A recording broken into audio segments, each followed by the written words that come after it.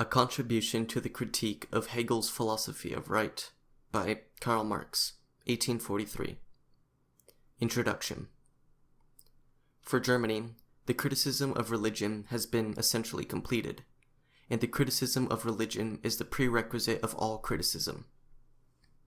The profane existence of error is compromised as soon as its heavenly orato pro aris et focis, speech for the altars and hearths, that is, for God and country, has been refuted. Man, who has found only the reflection of himself in the fantastic reality of heaven, where he saw a Superman, will no longer feel disposed to find the mere appearance of himself, the non-man, Unmensch, where he seeks and must seek his true reality. The foundation of irreligious criticism is, man makes religion, religion does not make man. Religion is, indeed, the self-consciousness and self-esteem of man who has either not yet won through to himself or has already lost himself again. But man is no abstract being squatting outside the world. Man is the world of man, state, society. This state and this society produce religion, which is an inverted consciousness of the world, because they are an inverted world. Religion is the general theory of this world, its encyclopedic compendium, its logic in popular form, its spiritual point d'honneur, its enthusiasm, its moral sanction, its solemn complement, and its universal basis of consolation and justification. It is the fantastic realization of the human essence, since the human essence has not acquired any true reality. The struggle against religion is, therefore, indirectly the struggle against that world whose spiritual aroma is religion. Religious suffering is, at one and the same time, the expression of real suffering and a protest against real suffering. Religion is the sigh of the oppressed creature, the heart of a heartless world, and the soul of soulless conditions. It is the opium of the people. The abolition of religion as the illusory happiness of the people is the demand for their real happiness. To call on them to give up their illusions about their condition is to call on them to give up a condition that requires illusions. The criticism of religion is, therefore, in embryo, the criticism of that veil of tears of which religion is the halo. Criticism has plucked the imaginary flowers on the chain not in order that man shall continue to bear that chain without fantasy or consolation, but so that he shall throw off the chain and pluck the living flower. The criticism of religion disillusions man, so that he will think, act, and fashion his reality like a man who has discarded his illusions and regained his senses, so that he will move around himself as his one true sun. Religion is only the illusory sun which revolves around man so long as he does not revolve around himself. It is, therefore, the task of history, once the other world of truth has vanished, to establish the truth of this world. It is the immediate task of philosophy, which is in the service of history, to unmask self-estrangement and its unholy forms, once the holy form of human self-estrangement has been unmasked. Thus, the criticism of heaven turns into the criticism of earth, the criticism of religion into the criticism of law, and the criticism of theology into the criticism of politics. The following exposition, a full-scale critical study of Hegel's philosophy of right, was supposed to follow this introduction. A contribution to this undertaking concerns itself not directly with the original, but with a copy, with the German philosophy of the state and of law. The only reason for this is that it is concerned with Germany. If we were to begin with the German status quo itself, the result, even if we were to do it in the only appropriate way, that is, negatively, would still be an anachronism. Even the negation of our present political situation is a dusty fact in the historical junk room of modern nations. If I negate powdered pigtails, I am still left with unpowdered pigtails. If I negate the situation in Germany in 1843, then according to the French calendar, I have barely reached 1789, much less the vital center of our present age. Indeed, German history prides itself on having traveled a road which no other nation in the whole of history has ever traveled before, or ever will again. We have shared the restorations of modern nations without ever having shared their revolutions. We have been restored, firstly, because other nations dared to make revolutions, and, secondly, because other nations suffered counter-revolutions. On the one hand, because our masters were afraid, and, on the other, because they were not afraid. With our shepherds to the fore, we only once kept company with freedom, on the day of its internment. One school of thought that legitimizes the infamy of today with the infamy of yesterday, a school that stigmatizes every cry of the serf against the knout as mere rebelliousness, once the knout has aged a little and acquired a hereditary significance into history.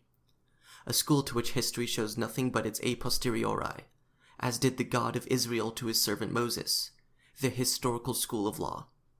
This school would have invented German history were it not itself an invention of that history. A Shylock, but a cringing Shylock, that swears by its bond, its historical bond, its Christian Germanic bond, for every pound of flesh cut from the heart of the people.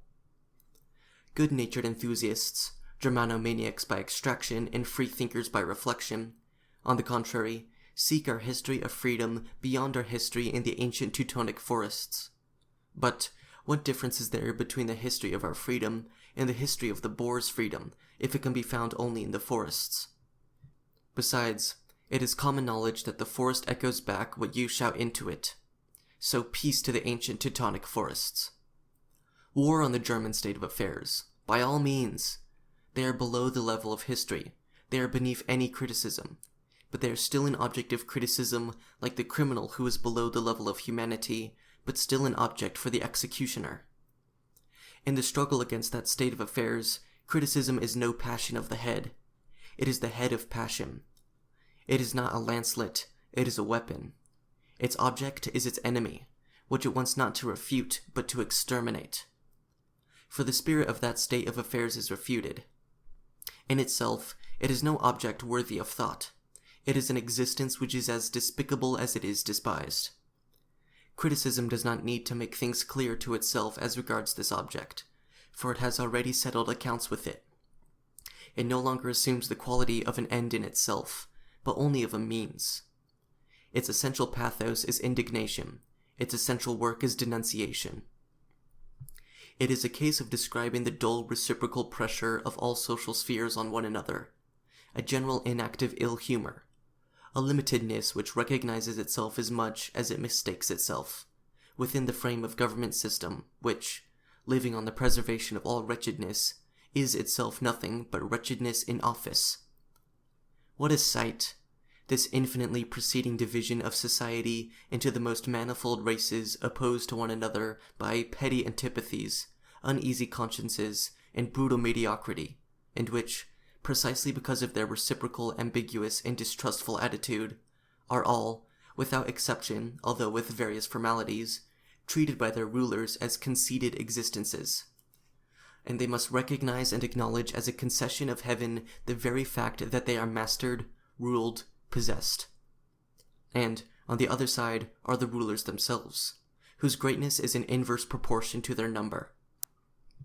Criticism dealing with this content is criticism in a hand-to-hand fight, and in such a fight the point is not whether the opponent is a noble, equal, interesting opponent. The point is to strike him.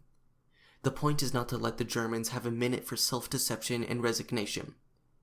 The actual pressure must be made more pressing by adding to it consciousness of pressure. The shame must be made more shameful by publicizing it. Every sphere of German society must be shown as the partie honteuse of German society. These petrified relations must be forced to dance by singing their own tune to them. The people must be taught to be terrified at itself in order to give it courage. This will be fulfilling an imperative need of the German nation, and the needs of the nations are in themselves the ultimate reason for their satisfaction.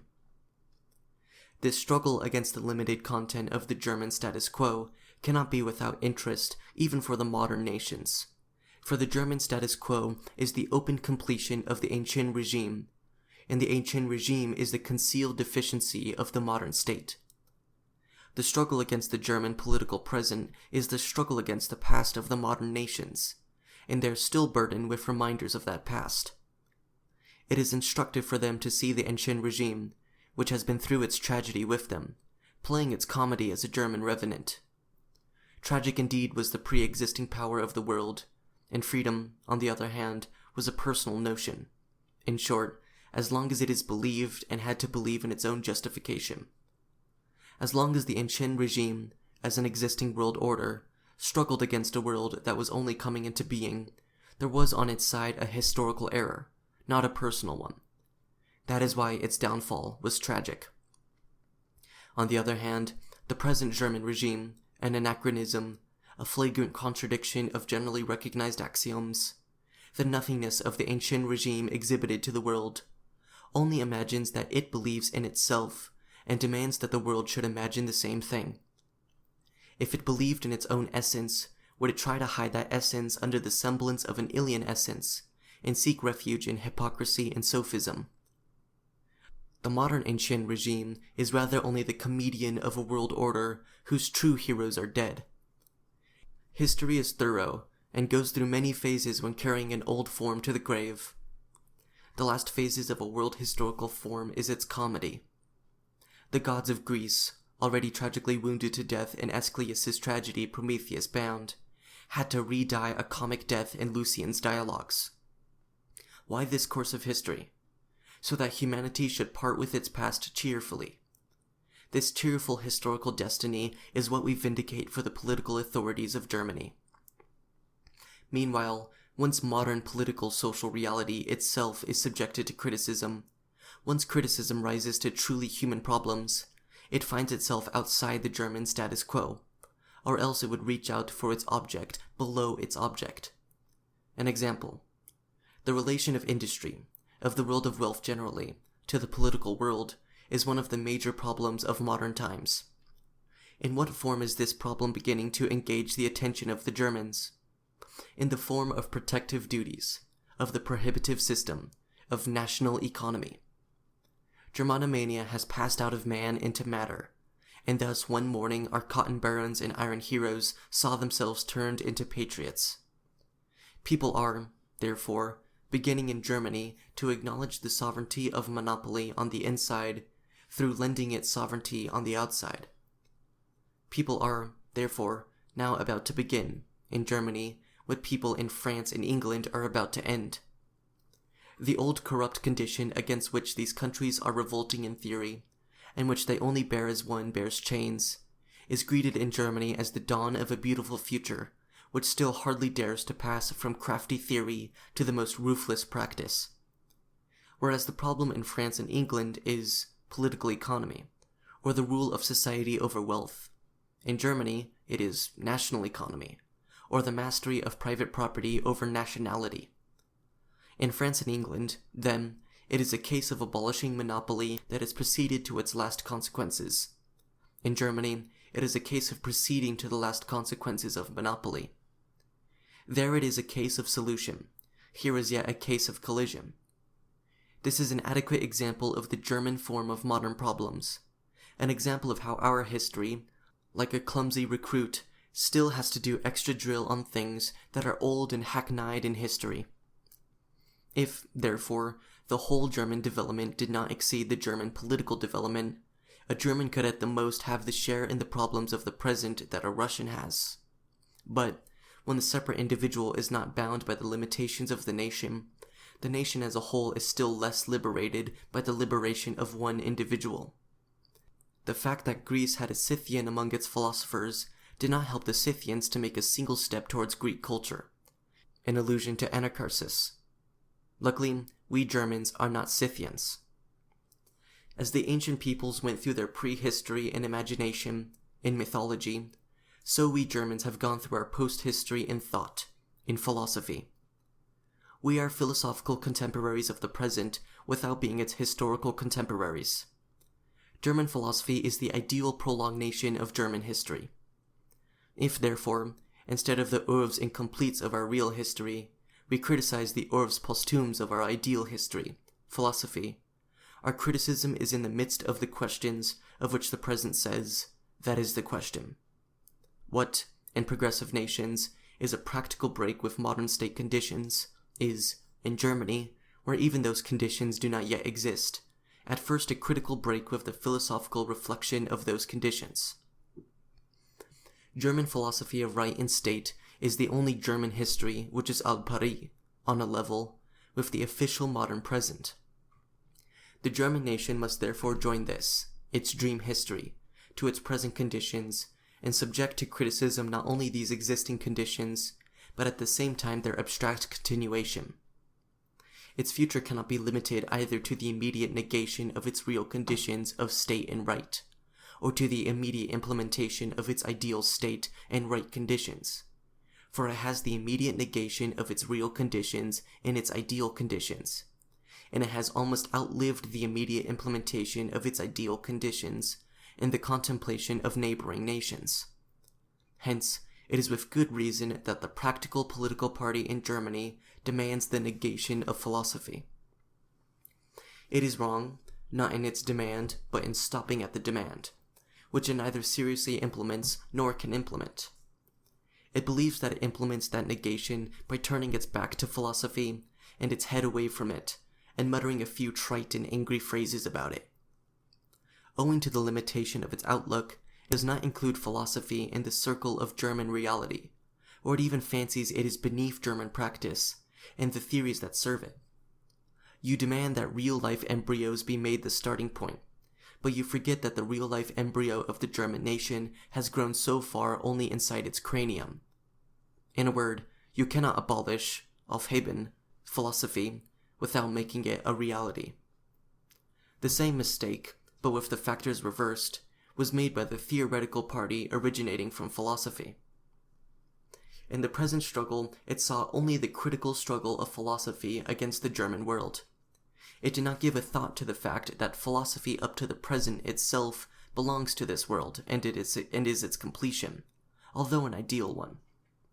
Critical towards its counterpart, it was uncritical towards itself when, proceeding from the premises of philosophy, it either stopped at the results given by philosophy or passed off demands and results from somewhere else as immediate demands and results of philosophy. Although these, provided they are justified, can be obtained only by the negation of philosophy up to the present, of philosophy as such. We reserve ourselves the right to a more detailed description of this section. It thought it could make philosophy a reality without abolishing, aufzuheben, it. The criticism of the German philosophy of state and right, which attained its most consistent, richest, and last formulation through Hegel, is both a critical analysis of the modern state and of the reality connected with it, and the resolute negation of the whole manner of the German consciousness in politics and right as practiced here too, the most distinguished, most universal expression of which, raised to the level of science, is the speculative philosophy of right itself.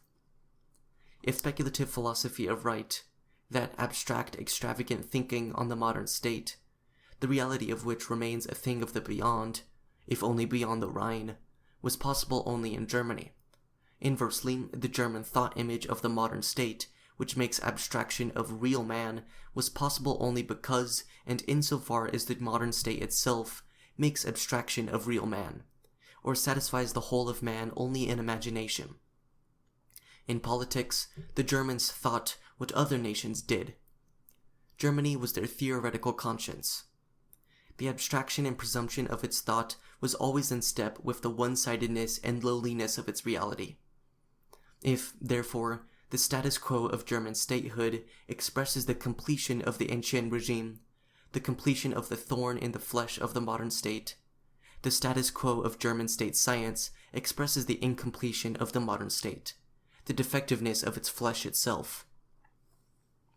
Already as the resolute opponent of the previous form of German political consciousness, the criticism of speculative philosophy of right strays, not into itself, but into problems which there is only one means of solving: practice. It is asked, can Germany attain a practice à la hauteur d'un principe? That is, a revolution which it will raise it not only to the official level of modern nations, but to the height of humanity which will be the near future of those nations. The weapon of criticism cannot, of course, replace criticism of the weapon. Material force must be overthrown by material force. but theory also becomes a material force as soon as it has gripped the masses. Theory is capable of gripping the masses as soon as it demonstrates ad hominem, and it demonstrates ad hominem as soon as it becomes radical. To be radical is to grasp the root of the matter. But, for man, the root is man himself. The evident proof of the radicalism of German theory, and hence of its practical energy, is that it proceeds from a resolute positive abolition of religion. The criticism of religion ends with the teaching that man is the highest essence for man, hence with the categoric imperative to overthrow all relations in which man is a debased, enslaved, abandoned, despicable essence, relations which cannot be better described than by the cry of a Frenchman when it was planned to introduce a tax on dogs. Poor dogs! They want to treat you as human beings. Even historically, theoretical emancipation has specific practical significance for Germany.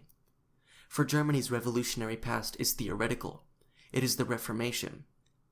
As the revolution then began in the brain of the monk, so now it begins in the brain of the philosopher. Luther, we grant, overcame bondage out of devotion by replacing it by bondage out of conviction. He shattered faith in authority because he restored the authority of faith. He turned priests into laymen because he turned laymen into priests. He freed man from outer religiosity because he made religiosity the inner man. He freed the body from chains because he enchained the heart. But if Protestantism was not the true solution of the problem, it was at least the true setting of it. It was no longer a case of the layman's struggle against the priest outside himself, but of his struggle against his own priest inside himself, his priestly nature. And if the Protestant transformation of the German laymen into priests emancipated the lay popes, the princes, with the whole of their priestly clique, the privileged and Philistines, the philosophical transformation of priestly Germans into men will emancipate the people. But secularization will not stop at the confiscation of church estates set in motion mainly by hypocritical Prussia, any more than emancipation stops at princes. The Peasant War, the most radical fact of German history, came to grief because of theology. Today, when theology itself has come to grief, the most unfree fact of German history, our status quo, will be shattered against philosophy. On the eve of the Reformation, official Germany was the most unconditional slave of Rome. On the eve of its revolution, it is the unconditional slave of less than Rome, of Prussia and Austria, of country junkers and Philistines. Meanwhile, a major difficulty seems to stand in the way of a radical German revolution. For revolutions require a passive element, a material basis. Theory is fulfilled in a people only insofar as it is the fulfillment of the needs of that people. But will the monstrous discrepancy between the demands of German thought and the answers of German reality find a corresponding discrepancy between civil society and the state, and between civil society and itself? Will the theoretical needs be immediate practical needs? It is not enough for thought to strive for realization. Reality must itself strive towards thought. But Germany did not rise to the intermediary stage of political emancipation at the same time as the modern nations. It has not yet reached in practice the stages which it has surpassed in theory. How can it do a somersault, not only over its own limitations, but at the same time over the limitations of the modern nations, over limitations which it must in reality feel and strive for as for emancipation from its real limitations? Only a revolution of radical needs can be a radical revolution, and it seems that precisely the preconditions and ground for such needs are lacking. If Germany has accomplished the development of the modern nations only with the abstract activity of thought, without taking an effective share in the real struggle of that development, it has, on the other hand, shared the sufferings of that development, without sharing in its enjoyment, or its partial satisfaction. To the abstract activity on the one hand corresponds the abstract suffering on the other. That is why Germany will one day find itself on the level of European decadence before ever having been on the level of European emancipation. It will be comparable to a fetish worshipper pinning away with the diseases of Christianity.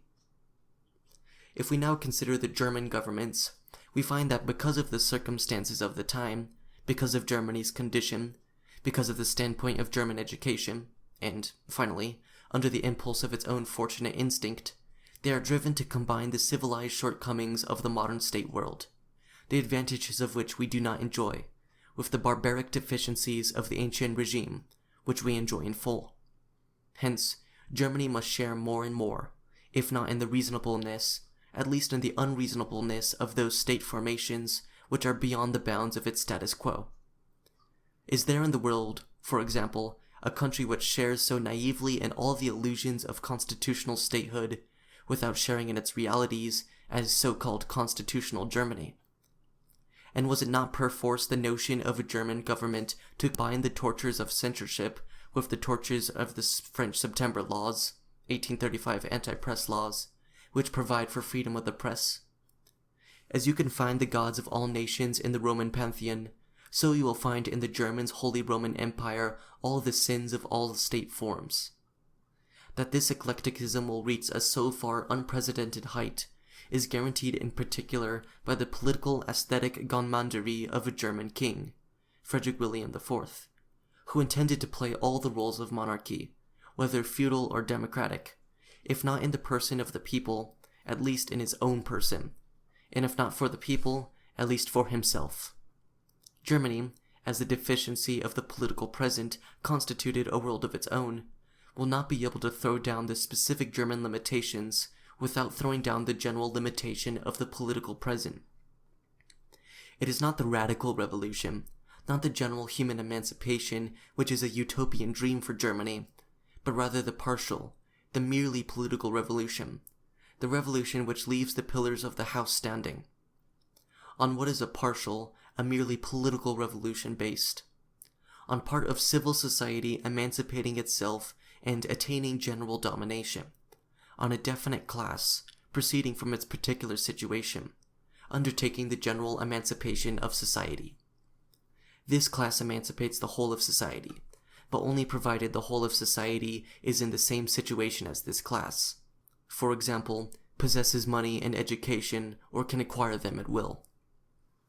No class of civil society can play this role without arousing a moment of enthusiasm in itself and in the masses, a moment in which it fraternizes and merges with society in general, becomes confused with it, and is perceived and acknowledged as its general representative, a moment in which its claims and rights are truly the claims and rights of society itself, a moment in which it is truly the social head and the social heart. Only in the name of the general rights of society can a particular class vindicate for itself general domination. For the storming of this emancipatory position, and hence for the political exploitation of all sections of society in the interests of its own section, revolutionary energy and spiritual self-feeling alone are not sufficient.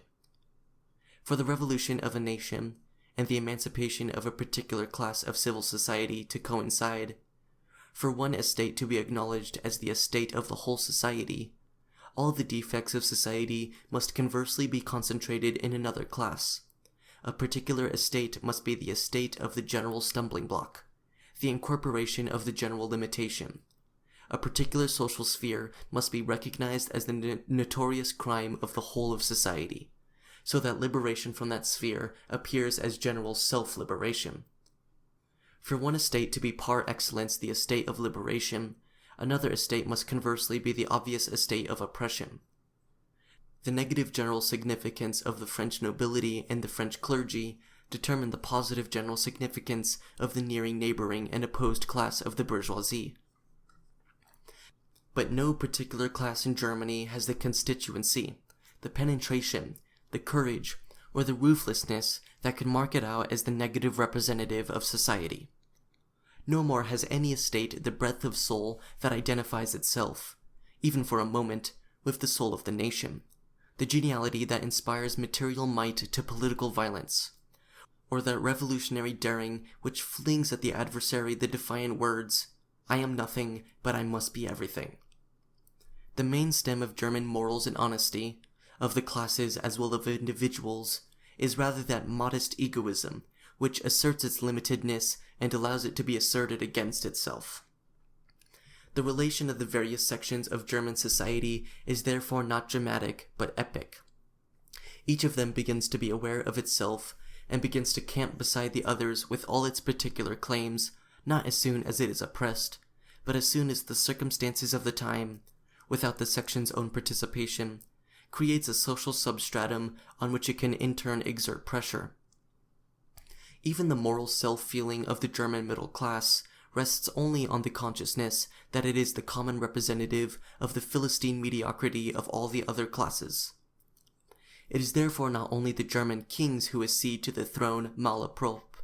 It is every section of civil society which goes through a defeat before it celebrates victory, and develops its own limitations before it overcomes the limitations facing it, asserts its narrow-hearted essence before it has been able to assert its magnanimous essence.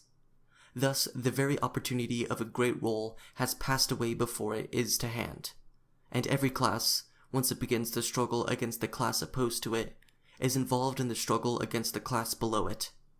Hence, the higher nobility is struggling against the monarchy, the bureaucrat against the nobility, and the bourgeois against them all, while the proletariat is already beginning to find itself struggling against the bourgeoisie. The middle class hardly dares to grasp the thought of emancipation from its own standpoint, when the development of the social conditions and the progress of political theory already declare that standpoint antiquated, or at least problematic. In France, it is enough for somebody to be something for him to want to be everything. In Germany, nobody can be anything if he is not prepared to renounce everything. In France, partial emancipation is the basis of universal emancipation. In Germany, universal emancipation is the conditio sine qua non of any partial emancipation. In France, it is the reality of gradual liberation that must give birth to complete freedom. In Germany, the impossibility of gradual liberation. In France, every class of the nation is a political idealist and becomes aware of itself at first not as a particular class, but as a representative of social requirements generally. The role of the emancipator therefore passes in dramatic motion to the various classes of the French nation, one after the other, until it finally comes to the class which implements social freedom no longer with the provision of certain conditions lying outside man, and yet created by human society, but rather organizes all conditions of human existence on the premises of social freedom. On the contrary, in Germany, where practical life is as spiritless as spirit life is unpractical, no class in civil society has any need or capacity for general emancipation until it is forced by its immediate condition, by material necessity, by its very chains. Where, then, is the positive possibility of a German emancipation? Answer: in the formulation of a class with radical chains, a class of civil society which is not a class of civil society, and a state which is the dissolution of all the states, a sphere which has a universal character by its universal suffering, and claims no particular right because no particular wrong, but wrong generally, is perpetuated against it, which can invoke no historical, but only human, title, which does not stand in any one-sided antithesis to the consequences, but in all-round antithesis to the premises of German statehood.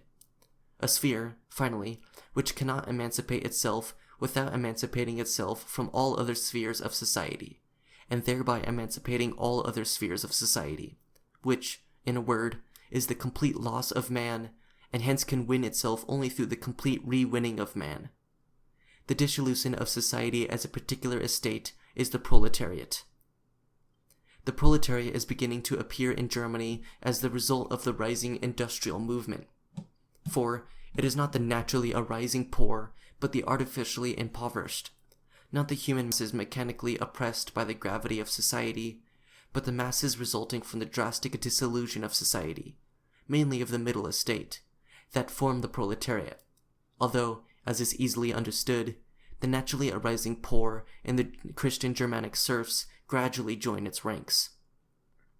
By heralding the dissolution of the hereto existing world order, the proletariat merely proclaims the secret of its own existence, for it is the factual dissolution of that world order. By demanding the negation of private property, the proletariat merely raises to the rank of a principle of society which society has raised to the rank of its principle, what it is already incorporated in it as the negative result of society without its own participation.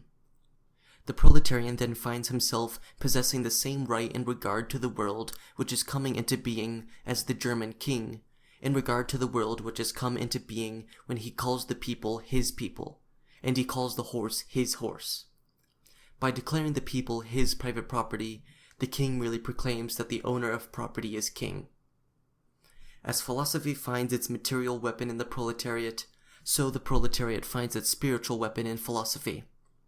And once the lightning of thought has squarely struck this ingenious soil of the people, the emancipation of the Germans into men will be accomplished. Let us sum up the result. The only liberation of Germany which is practically possible is liberation from the point of view of that theory which declares man to be the supreme being for man. Germany can emancipate itself from the Middle Ages only if it emancipates itself at the same time from the partial victories over the Middle Ages. In Germany, no form of bondage can be broken without breaking all forms of bondage. Germany, which is renowned for its thoroughness, cannot make a revolution unless it is a thorough one. The emancipation of the German is the emancipation of man. The head of this emancipation is philosophy, its heart the proletariat. Philosophy cannot realize itself without the transcendence, Aufhebung, of the proletariat, and the proletariat cannot transcend itself without the realization, Verwirklichung, of philosophy.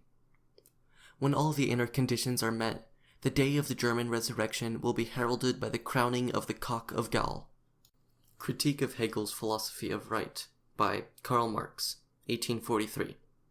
Chapter 1. Marx's commentary on Theses 257 through 60 have been lost. Thesis 261. In contrast with the spheres of private rights and private welfare, the family and civil society, the state is from one point of view an external necessity and their higher authority. Its nature is such that their laws and interests are subordinate to it and dependent on it. On the other hand, however, it is the end immanent within them, and its strength lies in the unity of its own universal end and aim with the particular interest of individuals, in the fact that individuals have duties to the state in proportion as they have rights against it. See Thesis 155. The foregoing paragraph advises us that concrete freedom consists in the identity, as it is supposed to be, two-sided, of the system of particular interest, the family and civil society, with the system of general interest, the state. The relation of these spheres must now be determined more precisely. From one point of view, the state is contrasted with the spheres of family and civil society as an external necessity, an authority, relative to which the laws and interests of family and civil society are subordinate and dependent. That the state, in contrast with the family and civil society, is an external necessity was implied partly in the category of transition, Übergangs, and partly in the conscious relationship of the family and civil society to the state.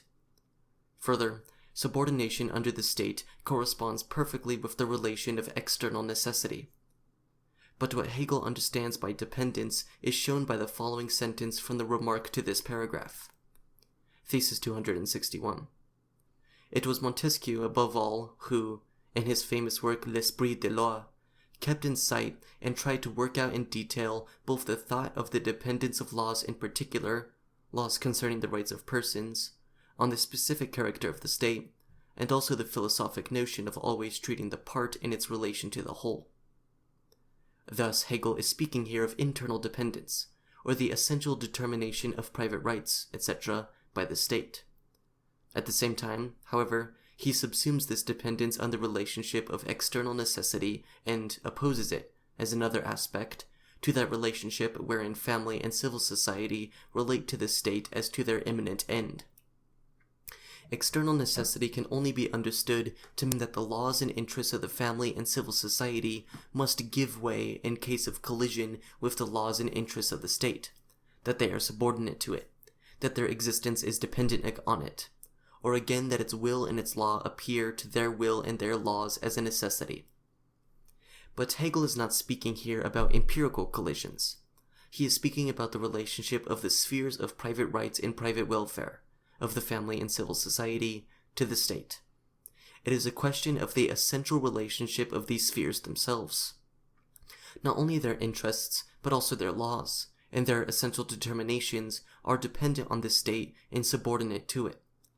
It is related to the laws and interests as higher authority, while their interest and law are related to it as subordinates. They exist in their dependence on it. Precisely because subordination and dependence are external relations, limiting and contrary to an autonomous being, the relationship of family and civil society to the state is that of external necessity, a necessity which relates by opposition to the inner being of the thing.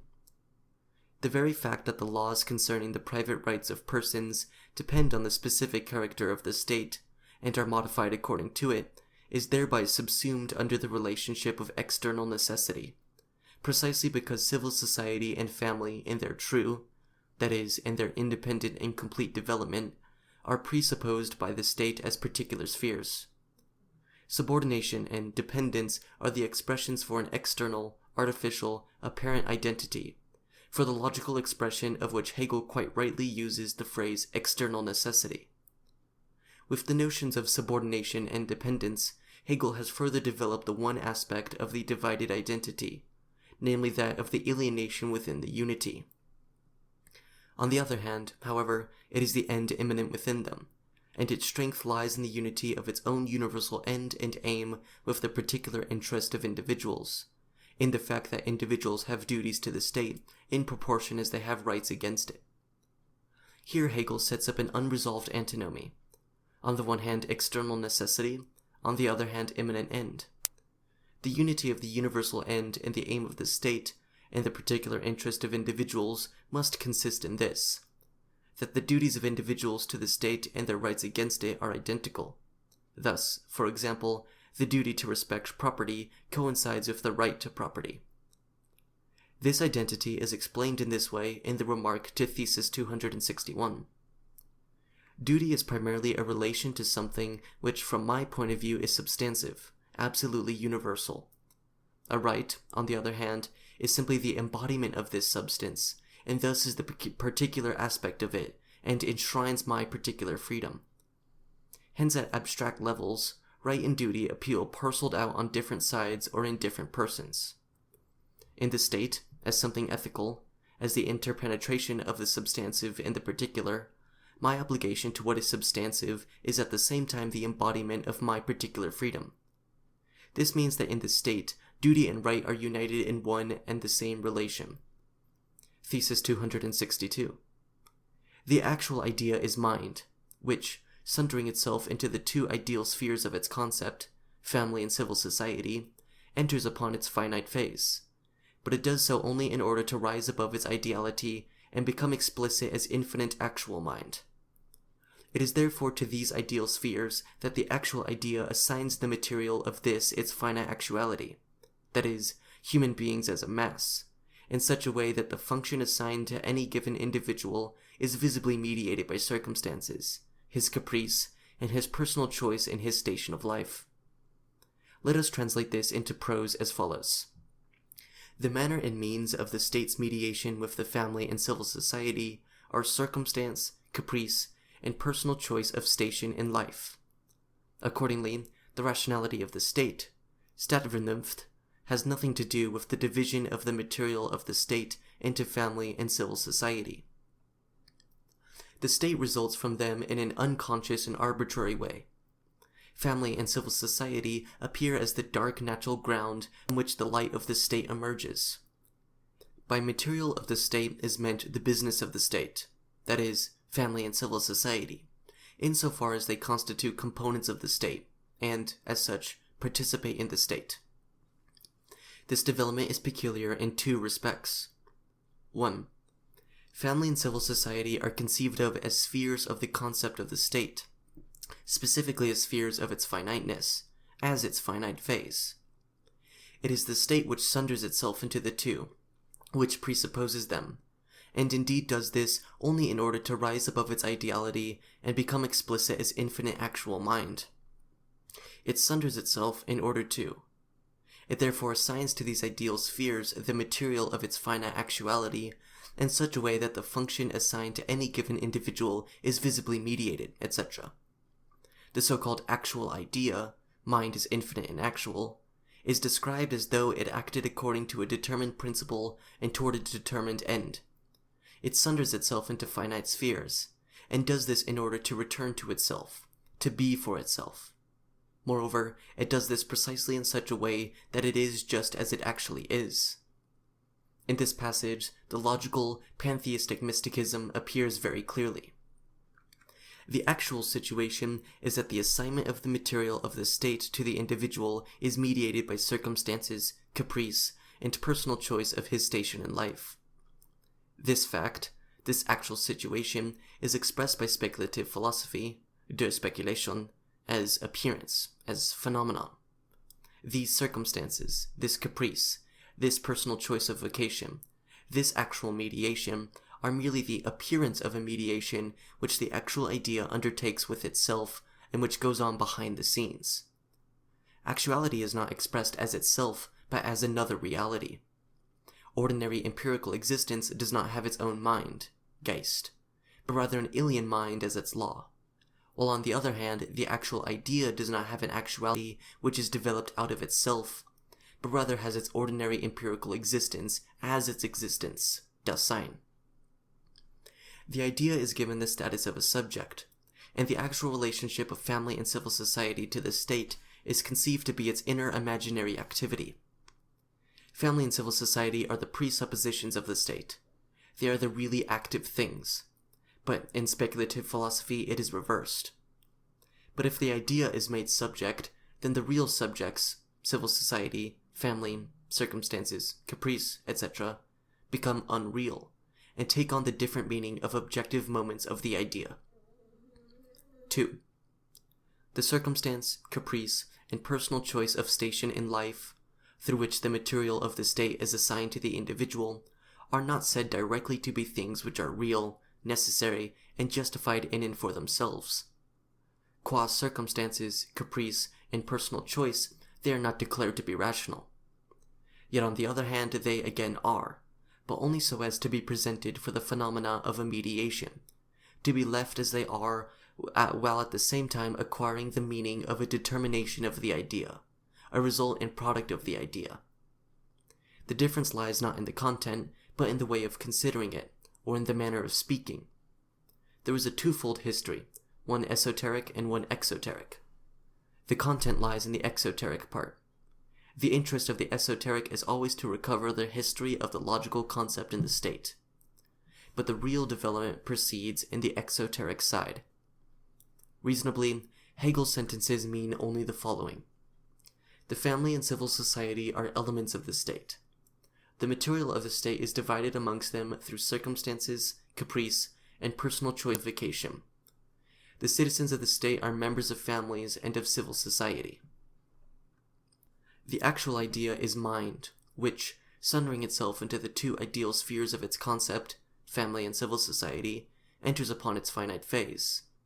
Thus, the division of the state into the family and civil society is ideal, that is, necessary, belonging to the essence of the state. Family and civil society are actual components of the state, actual spiritual existences of will. They are the modes of existence of the state. Family and civil society make themselves into the state. They are the active force. According to Hegel, they are, on the contrary, made by the actual idea. It is not their own life's course which unites them into the state, but rather the life's course of the idea, which has distinguished them from itself. And they are precisely the finiteness of this idea. They owe their existence to a mind, Geist, other than their own. They are determinations established by a third party, not self-determinations. For that very reason they are also determined as finiteness, as the proper finiteness of the actual idea.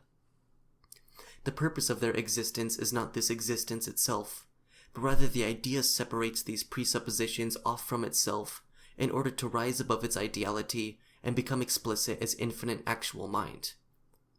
This is to say that the political state cannot exist without the natural basis of the family and the artificial basis of civil society. They are its conditio sine qua non. But the conditions are established as the conditioned, the determining as the determined, the producing as the product of its product. The actual idea reduces itself into the finiteness of the family and civil society only in order to enjoy and to bring forth its infinity through their transcendence, Aufhebung. It therefore assigns, in order to attain its end, to these ideal spheres the material of this its finite actuality. Of what?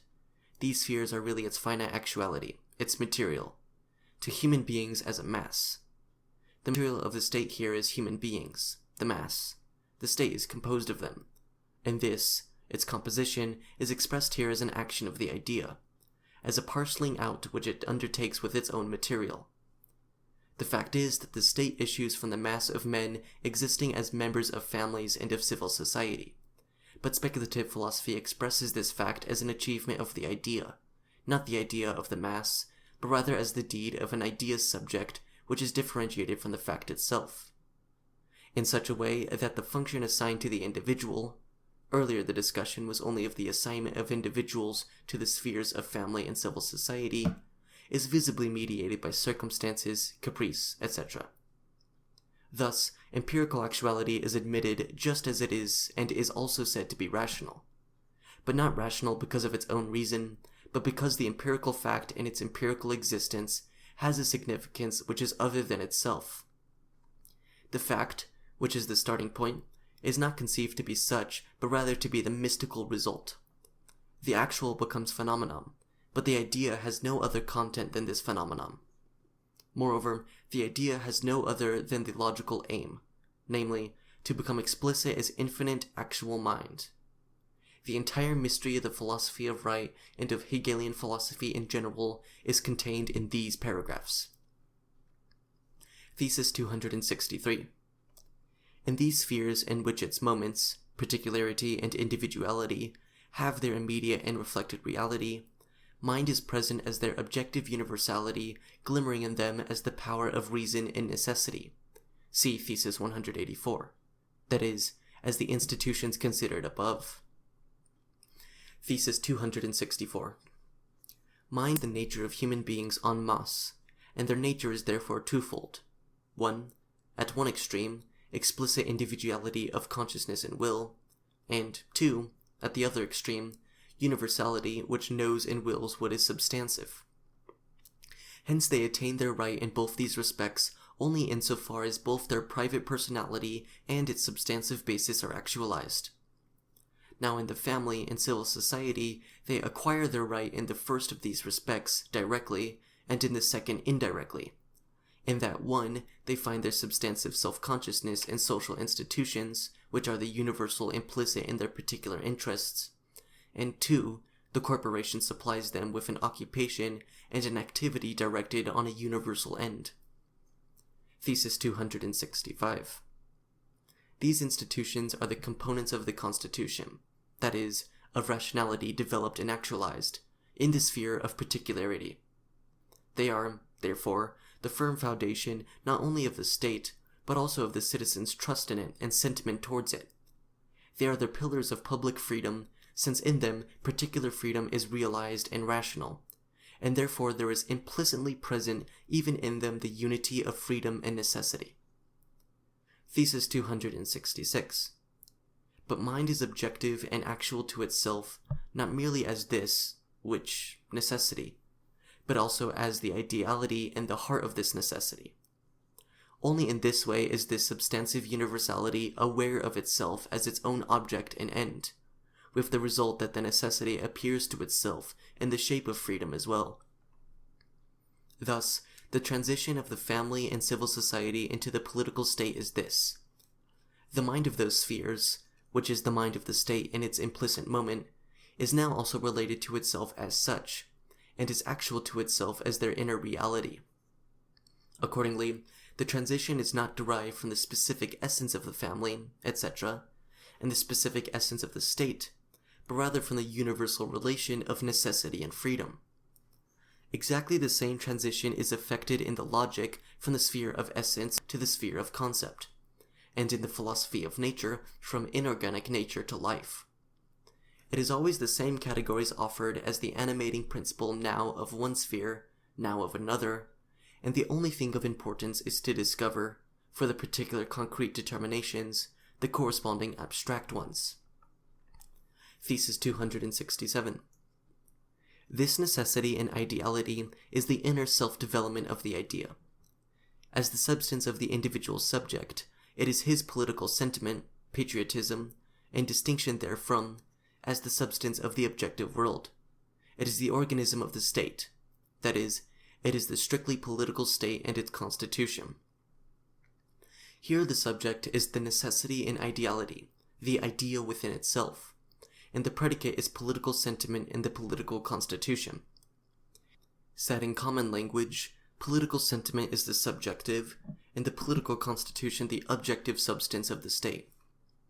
The logical development from the family and civil society to the state is thus pure appearance, for what is not clarified is the way in which familial and civil sentiment, the institution of the family and those of society, as such, stand related to the political sentiment and political institutions and cohere with them. The transition involved in mind existing not merely as necessity and realm of appearance, but as actual for itself, and particular as the ideality of this necessity, and the soul of this realm is no transition whatever, because the soul of the family exists for itself as love, etc. See Theses 161 and the following pages. The pure ideality of an actual sphere, however, could exist only as knowledge, Wissenschaft. The important thing is that Hegel at all times makes the idea the subject, and makes the proper and actual subject, like political sentiment, the predicate. But the development proceeds at all times on the side of the predicate. Thesis 268 contains a nice exposition concerning political sentiment, or patriotism, which has nothing to do with the logical development, except that Hegel defines it as simply a product of the institutions subsisting in this state, since rationality is actually present in this state, while on the other hand, these institutions are equally an objectification of the political sentiment. Compare the remark to this paragraph. Thesis 269. The patriotic sentiment acquires its specifically determined content from the various members of the organism of the state. This organism is the development of the idea to its differences and their objective actuality. Hence, these different members are the various powers of the state with their functions and spheres of action, by means of which the universal continually engenders itself, and engenders itself in a necessary way because their specific character is fixed by the nature of the concept. Throughout this process, the universal maintains its identity, since it is itself the presupposition of its own production. This organism is the constitution of the state. The constitution of the state is the organism of the state, or the organism of the state is the constitution of the state. To say that the different parts of an organism stand in a necessary relation which arises out of the nature of the organism is pure tautology. To say that when the political constitution is determined as an organism, the different parts of the constitution, the different powers, are related as organic determinations and have a relational relationship to one another is likewise tautology. It is a great advance to consider the political estate as an organism, and hence no longer to consider the diversity of powers as inorganic, but rather as living and rational differences. But how does Hegel present this discovery? 1. This organism is the development of the idea to its differences and their objective actuality. It is not said that this organism of the state is its development to differences and their objective actuality. The proper conception is that the development of the state or of the political constitution to differences and their actuality is an organic development. The actual differences, or the different parts of the political constitution, are the presupposition, the subject. The predicate is their determination as organic. Instead of that, the idea is made subject, and the differences and their actuality are conceived to be its development and its result, while on the other hand, the idea must be developed out of the actual difference. What is organic is precisely the idea of the differences, their ideal determination. 2. But here the idea is spoken of as a subject, which is developed to its differences. From this reversal of subject and predicate comes the appearance that an idea other than the organism is under discussion. The point of departure is the abstract idea whose development in the state is the political constitution. Thus, it is a question not of the political idea, but rather of the abstract idea and the political element. When Hegel says, this organism, namely the state, or the constitution of the state, is the development of the idea to its differences, etc., he tells us absolutely nothing about the specific idea of the political constitution. By what means, then, is the animal organism distinguished from the political? No difference results from this general determination, and an explanation which does not give the differentia specifica is no explanation. The sole interest here is that of recovering the idea simply, the logical idea in each element, be it that of the state or of nature, and the real subjects, as in this case the political constitution, become their mere names. Consequently, there is only the appearance of a real understanding, while in fact these determinate things are and remain uncomprehended because they are not understood in their specific essence. Hence these different members are the various powers of the state with their functions and spheres of action. By reason of this small word hence, so, the statement assumes the appearance of a consequence, a deduction and development.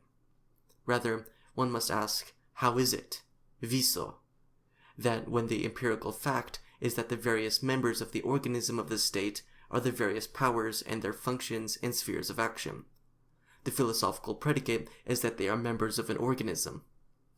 Here we draw attention to a stylistic peculiarity of Hegel, one which recurs often and is a product of mysticism. The entire paragraph reads, "The patriotic sentiment acquires its specifically determined content from the various members of the organism of the state. This organism is the development of the idea to its differences and their objective actuality. Hence these different members are the various powers of the state with their functions and spheres of action, by means of which the universal continually engenders itself, and engenders itself in a necessary way because their specific character is fixed by the nature of the concept. Throughout this process, the universal maintains its identity, since it is itself the presupposition of its own production. This organism is the constitution of the state." As can be seen, Hegel links the two subjects, namely, the various members of the organism and the organism, to further determinations. In the third sentence, the various members are defined as the various powers. By inserting the word hence, it is made to appear as if these various powers were deduced from the interposed statement concerning the organism as the development of the idea. He then goes on to discuss the various powers. The statement that the universal continually engenders itself while maintaining its identity throughout the process is nothing new, having been implied in the definition of the various powers as members of the organism, as organic members. Or rather, this definition of the various powers is nothing but a paraphrase of the statement about the organism being the development of the idea to its differences, etc. These two sentences are identical. 1. This organism is the development of the idea to its differences and their objective actuality, or to differences by means of which the universal here is the same as the idea, continually engenders itself, and engenders itself in a necessary way because their specific character is fixed by the nature of the concept. And 2. Throughout this process, the universal maintains its identity, since it is itself the presupposition of its own production. The second is merely a more concise explication of the development of the idea to its differences. Thereby, Hegel has advanced not a single step beyond the universal concept of the idea, or at most of the organism in general, for, strictly speaking, it is a question only of this specific idea. Why then is he entitled to conclude that this organism is the constitution of the state? Why not this organism is the solar system? The reason is that he later defined the various members of the state as the various powers. Now, the statement that the various members of the state are the various powers is an empirical truth and cannot be presented as a philosophical discovery, nor has it in any way emerged as a result of an earlier development. But by defining the organism as the development of the idea, by speaking of the differences of the idea, then by interpolating the concrete data of the various powers, the development assumes the appearance of having arrived at a determinate content. Following the statement that the patriotic sentiment acquires its specifically determined content from the various members of the organism of the state, Hegel was not justified in continuing with the expression, this organism, but rather with the organism is the development of the idea, etc. At least what he says applies to every organism, and there is no predicate which justifies this subject, this organism. What Hegel really wants to achieve is the determination of the organism as the constitution of the state. But there is no bridge by which one can pass from the universal idea of the organism to the particular idea of the organism of the state or the constitution of the state, nor will there ever be. The opening statement speaks of the various members of the organism of the state, which are later defined as the various powers. Thus, the only thing said is that the various powers of the organism of the state, or the state organism of the various powers, is the political constitution of the state. Accordingly, the bridge to the political constitution does not go from the organism of the idea and its differences, etc., but from the presupposed concept of the various powers or the organism of the state. In truth, Hegel has done nothing but resolve the constitution of the state into the universal abstract idea of the organism. But in appearance and in his own opinion, he has developed a determinate reality out of the universal idea. He has made the subject of the idea into a product and predicate of the idea. He does not develop his thought out of what is objective, aus dem Gegenstand, but what is objective in accordance with a ready-made thought which has its origin in the abstract sphere of logic. It is not a question of developing the determinate idea of the political constitution, but of giving the political constitution a relation to the abstract idea, of classifying it as a member of its, the idea's, life history. This is an obvious mystification. Another determination is that the specific character of the various powers is fixed by the nature of the concept, and for that reason the universal engenders them in a necessary way. Therefore, the various powers do not have their specific character by reason of their own nature, but by reason of an alien one. And just as the necessity is not derived from their own nature, still less is it critically demonstrated. On the contrary, the realization is predestined by the nature of the concept, sealed in the holy register of the Santa Casa, the logic. The soul of objects, in this case that of the state, is complete and predestined before its body, which is, properly speaking, mere appearance.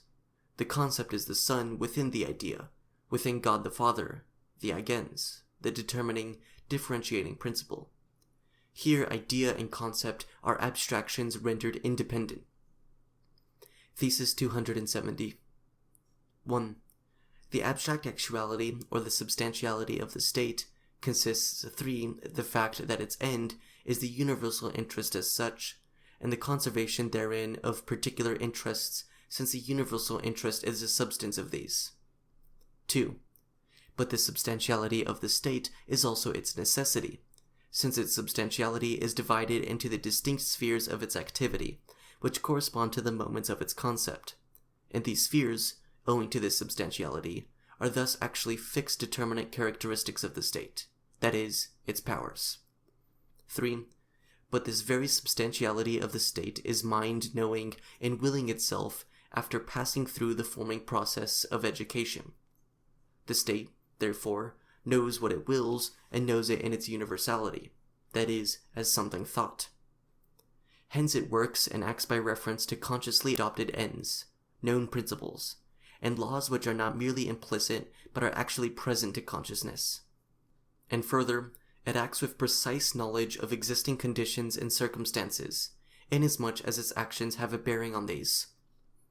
We will look at the remark to this paragraph, which treats the relationship of state and church, later. The employment of these logical categories deserves altogether special attention. 1. The abstract actuality or the substantiality of the state consists in the fact that its end is the universal interest as such, and the conservation therein of particular interests, since the universal interest is the substance of these. That the universal interest as such, and as the subsistence of particular interests is the end of the state, is precisely the abstractly defined actuality and subsistence of the state. The state is not actual without this end.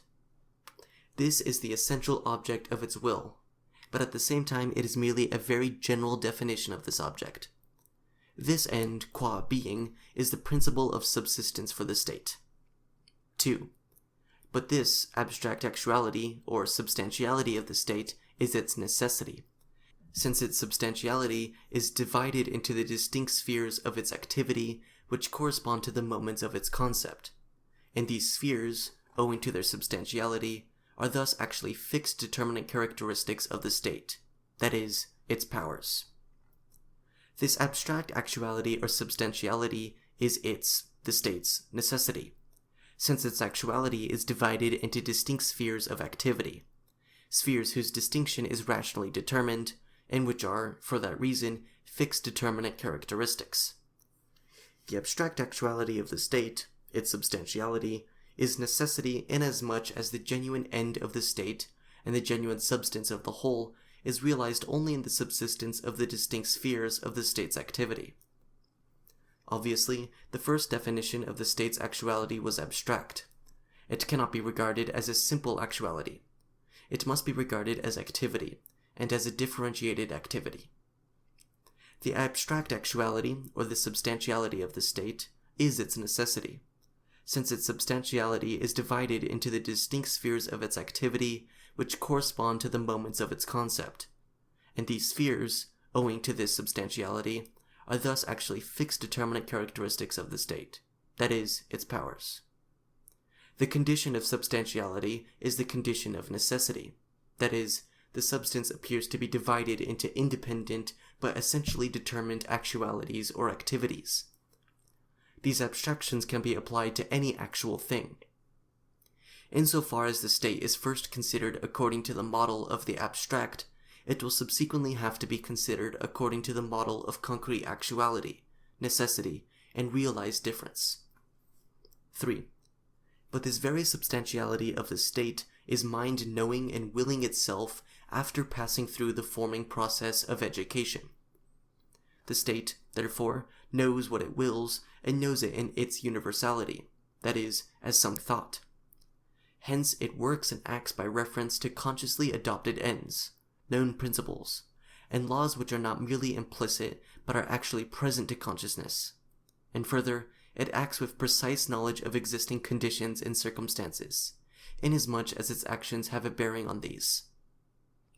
Now let's translate this entire paragraph into common language as follows. 1. The self-knowing and self-willing mind is the substance of the state. The educated self-assured mind is the subject and the foundation, the autonomy of the state. 2.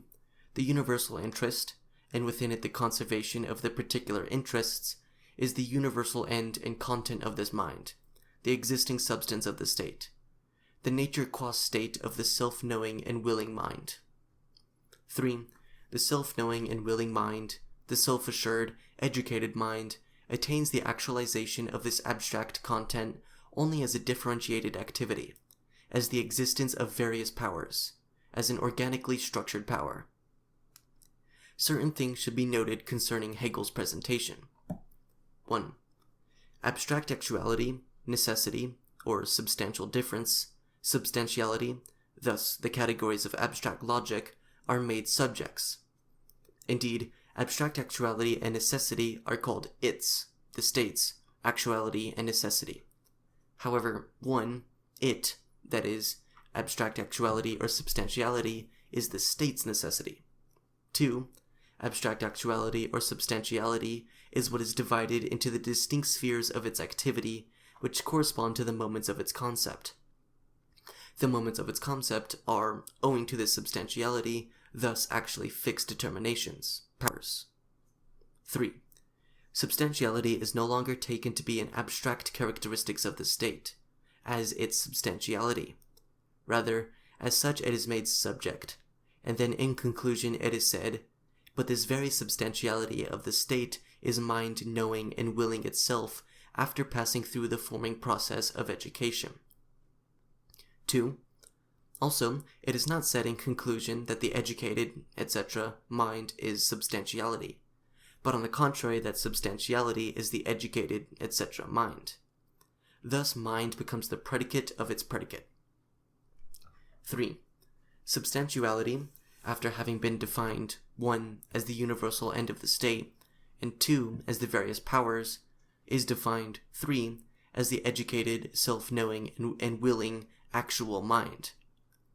The real point of departure, the self-knowing and willing mind, without which the end of the state and the powers of the state would be illusions devoid of principle or support, inessential and even impossible existence, appears to be only the final predicate of substantiality, which had itself previously been defined as the universal end and as the various powers of the state. Had the actual mind been taken as the starting point, with the universal end its content, then the various powers would be its modes of self-actualization, its real or material existence, whose determinate character would have had to develop out of the nature of its end. But because the point of departure is the idea, or substance as subject in real being, the actual subject appears to be only the final predicate of the abstract predicate. The end of the state and the powers of the state are mystified in that they take the appearance of modes of existence of the substance, drawn out of and divorced from their real existence, the self-knowing and willing mind, the educated mind. 4. The concrete content, the actual determination, appears to be formal, and the wholly abstract formal determination appears to be the concrete content. What is essential to determinate political realities is not that they can be considered as such, but rather that they can be considered, in their most abstract configuration, as logical metaphysical determinations. Hegel's true interest is not the philosophy of right, but logic. The philosophical task is not the embodiment of thought in determinate political realities, but the evaporation of these realities in abstract thought. The philosophical moment is not the logic of fact, but the fact of logic. Logic is not used to prove the nature of the state, but the state is used to prove the logic. There are 3 concrete determinations. 1. The universal interest and the conservation therein of the particular interests as the end of the state. 2. The various powers as the actualization of this end of the state. 3. The educated, self-assured, willing, and acting mind as the subject of this end and its actualization. These concrete determinations are considered to be extrinsic, to be hors d'oeuvre. Their importance to philosophy is that in them the state takes on the following logical significance. 1. Abstract actuality or substantiality. 2. The condition of substantiality passes over into the condition of necessity or substantial actuality. 3. Substantial actuality is in fact concept or subjectivity. With the exclusion of these concrete determinations, which can just as well be exchanged for those of another sphere such as physics, which has other concrete determinations, and which are accordingly unessential, we have before us a chapter of the logic. The substance must be divided into the distinct spheres of its activity, which correspond to the moments of its concept, and these spheres, owing to this substantiality, are thus actually fixed determinate characteristics of the state. The gist of this sentence belongs to logic, and is ready-made prior to the philosophy of right. That these moments of the concept are, in the present instance, distinct spheres of its, the state's, activity, and the fixed determinate characteristics of the state, or powers of the state, is a parenthesis belonging to the philosophy of right, to the order of political fact. In this way, the entire philosophy of right is only a parenthesis to logic. It goes without saying that the parenthesis is only an hors d'oeuvre of the real development. Compare, for example, the addition to Thesis 270. Necessity consists in this, that the whole is sundered into the differences of the concept, and that this divided whole yields a fixed and permanent determinacy, though one is not fossilized, but perpetually recreates itself in its dissolution. Compare also the logic. Thesis 271. The constitution of the state is, in the first place, the organization of the state and the self-related process of its organic life, a process whereby it differentiates its moments within itself and develops them to self-subsistence. Secondly, the state is an individual, unique and exclusive, and therefore related to others.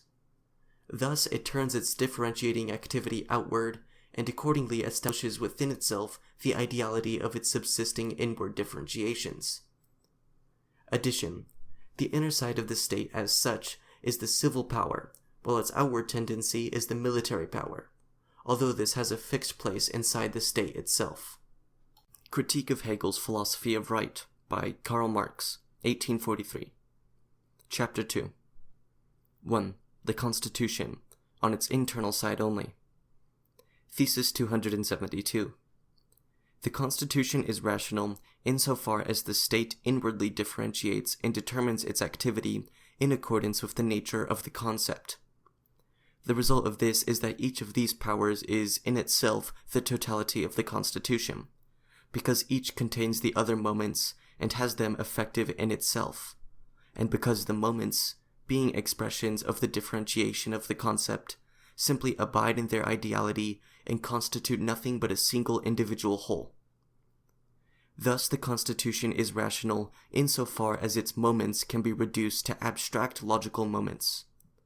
The state has to differentiate and determine its activity not in accordance with its specific nature, but in accordance with the nature of the concept, which is the mystified mobile of abstract thought.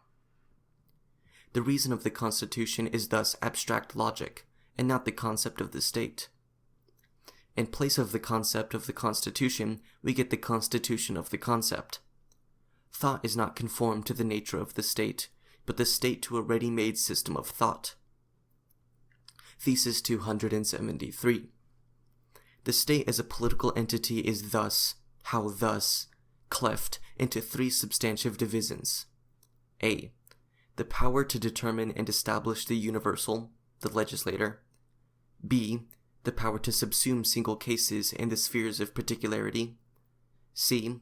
The power of subjectivity, as the will with the power of ultimate decision, the crown. In the crown, the different powers are bound into an individual unity, which is thus at once the apex and basis of the whole, that is, of constitutional monarchy. We will return to this division after examining the particulars of its explanation. Thesis 274.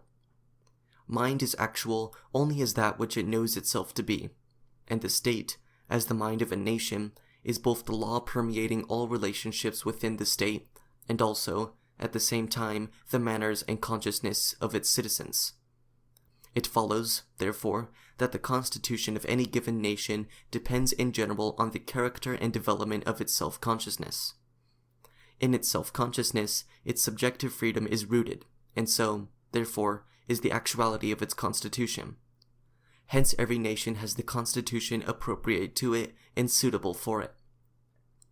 The only thing that follows from Hegel's reasoning is that a state in which the character and development of self-consciousness and the constitution contradict one another is no real state. That the constitution which was the product of a bygone self-consciousness can become an oppressive fetter for an advanced self-consciousness, etc., etc., are certainly trivialities.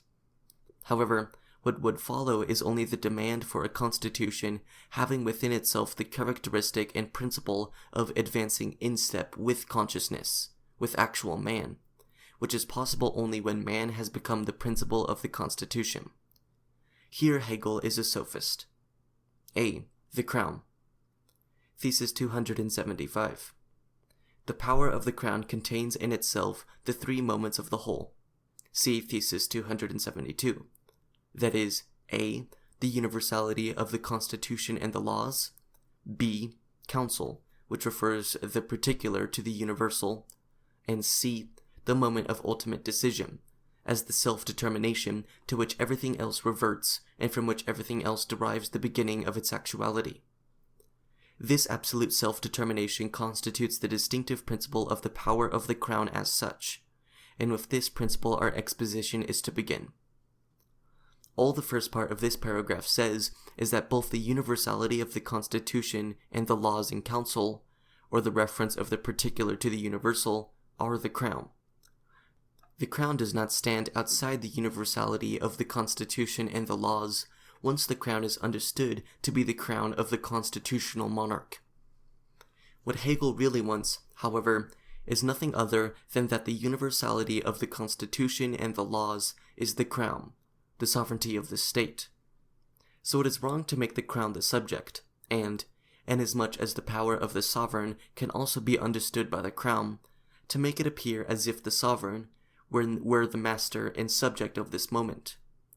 Let us first turn to what Hegel declares to be the distinctive principle of the power of the crown as such, and we find that it is the moment of ultimate decision, as the self-determination to which everything else reverts, and from which everything else derives the beginning of its actuality.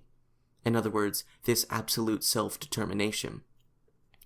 Here Hegel is really saying that the actual, that is, individual will, is the power of the crown. Thesis 12 says it this way: when the will gives itself the form of individuality, this constitutes the resolution of the will, and it is only insofar as it resolves that the will is an actual will at all. Insofar as this moment of ultimate decision or absolute self-determination is divorced from the universality of content, that is, the constitution and laws, and the particularity of counsel, it is actual will as arbitrary choice, Willkür. In other words, arbitrary choice is the power of the crown, or the power of the crown is arbitrary choice. Thesis 276. The fundamental characteristic of the state as a political entity is the substantial unity, that is, the ideality of its moments. A. In this unity, the particular powers and their activities are dissolved and yet retained. They are retained, however, only in the sense that their authority is no independent one, but only one of the order and breadth determined by the idea of the whole. From its might they originate, and they are its flexible limbs while it is their single self. Addition. Much the same thing as this ideality of the moments in the state occurs with life in the physical organism. It is evident that Hegel speaks only of the idea of the particular powers and their activities. They are to have authority only of the order and breadth determined by the idea of the whole. They are to originate from its might. That it should be so lies in the idea of the organism. But it would have to be shown how this is to be achieved. For in the state, conscious reason must prevail, and substantial, bare internal, and therefore bare external necessity, the accidental entangling of the powers and activities, cannot be presented as something rational. Thesis 277. B. The particular activities and agencies of the state are its essential moments, and therefore are proper to it. The individual functionaries and agents are attached to their office not on the strength of their immediate personality, but only on the strength of their universal and objective qualities. Hence, it is in an external and contingent way that these offices are linked with particular persons, and therefore the functions and powers of the state cannot be private property. It is self-evident that if particular activities and agencies are designated as activities and agencies of the state, as state functions and state powers, then they are not private but state property, that is, a tautology. The activities and agencies of the state are attached to individuals. The state is only active through individuals, but not to the individual as physical, but political. They are attached to the political quality of the individual. Hence it is ridiculous to say, as Hegel does, that it is in an external and contingent way that these offices are linked with particular persons. On the contrary, they are linked with them by a vinculum substantial, by reason of an essential quality of particular persons. These offices are the natural action of this essential quality. Hence the absurdity of Hegel's conceiving the activities and agencies of the state in the abstract, and particular individuality in opposition to it.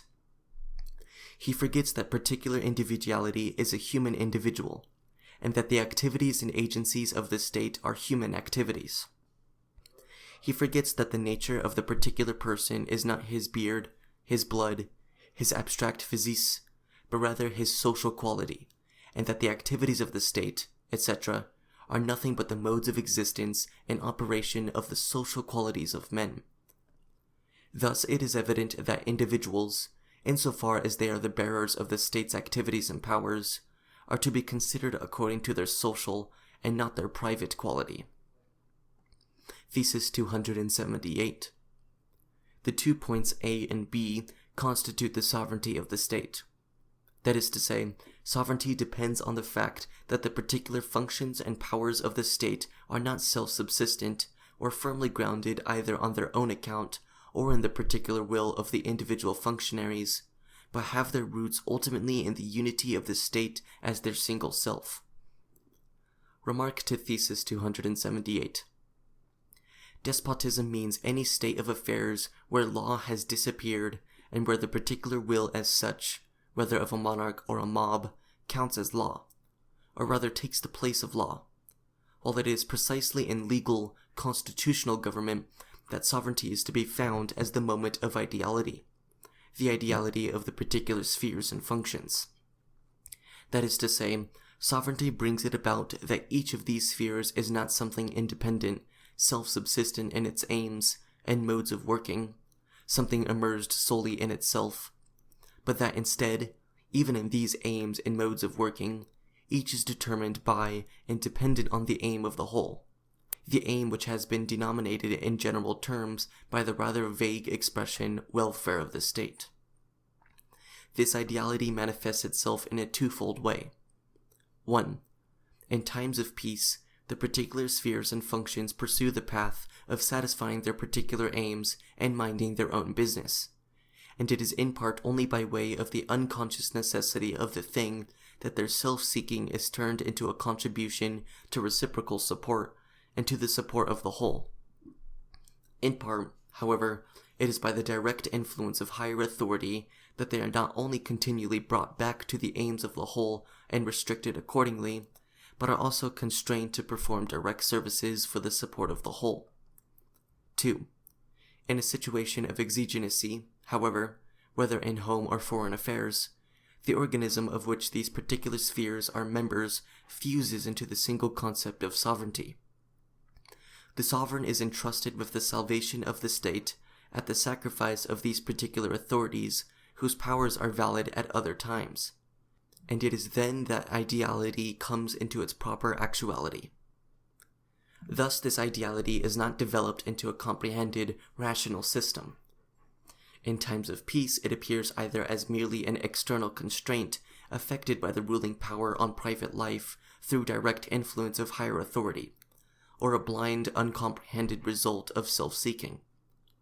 This ideality has its proper actuality only in the state's situation of war or exigency, such that here its essence is expressed as the actual, existent state's situation of war and exigency, while its peaceful situation is precisely the war and exigency of self-seeking. Accordingly, sovereignty, the ideality of the state, exists merely as internal necessity, as idea. And Hegel is satisfied with that because it is a question merely of the idea. Sovereignty thus exists on the one hand only as unconscious, blind substance. We will become equally well acquainted with its other actuality. Thesis 279. Sovereignty, at first simply the universal thought of this ideality, comes into existence only as subjectivity sure of itself, as the will's abstract, and to that extent ungrounded self-determination in which finality of decision is rooted. This is the strictly individual aspect of the state, and in virtue of this alone is the state one. The truth of subjectivity, however, is attained only in a subject, and the truth of personality only in a person, and in a constitution which has become mature as a realization of rationality. Each of these three moments of the concept has its explicitly actual and separate formation. Hence this absolutely decisive moment of the whole is not individuality in general, but a single individual, the monarch. 1. Sovereignty, at first simply the universal thought of this ideality, comes into existence only as subjectivity sure of itself. The truth of subjectivity is attained only in a subject, and the truth of personality only in a person.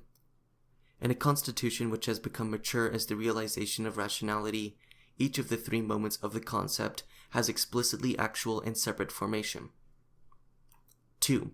Sovereignty comes into existence only as the will's abstract and to that extent ungrounded self-determination in which finality of decision is rooted. This is the strictly individual aspect of the state, and in virtue of this alone is the state one.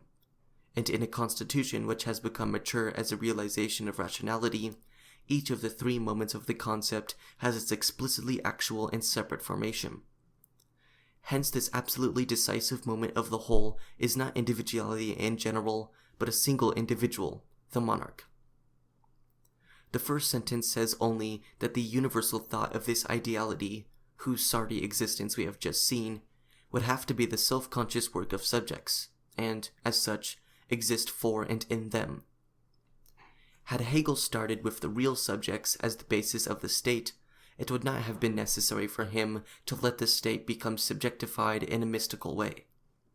However, the truth of subjectivity, says Hegel, is attained only in a subject, and the truth of personality only in a person. This, too, is a mystification. Subjectivity is a characteristic of subjects, and personality a characteristic of the person. Instead of considering them to be predicates of their subjects, Hegel makes the predicates independent and then lets them be subsequently and mysteriously converted into their subjects. The existence of the predicate is the subject. Thus the subject is the existence of subjectivity, etc. Hegel makes the predicates, the object, independent, but independent as separated from their real independence, their subject. Subsequently, and because of this, the real subject appears to be the result, whereas one has to start from the real subject and examine its objectification. The mystical substance becomes the real subject, and the real subject appears to be something else, namely a moment of the mystical substance. Precisely because Hegel starts from the predicates of universal determination instead of the real ens, hyperkimenu, subject, and because there must be a bearer of this determination, the mystical idea becomes this bearer. This is the dualism. Hegel does not consider the universal to be the actual essence of the actual finite thing, that is, of the existing determinate thing, nor the real ens to be the true subject of the infinite. Accordingly, sovereignty, the essence of the state, is here first conceived to be an independent being. It is objectified. Then, of course, this object must again become subject. However, the subject then appears to be a self-incarnation of sovereignty, which is nothing but the objectified spirit of the state's subjects. This basic defect of the development aside, let us consider the first sentence of the paragraph. As it stands, it says nothing more than that sovereignty, the ideality of the state as person, as subject, exists evidently as many persons, many subjects, since no single person absorbs in himself the sphere of personality, nor any single subject the sphere of subjectivity. What kind of ideality of this state would it have to be which, instead of being the actual consciousness of the citizens and the communal soul of the state, were one person, one subject? Nor has Hegel developed any more of this sentence. But consider now the second sentence, which is joined with this one. What is important to Hegel is representing the monarch as the actual God-man, the actual incarnation of the idea. Thesis 279. Sovereignty comes into existence only as the will's abstract, and to that extent ungrounded self-determination in which the finality of decision is rooted. This is the strictly individual aspect of the state, and in virtue of this alone is the state one. In a constitution which has become mature as a realization of rationality, each of the three moments of the concept has its explicitly actual and separate formation. Hence this absolutely decisive moment of the whole is not individuality in general, but a single individual, the monarch. We previously called attention to this sentence. The moment of deciding, of arbitrary yet determinate decision, is the sovereign power of will in general. The idea of sovereign power, as Hegel develops it, is nothing other than the idea of the arbitrary, of the will's decision. But even while conceiving of sovereignty as the ideality of the state, the actual determination of the part through the idea of the whole, Hegel now makes it the will's abstract and to that extent ungrounded self-determination in which finality of decision is rooted. This is the strictly individual aspect of the state. Before, the discussion was about subjectivity. Now, it's about individuality. The state as sovereign must be one individual. It must possess individuality. The state is not one, not stay in this individuality. Individuality is only the natural moment of its oneness, the state's determination as nature, Naturbestimmung. Hence this absolutely decisive moment of the whole is not individuality in general, but a single individual, the monarch. How so? Because each of the three moments of the concept has its explicitly actual and separate formation. One moment of the concept is oneness, or unity. Alone this is not yet one individual. And what kind of constitution would it have to be in which universality, particularity, and unity each had its explicitly actual and separate formation? Because it is altogether a question of no abstraction but of the state, of society, Hegel's classification can be accepted. What follows from that? The citizen as determining the universal is lawgiver, and as the one deciding, as actually willing, is sovereign. Is that supposed to mean that the individuality of the state's will is one individual, a particular individual distinct from all others? Universality, too, legislation, has an explicitly actual and separate formation. Could one conclude from that legislation is these particular individuals? The common man. 2. The monarch has the sovereign power, or sovereignty. 3. Sovereignty does what it wills. Hegel. 2. The sovereignty of the state is the monarch. 3. The sovereignty is the will's abstract, and to that extent ungrounded self-determination in which finality of decision is rooted. Hegel makes all the attributes of the contemporary European constitutional monarch into absolute self-determinations of the will. He does not say the will of the monarch is the final decision, but rather the final decision of the will is the monarch. The first statement is empirical, the second twists the empirical fact into a metaphysical axiom. Hegel joins together the two subjects, sovereignty as subjectivity sure of itself, and sovereignty as ungrounded self-determination of the will, as the individual will, in order to construct out of that the idea as one individual. It is evident that self-assured subjectivity also must actually will, must will as unity, as an individual. But whoever doubted that the state acts through individuals? If Hegel wanted to develop the idea that the state must have one individual as representative of its individual oneness, then he did not establish the monarch as this individual. The only positive result of this paragraph is that in the state, the monarch is the moment of individual will, of ungrounded self-determination, of caprice or arbitrariness. Hegel's remark to this paragraph is so peculiar that we must examine it closely. Remark to Thesis 279. The imminent development of a science, the derivation of its entire content from the concept in its simplicity, exhibits this peculiarity, that one and the same concept, the will in this instance, which begins by being abstract, because it is at the beginning, maintains its identity even while it consolidates its specific determinations, and that too solely by its own activity, and in this way gains a concrete content. Hence it is the basic moment of personality, abstract at the start in immediate rights, which has matured itself through its various forms of subjectivity, and now, at the stage of absolute rights, of the state, of the completely concrete objectivity of the will, has become the personality of the state, its certainty of itself. This last reabsorbs all particularity into its single self, cuts short the weighting of pros and cons between which it lets itself oscillate perpetually, now this way and now that, and by saying I will, makes its decisions, and so inaugurates all activity and actuality.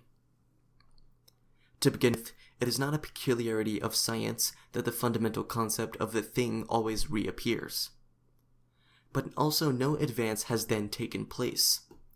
Abstract personality was the subject of abstract right. There has been no progress, because as personality of the state, it remains abstract personality. Hegel should not have been surprised at the real person, and persons make the state, reappearing everywhere as his substance.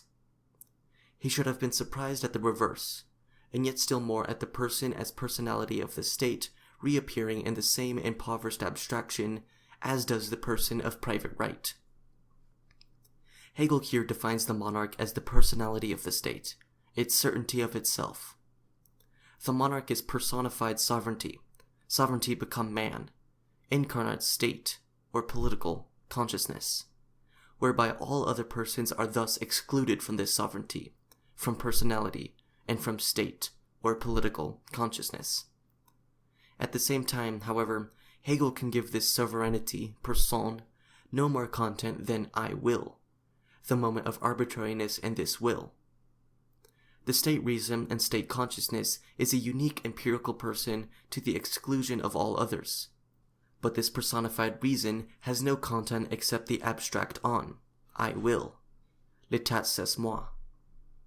Further, however, personality, like subjectivity in general, as infinitely self-related, has its truth, to be precise, its most elementary, immediate truth, only in a person, in a subject existing for himself, and what exists for itself is simply just a unit.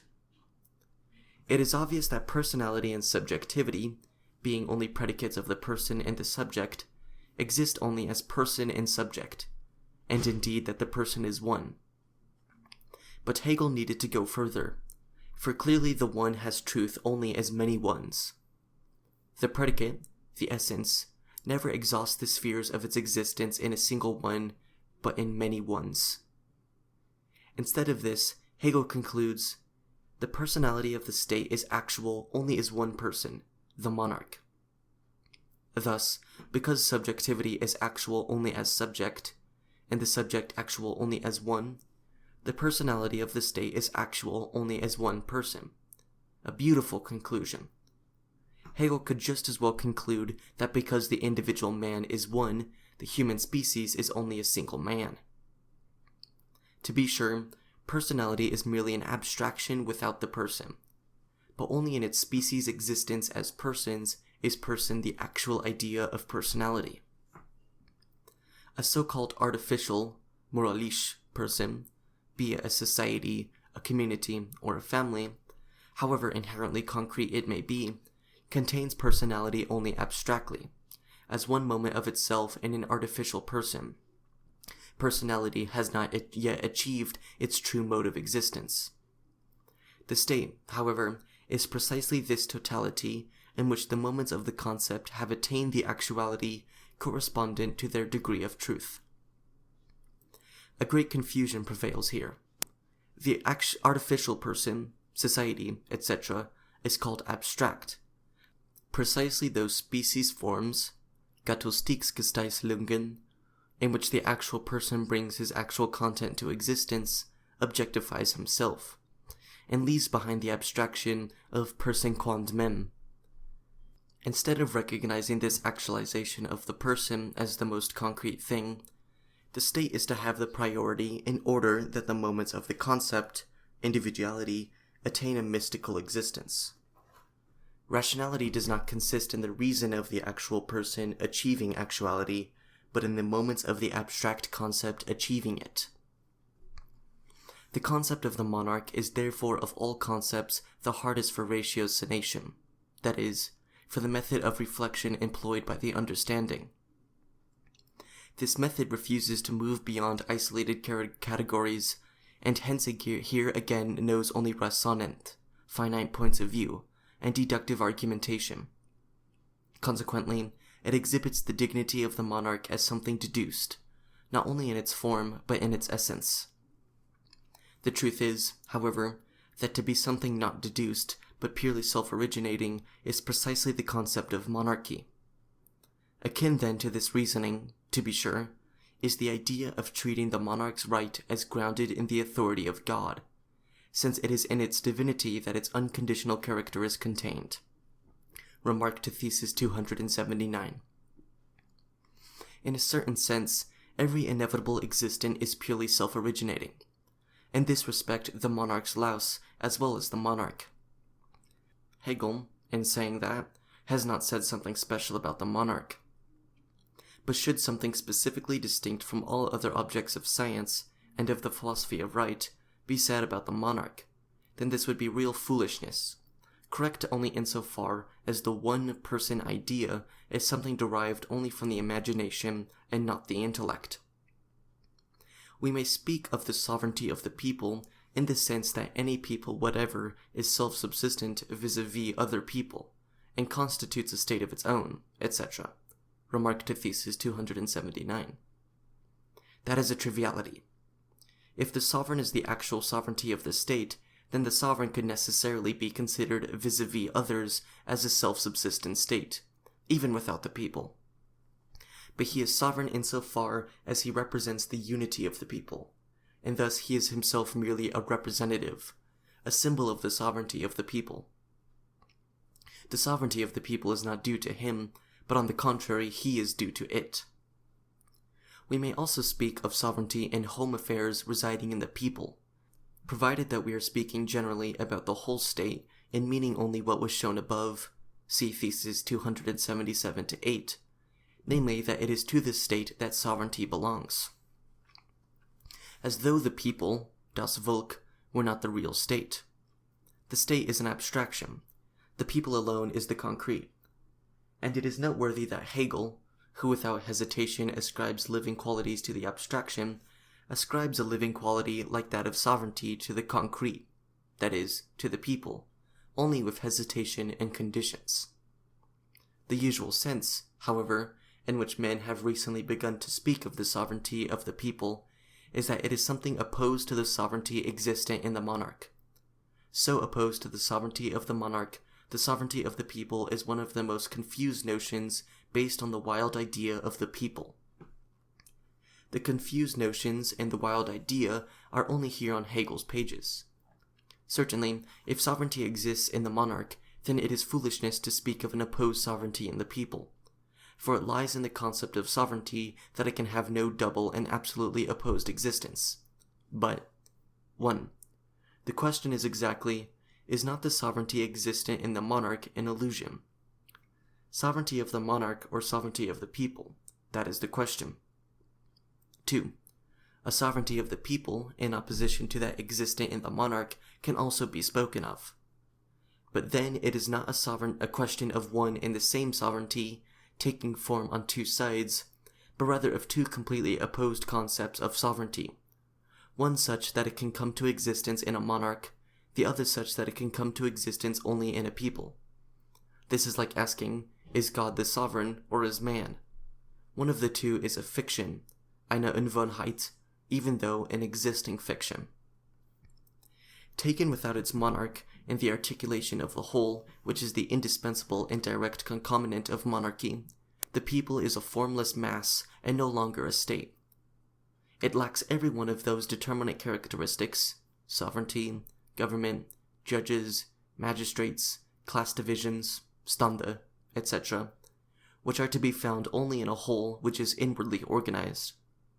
By the very emergence into a people's life of moments of this kind, which have a bearing on an organization, on political life, a people ceases to be that indeterminate abstraction which, when represented in a quite general way, is called the people. This whole thing is a tautology. If a people has a monarch and an articulation which is its indispensable and direct concomitant, that is, if it is articulated as a monarchy, then extracted from this articulation, it is certainly a formless mass and a quite general notion. If by sovereignty of the people is understood a republican form of government, or to speak more specifically, a democratic form, then such a notion cannot be further discussed in face of the idea of the state in its full development. That is certainly correct if one has only such a notion and no developed idea of democracy. Democracy is the truth of monarchy.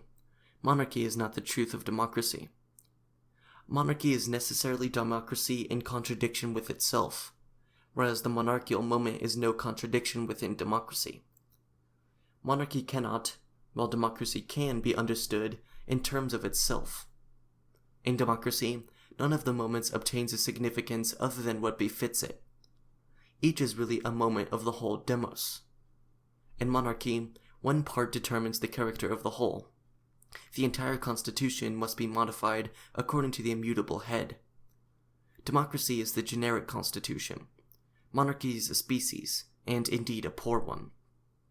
Democracy is content and form. Monarchy should be only form, but it adulterates the content. In monarchy, the whole, the people, is subsumed under one of its modes of existence, the political constitution. In democracy, the constitution itself appears only as one determination, and indeed as the self-determination of the people. In monarchy, we have the people of the constitution. In democracy, the constitution of the people. Democracy is the resolved mystery of all constitutions. Here the constitution, not only in itself, according to essence, but according to existence and actuality, is returned to its real ground, actual man, the actual people, and established as its own work. The Constitution appears as what it is, the free product of men. One could say that this also applies in a certain respect to constitutional monarchy. Only the specific difference of democracy is that here the Constitution is in general only one moment of the people's existence. That is to say, the political constitution does not form the state for itself. Hegel proceeds from the state and makes man into this subjectified state. Democracy starts with man and makes the state objectified man. Just as it is not religion that creates man, but man who creates religion, so it is not the constitution that creates the people, but the people which creates the constitution. In a certain respect, democracy is to all other forms of the state what Christianity is to all other religions. Christianity is the religion kat exohin, the essence of religion, defied man under the form of a particular religion. In the same way, democracy is the essence of every political constitution, socialized man under the form of a particular constitution of the state. It stands related to other constitutions as the genus to its species. Only here the genus itself appears as an existent, and therefore opposed as the particular species to those existents who do not conform to the essence. Democracy relates to all other forms of the state as their Old Testament, and does not exist because of the law, but rather the law exists for the good of man. Democracy is human existence, while in the other political forms man has only legal existence. That is the fundamental difference of democracy. All remaining forms of the state are certain, determined, particular forms of the state. In democracy, the formal principle is simultaneously the material principle. For that reason, it is the first true unity of the universal and the particular. In monarchy, for example, or in the republic as merely a particular form of the state, political man has his particular and separate existence beside the unpolitical private man. Property, contract, marriage, civil society appear here, just as Hegel quite rightly develops them for abstract forms of the state, except that he has means to develop the idea of the state, as particular modes of existence along the political state. That is, they appear as the content to which the political state relates as organizing form, or really only as the determining, limiting intelligence which says now yes, now no, without any content of its own. In democracy, the political state, as placed alongside this content and differentiated from it, is itself merely a particular content, like a particular form of existence of the people. In monarchy, for example, this particular entity, the political constitution, has the meaning of the universal which governs and determines all the particulars. In democracy, the state as particular is only particular, and as universal it is the real universal. That is, it is nothing definite in distinction from the other content. The modern French have conceived it thus. In true democracy, the political state disappears. Der politische Staat intègre. This is correct inasmuch as qua political state, qua constitution, it is no longer equivalent to the whole. In all states distinct from democracy, the state, the law, the constitution is dominant without really governing, that is, materially permeating the content of the remaining non-political spheres. In democracy, the constitution, the law, the state, so far as it is political constitution, is itself only a self-determination of the people, and a determinate content of the people. Furthermore, it is evident that all forms of the state have democracy for their truth, and for that reason are false to the extent that they are not democracy. In the ancient state, the political state shaped the content of the state, with the other spheres being excluded. The modern state is an accommodation between the political and the non-political state. In democracy, the abstract state has ceased to be the governing moment. The struggle between monarchy and the republic is itself still a struggle within the abstract form of the state. The political republic, that is, the republic merely as political constitution, is democracy within the abstract form of the state. Hence the abstract state form of democracy is the republic, but here, in true democracy, it ceases to be mere political constitution. Property, etc., in brief, the entire content of law in the state is, with small modification, the same in North America as in Prussia. There, accordingly, the republic is a mere state form, just as the monarchy is here. The content of the state lies outside these constitutions.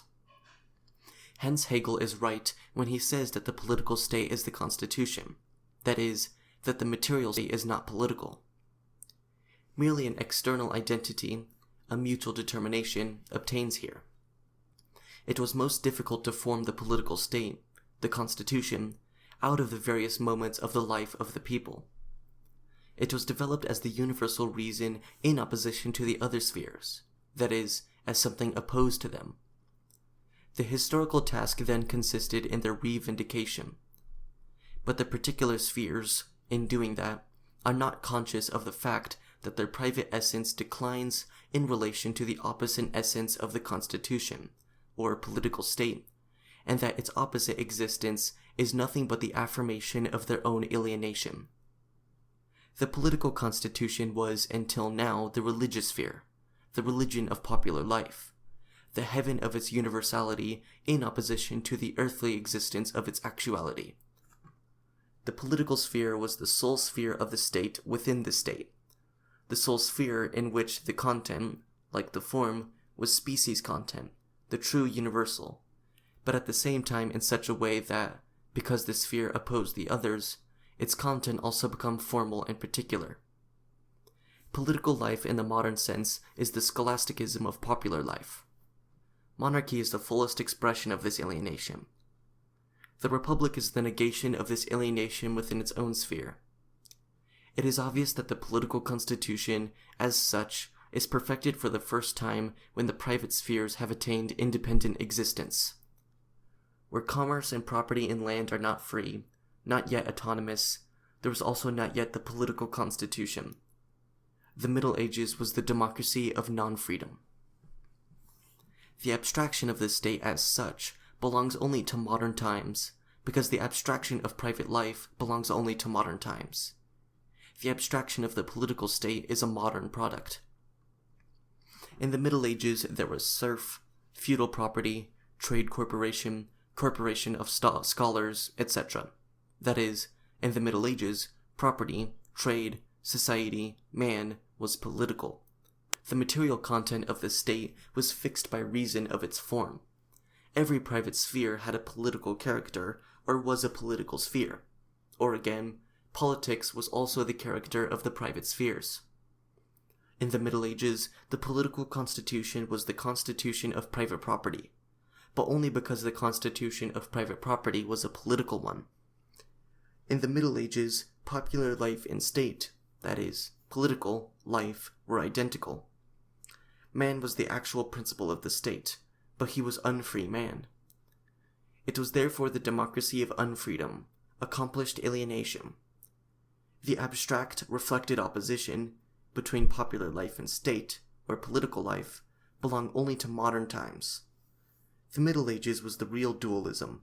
modern times is the abstract dualism. At the stage at which constitutions are divided, as above mentioned, into democracy, aristocracy, and monarchy, the point of view taken is that of a still substantial unity, abiding in itself, without having yet embarked on its infinite differentiation and the plumbing of its own depths. At that stage, the moment of the filial, self-determining decision of the will does not come on the scene explicitly in its proper actuality as an organic moment immanent in the state. Remark to Thesis 279. In immediate monarchy, democracy, aristocracy, there was yet no political constitution in distinction from the actual material state or from the remaining content of popular life. The political state does not yet appear as the form of the material state. Either, as in Greece, the res publica was the real private concern. The real content of the citizens and the private man was slave. That is, the political state as political was the true and sole content of the citizen's life and will. Or, as in Asiatic despotism, the political state was nothing but the private will of a single individual, and the political state, like the material state, was slave. What distinguishes the modern state from these states in which a substantial unity between people and state obtained is not that the various moments of the constitution are formed into particular actuality, as Hegel would have it, but rather that the constitution itself has been formed into a particular actuality alongside the real life of the people. The political state has become the constitution of the rest of the state. Thesis 280. This ultimate self in which the will of the state is concentrated is, when thus taken in abstraction, a single self, and therefore is immediate individuality. Hence its natural character is implied in its very conception. The monarch, therefore, is essentially characterized as this individual, in abstraction from all his other characteristics, and this individual is raised to the dignity of monarchy in an immediate natural fashion, that is, through his birth in the course of nature. We have already heard that subjectivity is subject, and that the subject is necessarily an empirical individual, a one. Now we are told that the concept of naturality, of corporeality, is implied in the concept of immediate individuality. Hegel has proven nothing but what is self-evident, namely, that subjectivity exists only as a corporeal individual, and what is obvious, namely, that natural birth appertains to the corporeal individual. Hegel thinks he has proven that the subjectivity of the state, sovereignty, the monarch, is essentially characterized as this individual, in abstraction from all his other characteristics, and this individual is raised to the dignity of monarch in an immediate, natural fashion, that is, through his birth in the course of nature. Sovereignty, monarchical dignity, would thus be born. The body of the monarch determines his dignity. Thus, at the highest point of the state, bare physis, rather than reason, would be the determining factor. Birth would determine the quality of the monarch as it determines the quality of cattle. Hegel has demonstrated that the monarch must be born, which no one questions, but not that birth makes one a monarch. That man becomes monarch by birth can as little be made into a metaphysical truth as can the Immaculate Conception of Mary. The latter notion, a fact of consciousness, just as well as the empirical fact of the birth of man to the monarchy, can be understood as rooted in human illusion and conditions. In the remark, which we examine more closely, Hegel takes pleasure in having demonstrated the irrational to be absolutely rational. This transition of the concept of pure self-determination into the immediacy of being, and so into the realm of nature, is of a purely speculative character, and apprehension of it therefore belongs to logic. Indeed, it is purely speculative. But what is purely speculative is not the transition from pure self-determination, from an abstraction, to pure naturality, to the contingency of birth, to the other extreme, sur l'extrême se torchant. What is speculative is that this is called a transition of the concept, and that absolute contradiction is presented as identity, and ultimate inconsistency presented as consistency. This can be considered as Hegel's positive acknowledgement. With the hereditary monarch in the place of self-determining reason, abstract natural determinacy appears not as what it is, not as natural determinacy, but as the highest determination of the state. This is the positive point at which the monarchy can no longer preserve the appearance of being the organization of the rational will. Moreover, this transition is on the whole the same as that familiar to us in the nature of willing in general, and there the process is to translate something from subjectivity, that is, some purpose held before the mind, into existence. But the proper form of the idea and of the transition here under consideration is the immediate conversion of the pure self-determination of the will, that is, of the simple concept itself, into a single and natural existent without the mediation of a particular content, like a purpose in the case of an action. Remark to Thesis 280. Hegel says that the conversion of the sovereignty of the state, of a self-determination of the will, into the body of the born monarch, into existence, is on the whole the transition of the content in general, which the will makes in order to actualize an end which is thought of, that is, to translate it into an existent. But Hegel says on the whole, and the proper difference which he specifies, namely, immediate conversion of the pure self-determination of the will into a single and natural existent without the mediation of a particular content, is so proper that it eliminates all analogy and puts magic in the place of the nature of willing in general. First of all, the conversion of the purpose held before the mind into the existent is here immediate, magical. Second, the subject here is the pure self-determination of the will, the simple concept itself. It is the essence of will, which, as a mystical subject, decides. It is no real, individual, conscious will. It is the abstraction of the will which changes into a natural existent. It is the pure idea which embodies itself as one individual. Third, since the actualization of the volition in a natural existent takes place immediately, that is, without a medium, which the will requires as a rule in order to objectify itself, then even a particular determinate end is lacking. No mediation of a particular content, like a purpose in the case of action, takes place, which is evident because no acting subject is present, and the abstraction, the pure idea of will, in order to act, must act mystically. Now an end which is not particular is no end, and an end without an end is an endless, senseless act.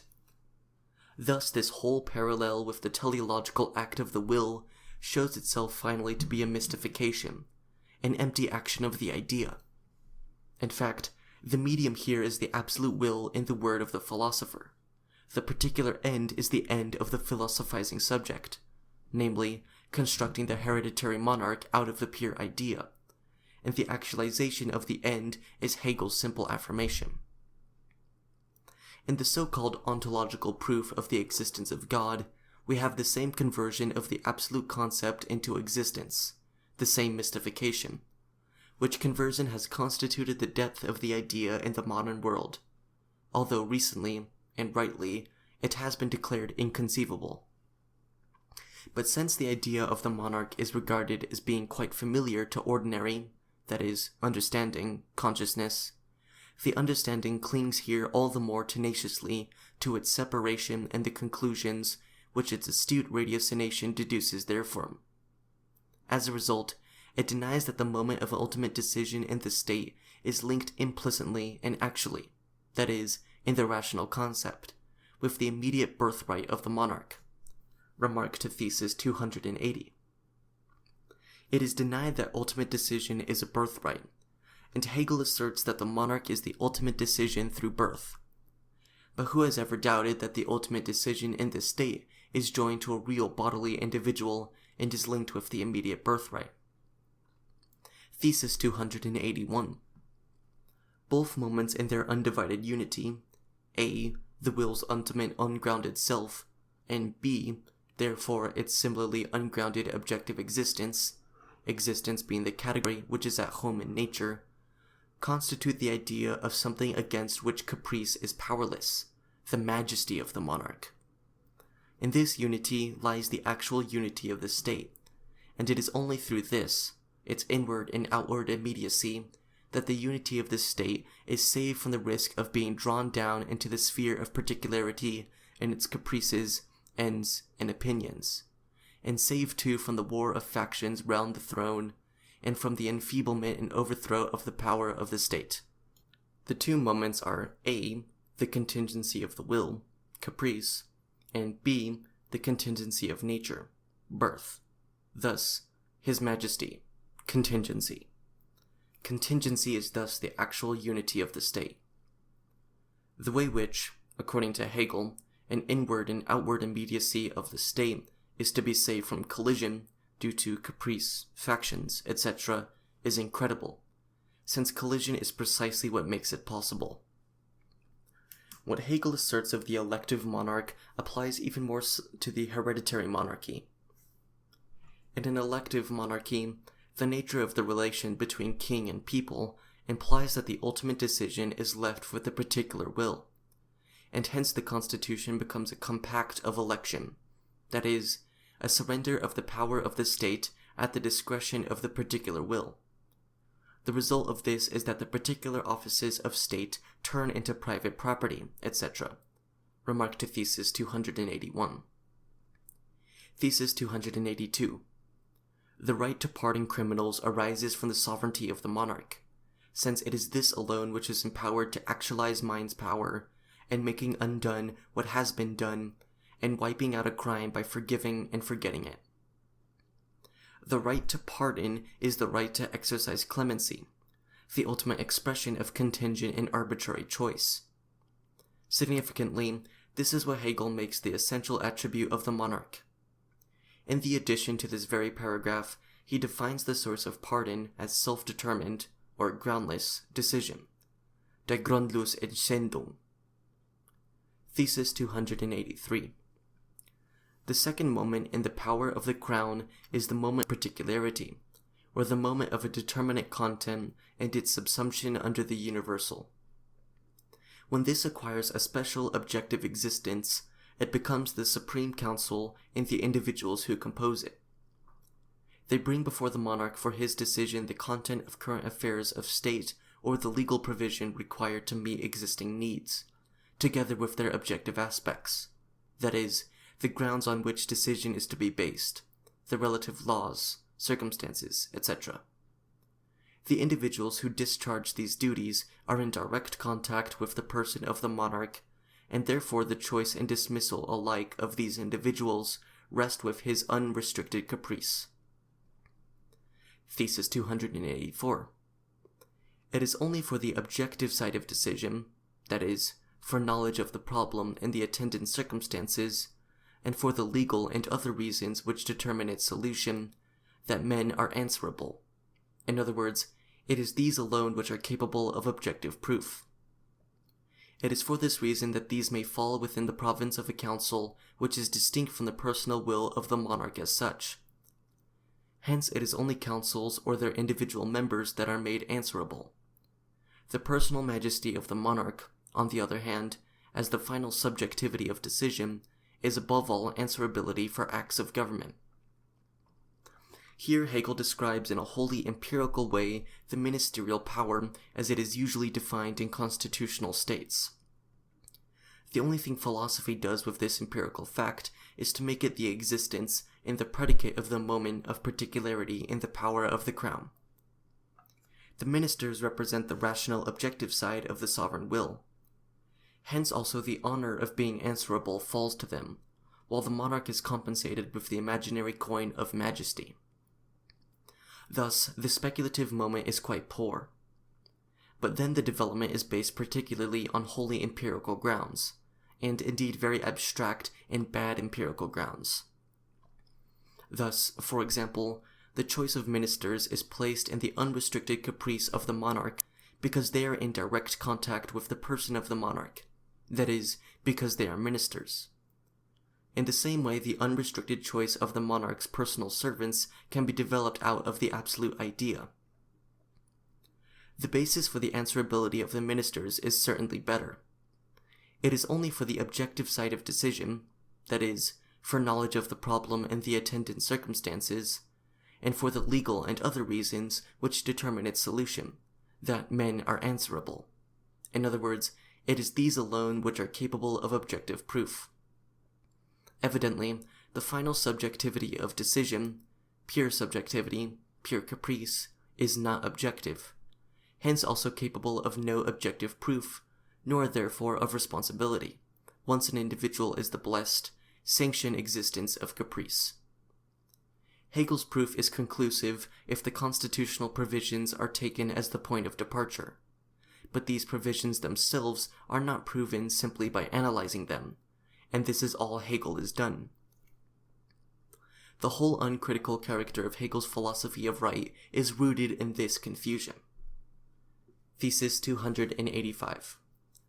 The third moment in the power of the crown concerns the absolute universality which subsists subjectively in the conscience of the monarch and objectively in the whole of the constitution and the laws. Hence the power of the crown presupposes the other moments in the state, just as it is presupposed by each of them. Thesis 286.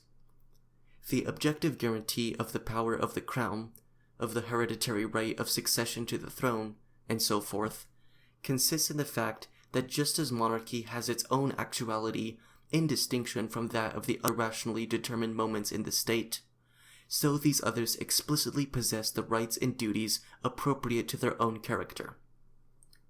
In the rational organism of the state, each member, by maintaining itself in its own position, eo ipso maintains the others in theirs. Hegel does not see that with this third moment, the absolute universality, he obliterates the first two, or vice versa. The power of the crown presupposes the other moments in the state just as it is presupposed by each of them. If this supposition is taken as real and not mystical, then the crown is established not through birth, but through the other moments, and accordingly is not hereditary, but fluid, that is, determined by the state and assigned by turns to individuals of the state in accordance with the organization of the other moments. In a rational organism, the head cannot be iron and the body flesh. In order to preserve themselves, the moments must be equally of one flesh and blood. But the hereditary monarch is not equal, he is of other stuff. Here the prosaic character of the rationalistic will of the other members of the state faces the magic of nature. Moreover, members can mutually maintain themselves only insofar as the whole organism is fluid, and each of them is taken up, aufgehoben, in this fluidity, insofar as no one of them, as in this case the head of the state, is unmoved and inalterable. Thus, by means of this determination, Hegel abolishes sovereignty by birth. A second point has to do with the question of irresponsibility. If the prince violates the whole of the constitution and the laws, his irresponsibility ceases because his constitutional existence ceases. But precisely these laws and this constitution make him irresponsible. Thus they contradict themselves, and this one stipulation abolishes law and constitution.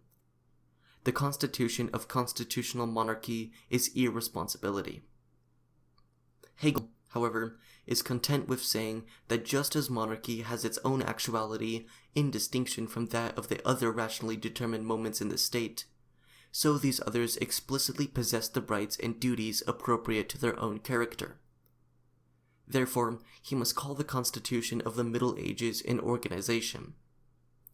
Thus, Hegel has only a mass of particular spheres united in a relation of external necessity, and indeed an individual monarch belongs only to this situation. In a state wherein each determination exists explicitly, the sovereignty of the state must also be established as a particular individual. Resume of Hegel's development of the crown, or the idea of state sovereignty. The remark to Thesis 279 says, "We may speak of the sovereignty of the people in the sense that any people whatever is self-subsistent vis-a-vis other peoples, and constitutes a state of its own. like the British people, for instance. But the peoples of England, Scotland, or Ireland, or the peoples of Venice, Genoa, Ceylon, etc., are not sovereign peoples at all, now that they have ceased to have rulers or supreme governments of their own. Thus here, sovereignty of the people is nationality, and the sovereignty of the prince is nationality.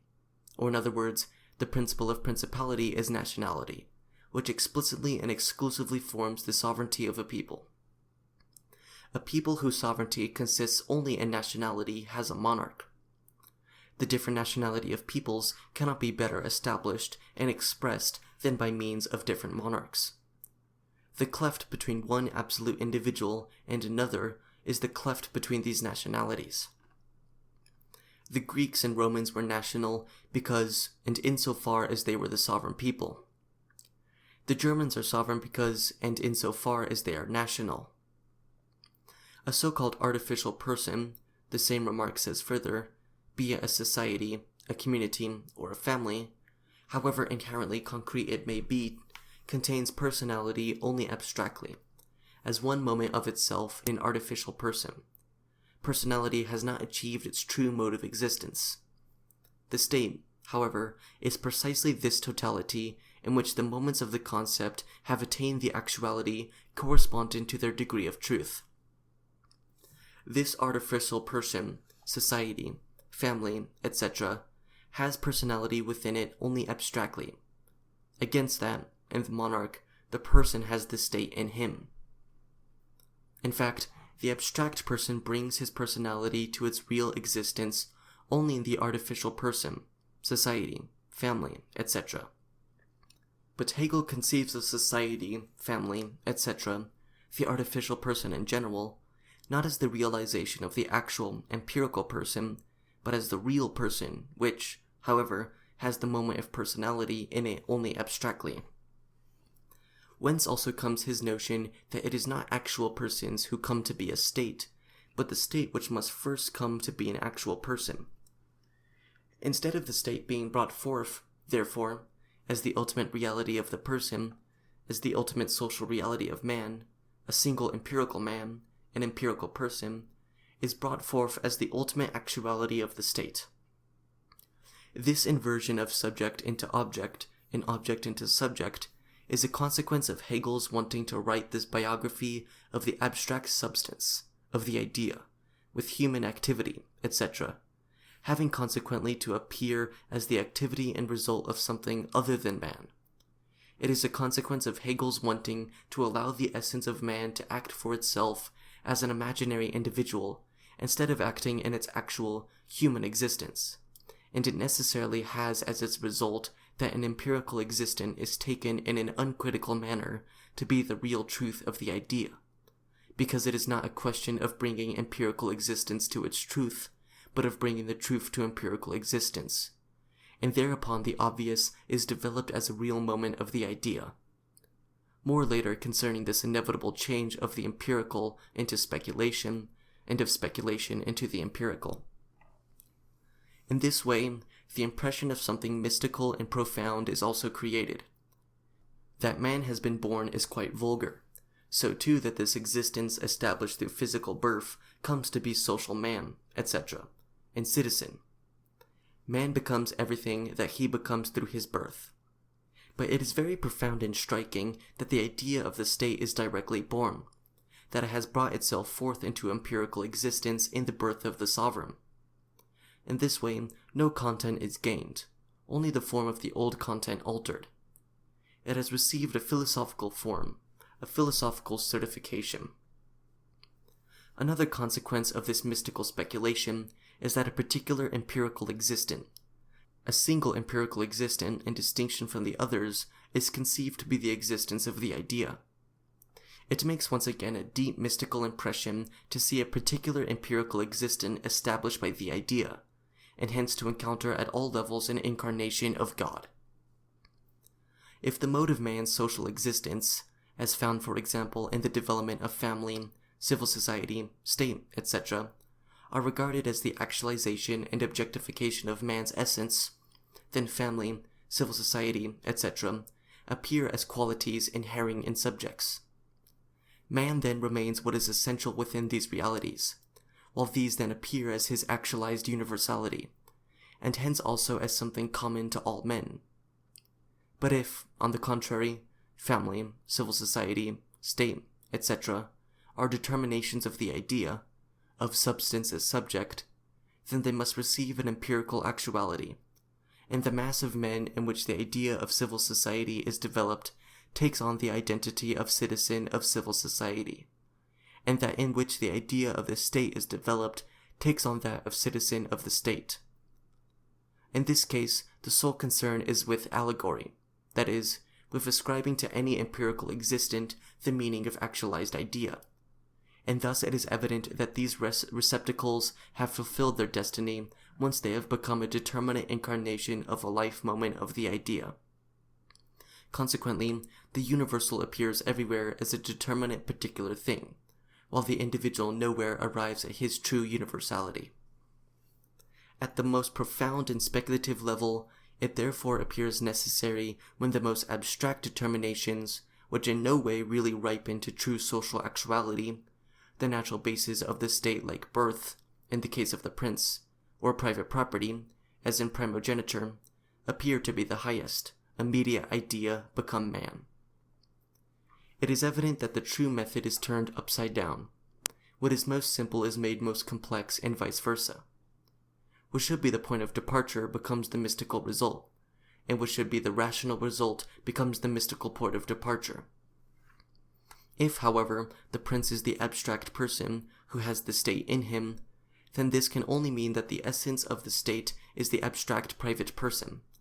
It utters its secret only when at the peak of its development. He is the lone private person in whom the relation of the private person in general to the state is actualized. The prince's hereditary character results from his concept. He is to be the person who is specified from the entire race of men, who is distinguished from all other persons. But then what is the ultimate fixed difference of one person from all others? The body. And the highest function of the body is sexual activity.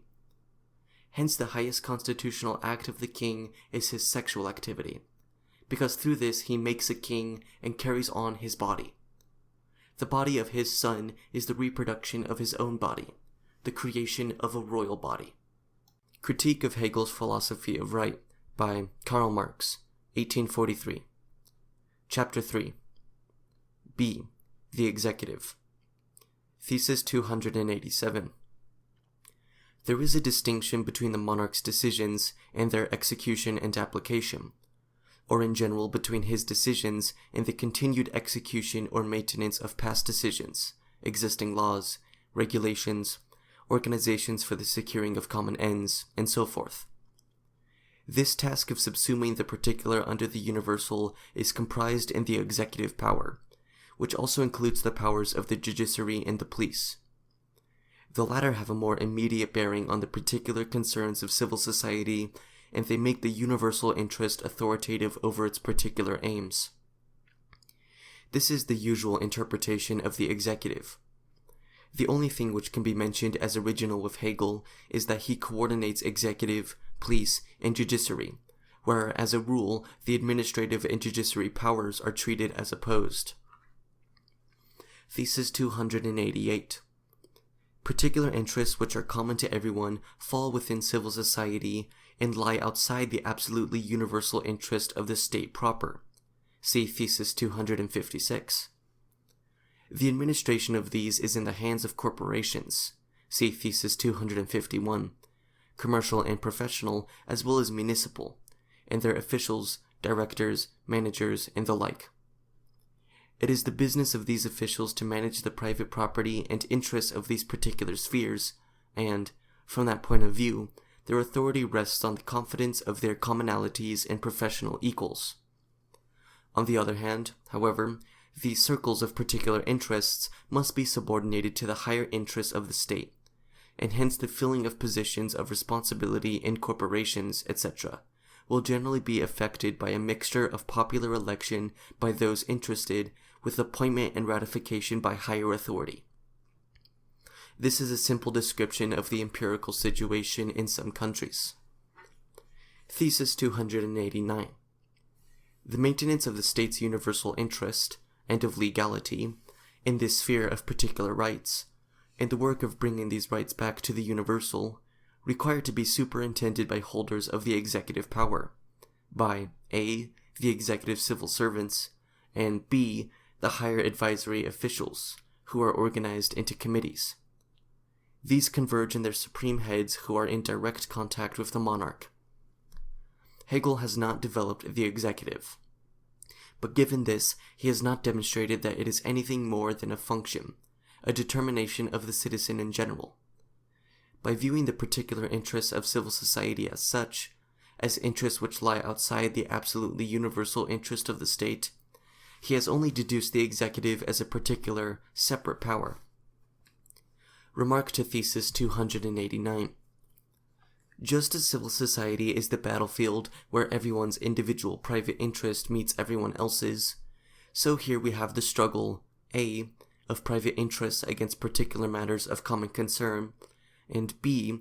of both of these together against the organization of the state and its higher outlook. At the same time, the corporation mind, engendered when the particular spheres gain their title to rights, is now inwardly converted into the mind of the state, since it finds in the state the means of maintaining its particular ends. This is the secret of the patriotism of the citizens in the sense that they know the state as their substance, but it is the state that maintains their particular spheres of interest, together with the title, authority, and welfare of these. In the corporation's mind, the rooting of the particular in the universal is directly entailed, and for this reason it is in that mind that the depth and strength which the state possesses in sentiment is seated. This is especially worth noting, 1. because of the definition of civil society as the bellum omnium contra omnes, 2. because private egoism is revealed to be the secret of the patriotism of the citizens, and the depth and strength which the state possesses in sentiment, 3. because the Bürger, the man of particular interest as opposed to the universal, the member of civil society, is considered to be a fixed individual, whereas the state likewise in fixed individuals opposes the Bürgers. One would suppose that Hegel would have to define civil society as well as the family as a determination of each political individual, and so too the later state qualities as equally a determination of the political individual. But with Hegel, it is not one and the same individual who develops a new determination of his social essence. It is the essence of the will, which allegedly develops its determinations out of itself. These subsisting, distinct, and separated, empirical existences of the state are conceived to be immediate incarnations of one of these determinations. Just as the universal as such is rendered independent, it is immediately mixed in with what empirically exists, and then this limited existent is immediately and uncritically taken for the expression of the idea. Here Hegel comes into contradiction with himself only insofar as he does not conceive of the family man in the same way he conceived of the member of civil society, that is, as a fixed breed excluded from other qualities. Thesis 290. Division of labor occurs in the business of the executive also. For this reason, the organization of officials has the abstract, though difficult task of so arranging that a. civil life shall be governed in a concrete manner from below where it is concrete, but that b. nonetheless the business of government shall be divided into its abstract branches, armed by special officials as different centers of administration, and further that c. the operations of these various departments shall converge again when they are directed on civil life from above, in the same way as they converge into a general supervision in the supreme executive. The addition to this paragraph is to be considered later. Thesis 291.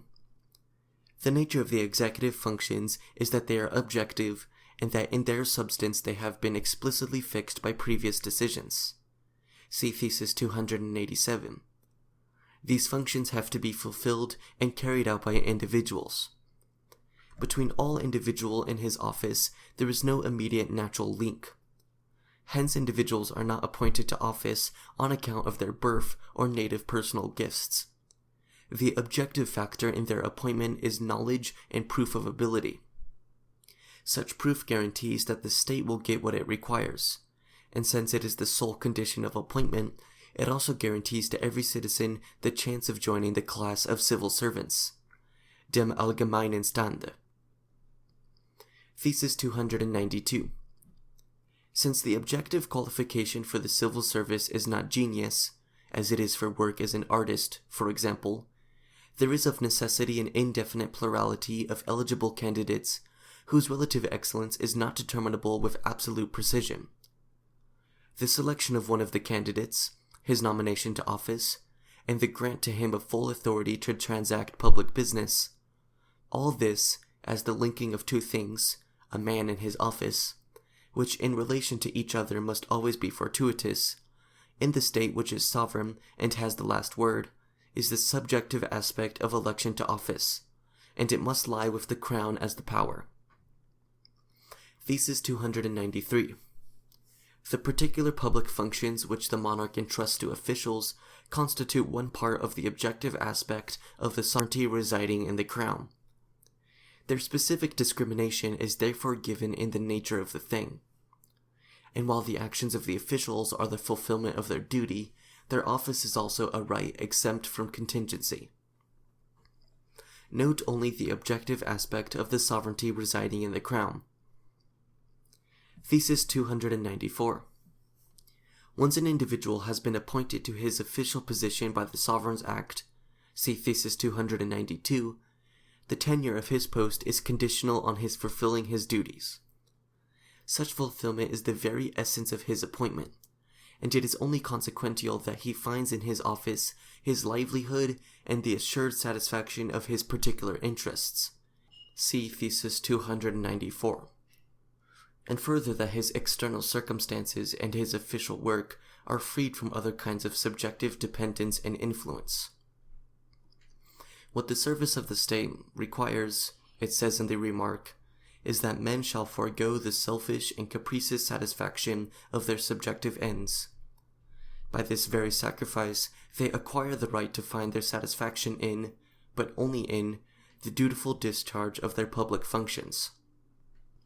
In this fact, so far as public business is concerned, there lies the link between universal and particular interests, which constitutes both the concept of the state and its inner stability. See Thesis 260. The assured satisfaction of particular needs removes the external compulsion which may tempt a man to seek ways and means of satisfying them at the expense of his official duties. Those who are entrusted with affairs of state find in its universal power the protection they need against another subjective phenomenon, namely the personal passions of the governed, whose primitive interests, etc., suffer injury as the universal interest of the state is made to prevail against them. Thesis 295. The security of the state and its subjects against the misuse of power by ministers and their officials lies directly in their hierarchical organization and their answerability, but it lies too in the authority given to societies and corporations, because in itself this is a barrier against the intrusion of subjective caprice into the power entrusted to a civil servant, and it completes from below the state control which does not reach down as far as the conduct of individuals. Thesis 296. But the fact that a dispassionate, upright, and polite demeanor becomes customary in civil servants is, 1. Partly a result of direct education in thought and ethical conduct. Such an education is a mental counterpoise to the mechanical and semi-mechanical activity involved in acquiring the so-called sciences of matters connected with administration, in the requisite business training, in the actual work done, etc. 2. The size of the state, however, is an important factor in producing this result, since it diminishes the stress of family and other personal ties, and also makes less potent the so less keen such passions as hatred, revenge, etc. And those who are busy with the important questions arising in a great state, these subjective interests automatically disappear, and the habit is generated of adopting universal interests, points of view, and activities. Thesis 297. Civil servants and the members of the executive constitute the greater part of the middle class, the class in which the consciousness of right and the developed intelligence of the mass of the people is found. The sovereign working on the middle class at the top, and corporation rights working on it at the bottom, are the institutions which effectively prevent it from acquiring the isolated position of an aristocracy and using its education and skill as means to an arbitrary tyranny. Addition to Thesis 297. The middle class, to which civil servants belong, is politically conscious and the one in which education is most prominent. It is a prime concern of the state that a middle class should be developed, but this can be done only if the state is an organic unity like the one described here. That is, it can be done only by giving authority to spheres of particular interests, which are relatively independent, and by appointing an army of officials whose personal arbitrariness is broken against such authorized bodies. Action in accordance with everyone's rights, and the habit of such action, is a consequence of the counterpoise to officialdom which independent and self-subsistent bodies create. What Hegel says about the executive does not merit the name of a philosophical development. Most of the paragraphs could be found verbatim in the Prussian Landrecht. Yet the administration proper is the most difficult point of the development. Because Hegel has already claimed the police and the judiciary to be spheres of civil society, the executive is nothing but the administration, which he develops as the bureaucracy. First of all, the corporations, as the self-government of civil society, presuppose the bureaucracy. The sole determination arrived at is that the choice of the administrators and their officials, etc., is a mixed choice originating from the members of civil society and ratified by the proper authority, or as Hegel says, higher authority. Over this sphere, for the maintenance of the state's universal interest and of legality, stand holders of the executive power, the executive civil servants and the advisory officials, which converge into the monarch. A division of labor occurs in the business of the executive. Individuals must prove their capability for executive functions, that is, they must sit for examinations. The choice of the determinate individual for civil service appointment is the prerogative of the royal authority. The distribution of these functions is given in the nature of the thing. The official function is the duty and the life's work of the civil servants. Accordingly, they must be paid by the state. The guarantee against malpractice by the bureaucracy is partly its hierarchy and answerability, and on the other hand the authority of the societies and the corporations. Its humaneness is a result partly of direct education in thought and ethical conduct, and partly of the size of the state. The civil servants form the greater part of the middle class. The safeguard against its becoming like an aristocracy and tyranny is partly the sovereign at the top, and partly corporation rights at the bottom. The middle class is the class of education. Voilà tout. Hegel gives us an empirical description of the bureaucracy, partly as it actually is, and partly according to the opinion which it has of itself. And with that the difficult chapter on the executive is brought to a close. Hegel proceeds from the separation of the state and civil society, the separation of the particular interests and the absolutely universal. And indeed the bureaucracy is founded on this separation. Hegel proceeds from the presupposition of the corporations, and indeed the bureaucracy presupposes the corporations. In any event, the corporation's mind.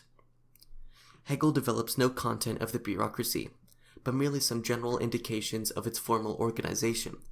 And indeed the bureaucracy is merely the formalism of a content which lies outside the bureaucracy itself.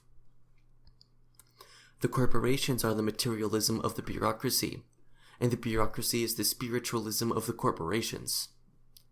The corporation is the bureaucracy of civil society, and the bureaucracy is the corporation of the state. In actuality, the bureaucracy as civil society of the state is opposed to the state of civil society, the corporations. Where the bureaucracy is to become a new principle, where the universal interest of the state begins to become explicitly a singular and thereby a real interest. It struggles against the corporations as every consequence struggles against the existence of its premises.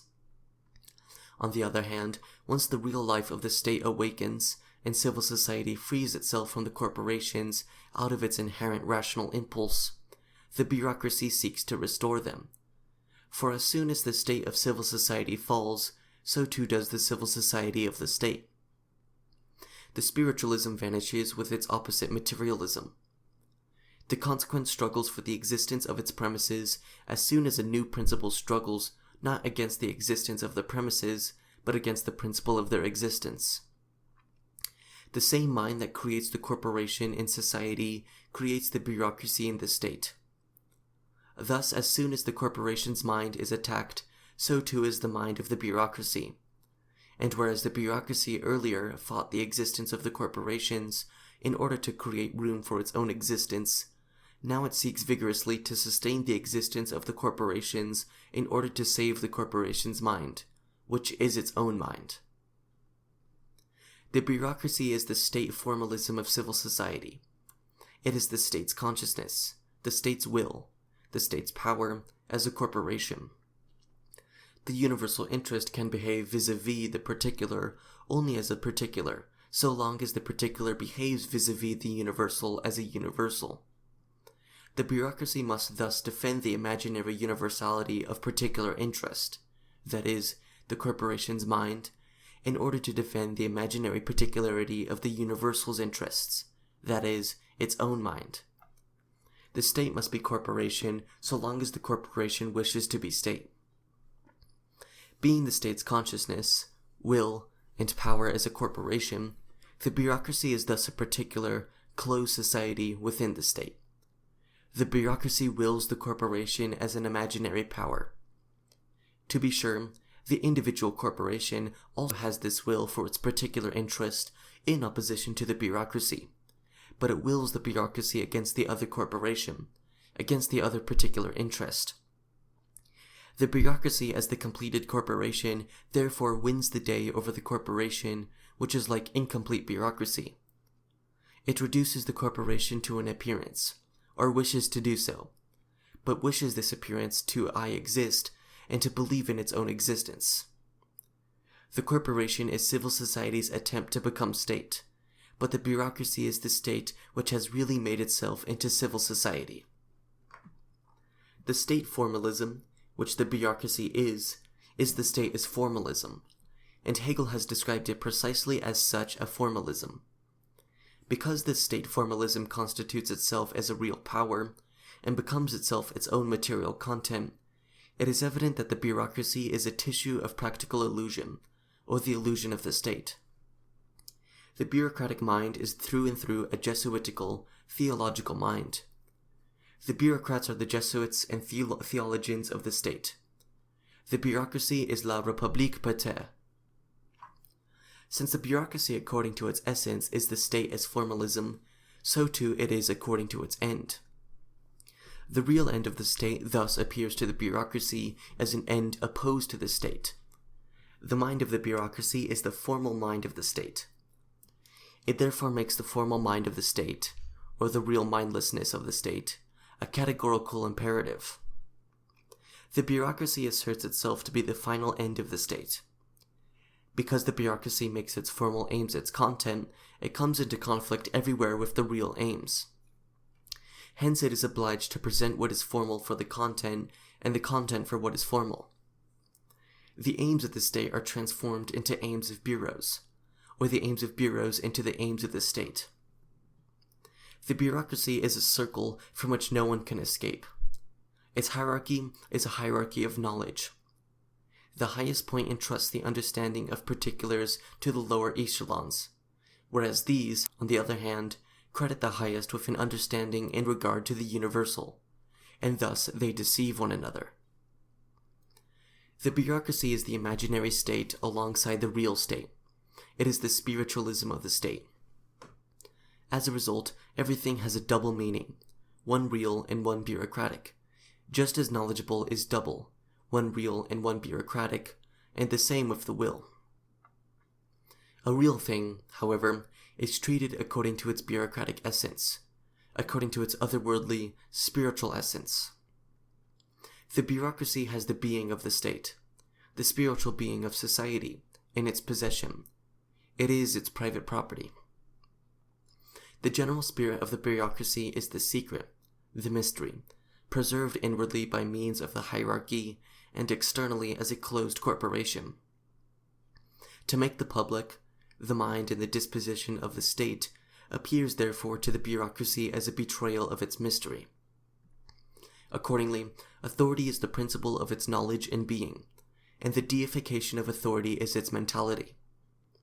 But at the very heart of the bureaucracy, this spiritualism turns into a crass materialism, the materialism of passive obedience, of trust in authority, the mechanism of an ossified and formalistic behavior, of fixed principles, conceptions, and traditions.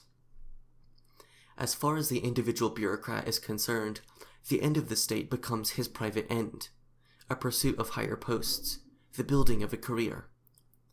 In the first place, he considers real life to be purely material, for the spirit of this life has its separate existence in the bureaucracy. Thus, the bureaucrat must make life as materialistic as possible. Secondly, real life is material for the bureaucrat. That is, insofar as it becomes an object of bureaucratic action, because his spirit is prescribed for him, his end lies outside of him, his existence is the existence of the bureau. The state, then, exists only as various bureau minds whose connections consist of subordination and dumb obedience. Real knowledge appears to be devoid of content, just as real life appears to be dead. For this imaginary knowledge and life pass for what is real and essential. Thus the bureaucrat must use the real state Jesuitically, no matter whether this Jesuitism be conscious or unconscious. But given that his antithesis is knowledge, it is inevitable that he likewise attain to self-consciousness, and, at that moment, deliberate Jesuitism. While the bureaucracy is on one hand this crass materialism, it manifests its crass spiritualism in its will to do everything. That is, in its making the will the causa prima, for it is the pure act of existence which receives its content from without. Thus it can manifest its existence only through forming and restricting this content. The bureaucrat has the world as a mere object of his action. What Hegel calls the executive power, the objective aspect of the sovereignty residing in the crown, it is precisely in the same sense that the Catholic Church was the real existence of the sovereignty, content, and spirit of the Blessed Trinity. In the bureaucracy, the identity of the state's interest and the particular private aim is established such that the state's interest becomes a particular private aim opposed to the other private aims. The abolition, Aufhebung, of the bureaucracy can consist only in the universal interest becoming really, and not, as with Hegel, becoming purely in thought, in abstraction's particular interest, and this is possible only through the particular interest really becoming universal. Hegel starts from an unreal opposition and thereby brings it to a merely imaginary identity, which, in fact, is itself all the more contradictory. Such an identity is the bureaucracy. Now let's follow his development in its particulars. The sole philosophical statement which Hegel makes concerning the executive is that of the subsuming of the individual and particular under the universal, etc. Hegel is satisfied with that. On one hand, the category of subsumption of the particular, etc. This category must be actualized. Now, he picks any one of the empirical existences of the Prussian or modern state, just as it is, which, among other things, actualizes this category, even though this category does not express its specific nature. Applied mathematics is also a subsuming of the particular, etc. Hegel doesn't inquire whether this is the rational, the adequate mode of subsumption. He holds fast only to one category and is satisfied with finding a corresponding existence for it.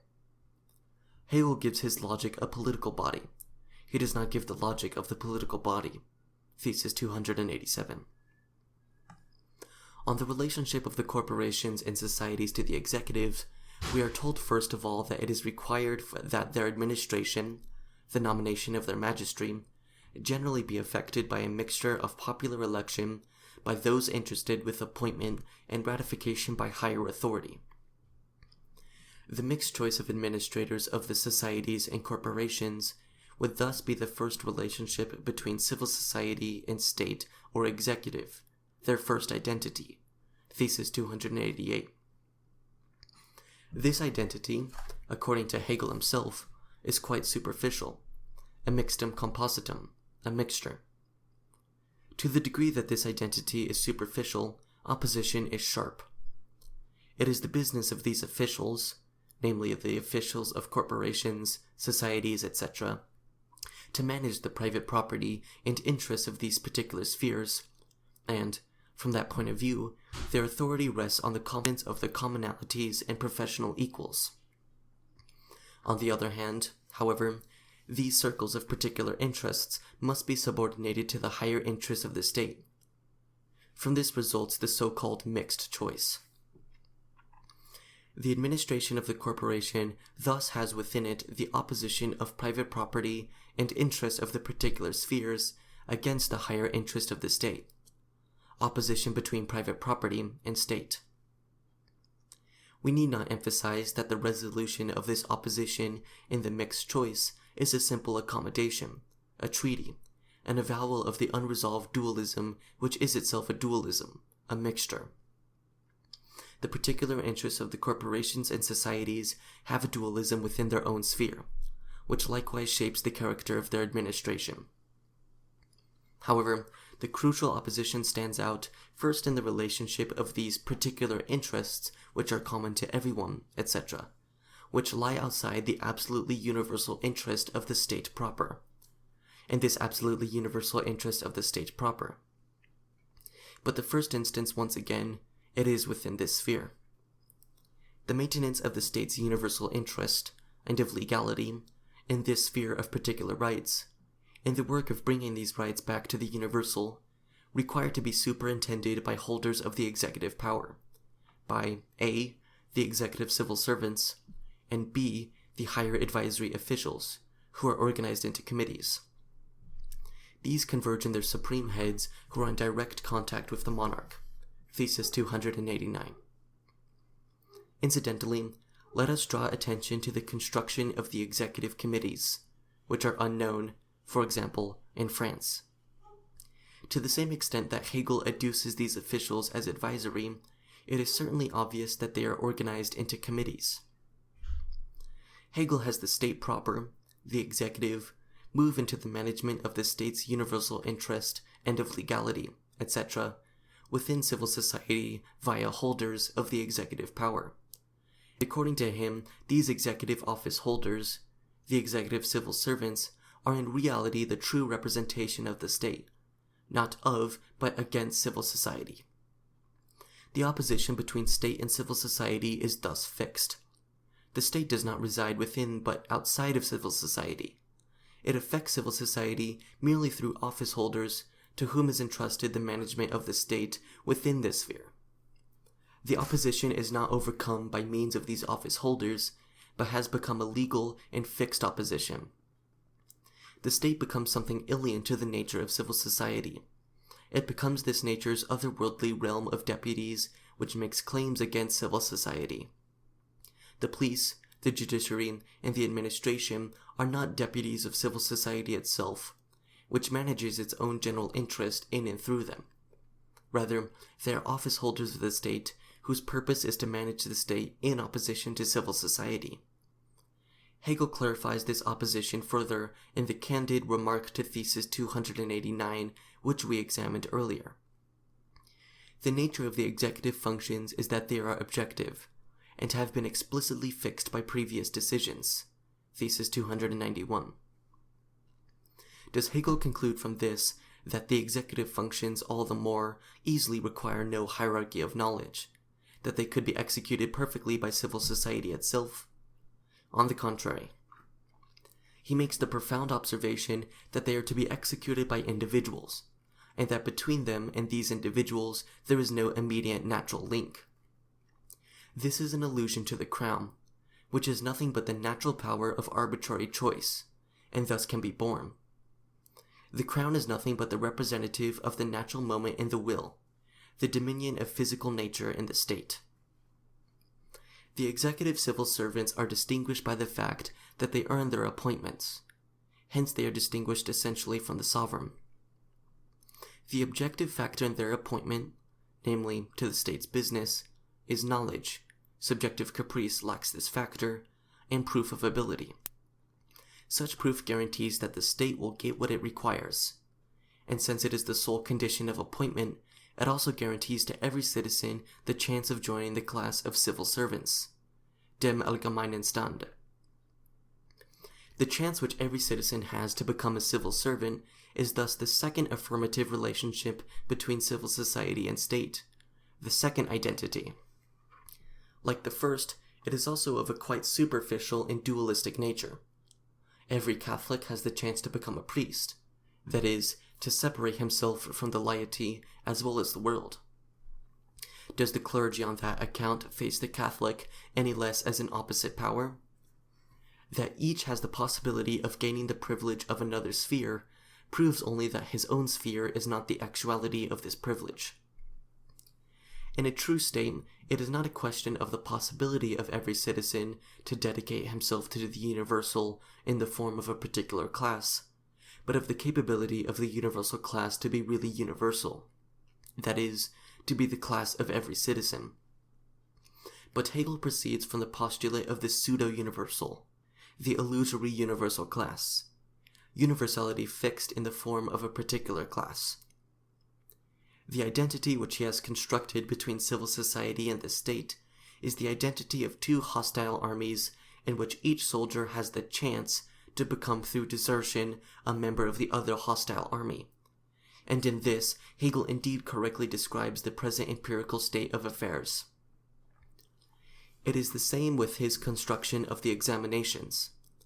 In a rational state, taking an examination belongs more properly to becoming a shoemaker than an executive civil servant, because shoemaking is a skill without which one can be a good citizen of the state, a social man. But the necessary state knowledge is a condition without which a person in the state lives outside the state, is cut off from himself, deprived of air. The examination is nothing other than a Masonic rite, the legal recognition of the privileged knowledge of state citizenship.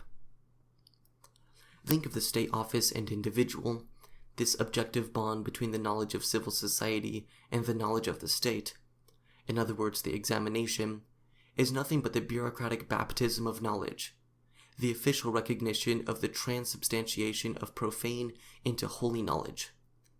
It goes without saying that in the case of every examination, the examiner knows all. No one ever heard of the Greek or Roman statesman taking an examination. But then what is a Roman statesman even as against a Prussian official? In addition to the objective bond of the individual with the state office, in addition, that is, to the examination, there is another bond, royal caprice. Since the objective qualification for the civil service is not genius, as it is for work, an artist, for example, there is of necessity an indefinite plurality of eligible candidates, whose relative excellence is not determinable with absolute precision.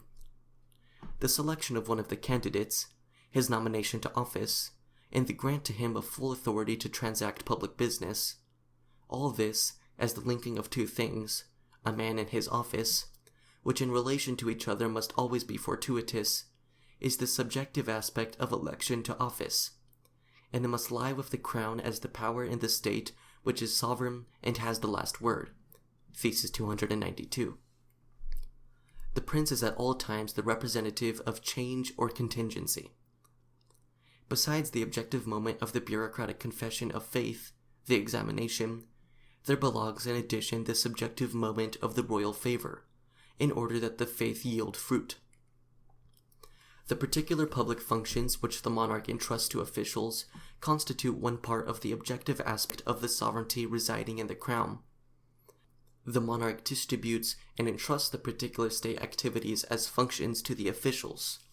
That is, he distributes the state among the bureaucrats, entrusts it like the Holy Roman Church entrusts consecrations. Monarchy is a system of emanation. The monarch leases out the functions of the state.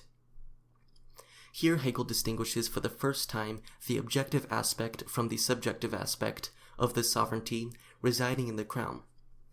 Prior to this, he mixed the two together. The sovereignty residing in the crown is taken here in a clearly mystical way, just as the theologians find the personal God in nature. Earlier, it still meant that the crown is the subjective aspect of the sovereignty residing in the state. Thesis 293. In Thesis 294, Hegel develops the salary of the civil servants out of the idea.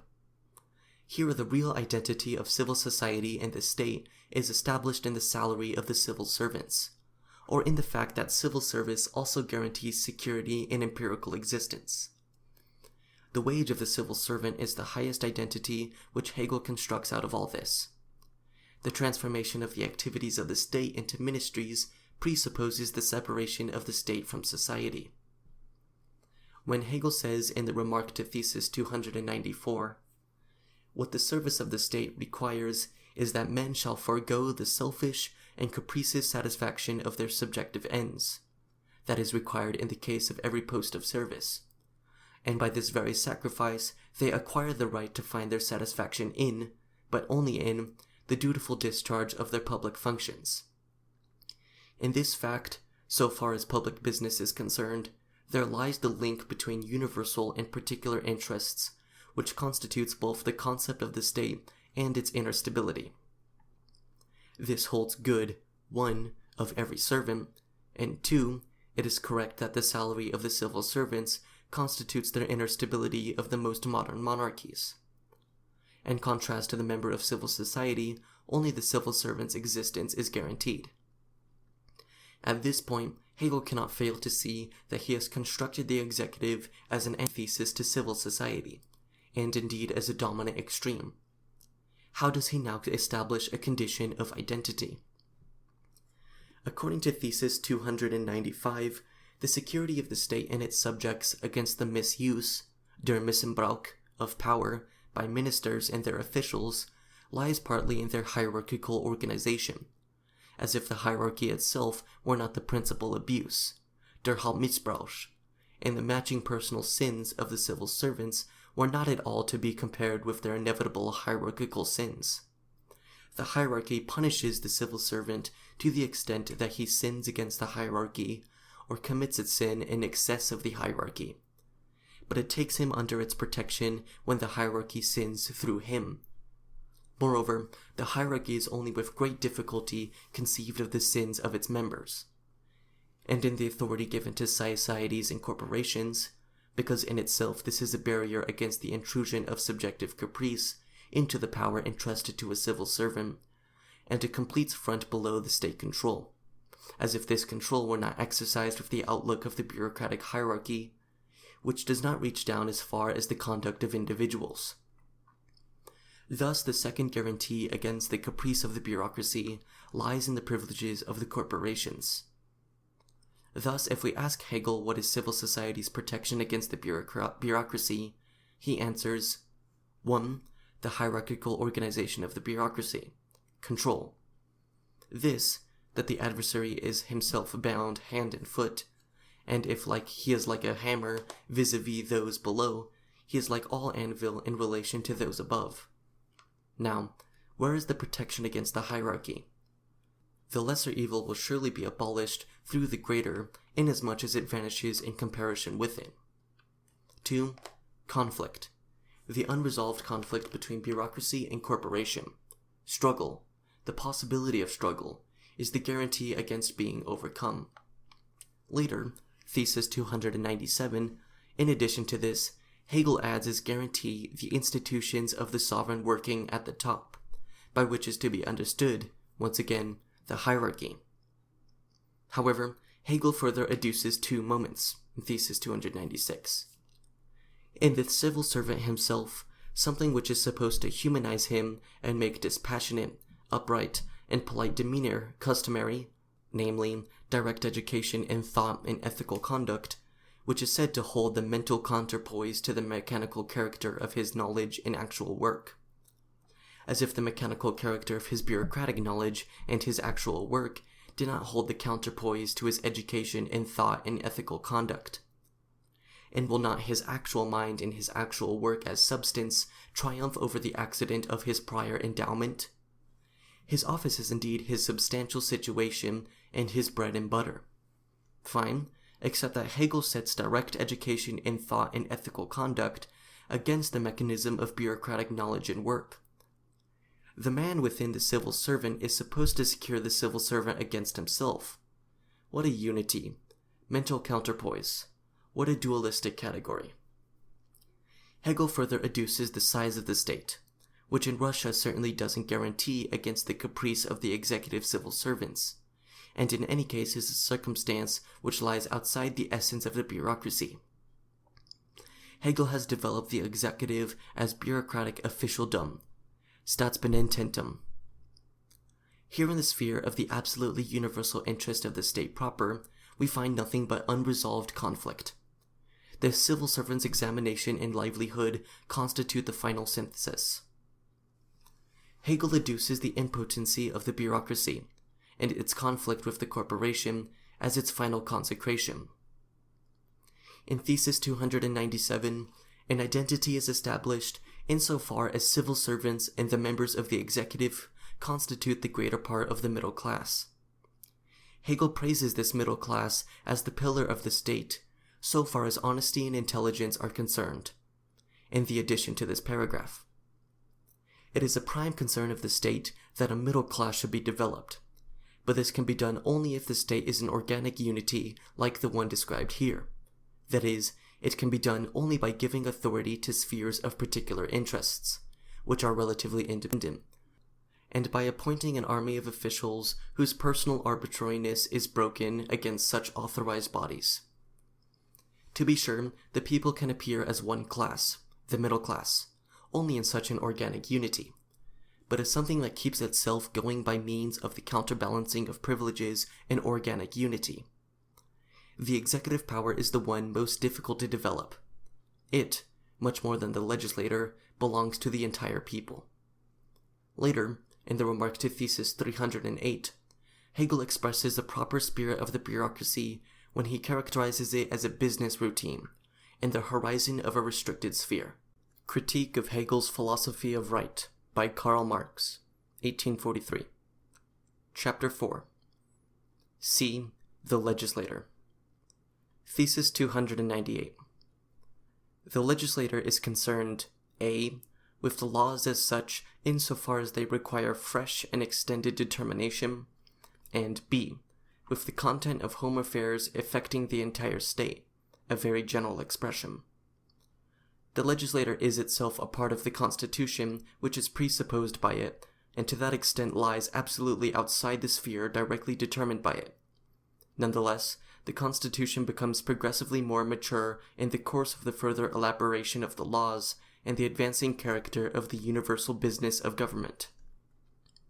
Above all, it is noteworthy that Hegel emphasizes the way in which the legislator is itself a part of the Constitution which is presupposed by it, and lies absolutely outside the sphere directly determined by it, since he had made this statement neither of the Crown nor of the executive, for both of which it is equally true. But only with the legislator does Hegel construct the Constitution in its entirety, and thus he is unable to presuppose it. However, we recognize his profundity precisely in the way he always begins with and accentuates the antithetical character of the determinate elements, as they exist in our states. The legislator is itself a part of the Constitution which lies absolutely outside the sphere directly determined by it. But the Constitution is certainly not self-generating. The laws which require fresh and extended determination must have received formulation. A legislator must exist or have existed before and outside of the Constitution. There must exist a legislator outside of the actual empirical, established legislator. But, Hegel will answer, we presuppose an existing state. Hegel, however, is a philosopher of right, and develops the generic idea of the state, die Staatgetung. He is not allowed to measure the idea by what exists, he must measure what exists by the idea. The collision is simple. The legislator is the power which is to organize the universal. It is the power of the Constitution. It extends beyond the Constitution. On the other hand, however, the legislator is a constitutional power. Thus, it is subsumed under the Constitution. The Constitution is law for the legislator. It has given laws to the legislator and continues to do so. The legislator is only legislator within the Constitution, and the Constitution would stand hors de loi if it stood outside the legislator. Viola la collision. In recent French history, much nibbling away at the Constitution has occurred. How does Hegel resolve this antinomy? First of all, it is said that the Constitution is presupposed by the legislator, and to that extent it lies absolutely outside the sphere directly determined by it. Nonetheless, in the course of the further elaboration of the laws and the advancing character of the universal business of government, it becomes progressively more mature. This is to say, then, directly, the Constitution lies outside the sphere of the legislator. Indirectly, however, the legislator modifies the Constitution. The legislator does in an indirect way what it neither can nor may do in a direct way. It picks the Constitution apart en petit détail, since it cannot alter it en gros. It does by virtue of the nature of things and circumstances what according to the Constitution it was not supposed to do. It does materially and in fact what it does not do formally, legally, or constitutionally. With that, Hegel has not resolved the antinomy. He has simply transformed it into another antinomy. He has placed the real effect of the legislator, its constitutional effect, in contradiction with its constitutionally determined character. The opposition between constitution and legislator remains. Hegel has defined the factual and the legal action of the legislator as a contradiction. The contradiction between what the legislator should be and what it really is, between what it believes itself to be doing and what it really does. How come Hegel presents this contradiction as the truth? The advancing character of the universal business of government enlightens us just a little, for it is precisely this advancing character which needs explanation. In the addition to this paragraph, Hegel contributes hardly anything to the solution of these problems. He does, however, bring them into more focus. The Constitution must in and by itself be the fixed and recognized ground on which the legislator stands, and for this reason it must not be constructed. Thus the Constitution is, but just as essentially it becomes, that is, it advances and matures. This advance is an alteration which is imperceptible and which lacks the form of alteration. That is to say, according to the law, illusion, the Constitution is, but according to reality, truth, it becomes. According to its determinate character, the Constitution is unalterable, but it really is changed. Only this change is unconscious and lacks the form of alteration. The appearance contradicts the essence. The appearance is the conscious law of the Constitution, and the essence is its unconscious law, which contradicts the other. What is in the nature of the thing is not found in the law. Rather, the opposite is in the law. Is it the fact, then, that in the state, which, according to Hegel, is the highest existence of freedom, the existence of self-conscious reason, not law, the existence of freedom, but rather blind natural necessity governs? And if the law of the thing is recognized as contradicting the legal definition, why not acknowledge the law of the thing, in this case reason, is the law of the state? And how then consciously retain this dualism? Hegel wants always to present the state as the actualization of free mind. However, Rivera, he resolves all difficult conflicts through a natural necessity which is the antithesis of freedom. Thus, the transition of particular interest into universal interest is not a conscious law of the state, but is mediated through chance and ratified contrary to consciousness. And in the state, Hegel wants everywhere the realization of free will. Here we see Hegel's substantial viewpoint. Hegel uses as examples to illustrate the gradual alteration of the constitution, the conversion of the private wealth of the German princes and their families into state property, and the conversion of the German emperor's personal administration of justice into an administration through delegates. His choice of examples is unfortunate. In the first case, for instance, the transition happened only in such a way that all state property was transformed into royal private property. Moreover, these changes are particular. Certainly, entire state constitutions have changed, such that as new requirements gradually arose, the old broke down. Before the new constitution, a real revolution was always a necessity. Hence the advance from one state of affairs to another, Hegel concluded, and the addition, is a tranquil in appearance and unnoticed. In this way, a constitution changes over a long period of time into something quite different from what it was originally. The category of gradual transition is, first of all, historically false, and secondly, it explains nothing. In order not only that the constitution be altered, thus that this illusory appearance not be in the end forcefully shattered, but also that man do consciously what he is otherwise forced to do unconsciously by the nature of the thing, it is necessary that the movement of the constitution, that progress, be made the principle of the constitution, thus that the real cornerstone of the constitution, the people, be made the principle of the constitution. Progress itself is then the constitution. Should the constitution itself, therefore, belong within the domain of the legislator? This question can be posed only, 1. If the political state exists as a pure formalism of the actual state, if the political state is a domain apart, if the political state exists as constitution, 2. If the legislator is of a source different than the executive, etc. The legislator produced the French Revolution. In general, when it has appeared in its special capacity, is the ruling element. The legislator has produced the great organic, universal revolutions. It has not attacked the constitution, but a particular antiquated constitution, precisely because the legislator was the representative of the people, that is, of the species' will. Des Gattungswillens. The executive, on the other hand, produced the small, retrograde revolutions, the reactions. It revolted not against an old constitution in favor of a new one, but against the constitution as such, precisely because the executive was the representative of the particular will, subjective caprice, the magical part of the will. Posed correctly, the question is simply this: does a people have the right to give itself a new constitution? The answer must be an unqualified yes, because the constitution becomes a practical illusion the moment it ceases to be a true expression of the people's will. The collision between the constitution and the legislator is nothing to ignore than a conflict of the constitution with itself, a contradiction in the concept of the constitution. The constitution is nothing more than an accommodation between the political and non-political state.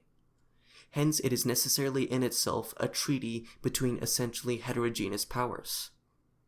Here, then, it is impossible for the law to declare that one of these powers, which is a part of the Constitution, is to have the right to modify the Constitution itself, which is the whole. Insofar as we speak of the Constitution as a particular thing, however, it must be considered a part of the whole. Insofar as the Constitution is understood to be the universal and fundamental determinations of the rational will, then clearly every people, state, presupposes this and must form it to its political credo. Actually, this is a matter of knowledge rather than of will. The will of a people can no more exceed the laws of reason than can the will of an individual. In the case of an irrational people, one cannot speak at all of a rational organization of the state. In any case, here in the philosophy of right, we are concerned with the species' will. The legislator does not make the law, it merely discovers and formulates it. The resolution of this conflict has been attempted by differentiating between ensemble constituant and ensemble constituante. Thesis 299. Legislative business, the concerns of the legislator, is more precisely determined in relation to private individuals, under these two heads: A. Provision by the state for their well-being and happiness, and B. The exaction of services from them. The former comprises the laws dealing with all sorts of private rights, the rights of communities, corporations, and organizations affecting the entire state, and further indirectly, see Thesis 298, comprises the whole of the Constitution. As for the services to be exacted, it is only if these are reduced to terms of money, the really existent and universal value of both things and services, that they can be fixed justly and at the same time in such a way that any particular tasks and services which an individual may perform come to be mediated through his own arbitrary will. Concerning this determination of the legislator's business, Hegel himself notes, in the remark to this paragraph, the proper object of universal legislation may be distinguished in a general way from the proper function of administrative officials or of some kind of state regulation, and that the content of the former is wholly universal, that is, determinate laws, while it is what is particular in content which falls to the latter, together with ways and means of enforcing the law.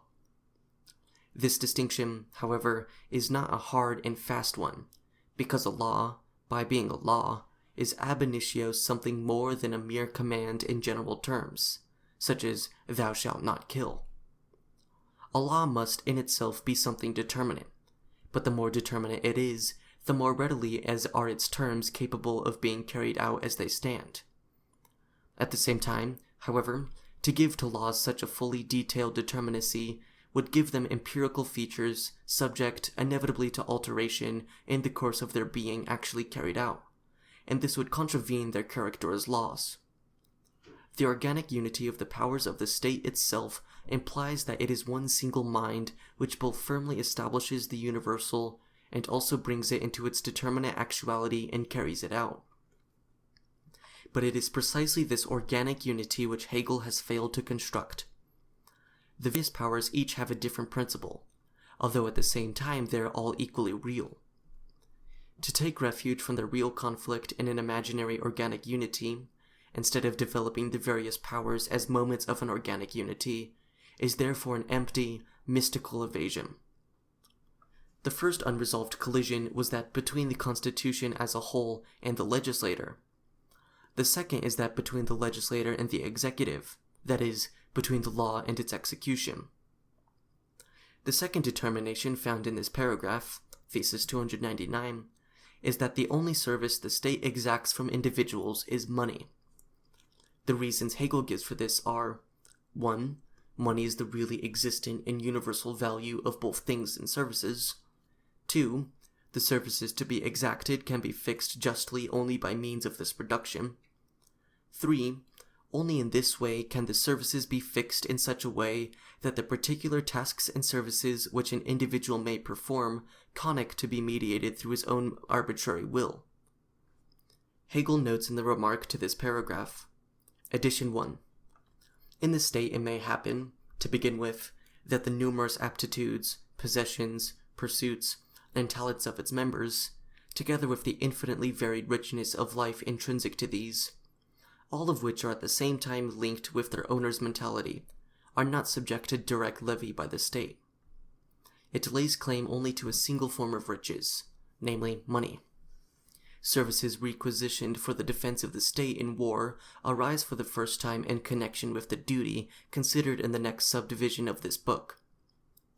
We shall consider personal duty with regard to the military only later, not because of the following subdivision, but for other reasons.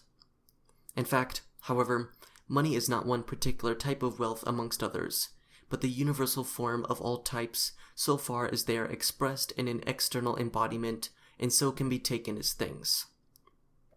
In our day, it continues in the edition, the state purchases what it requires. Edition 2.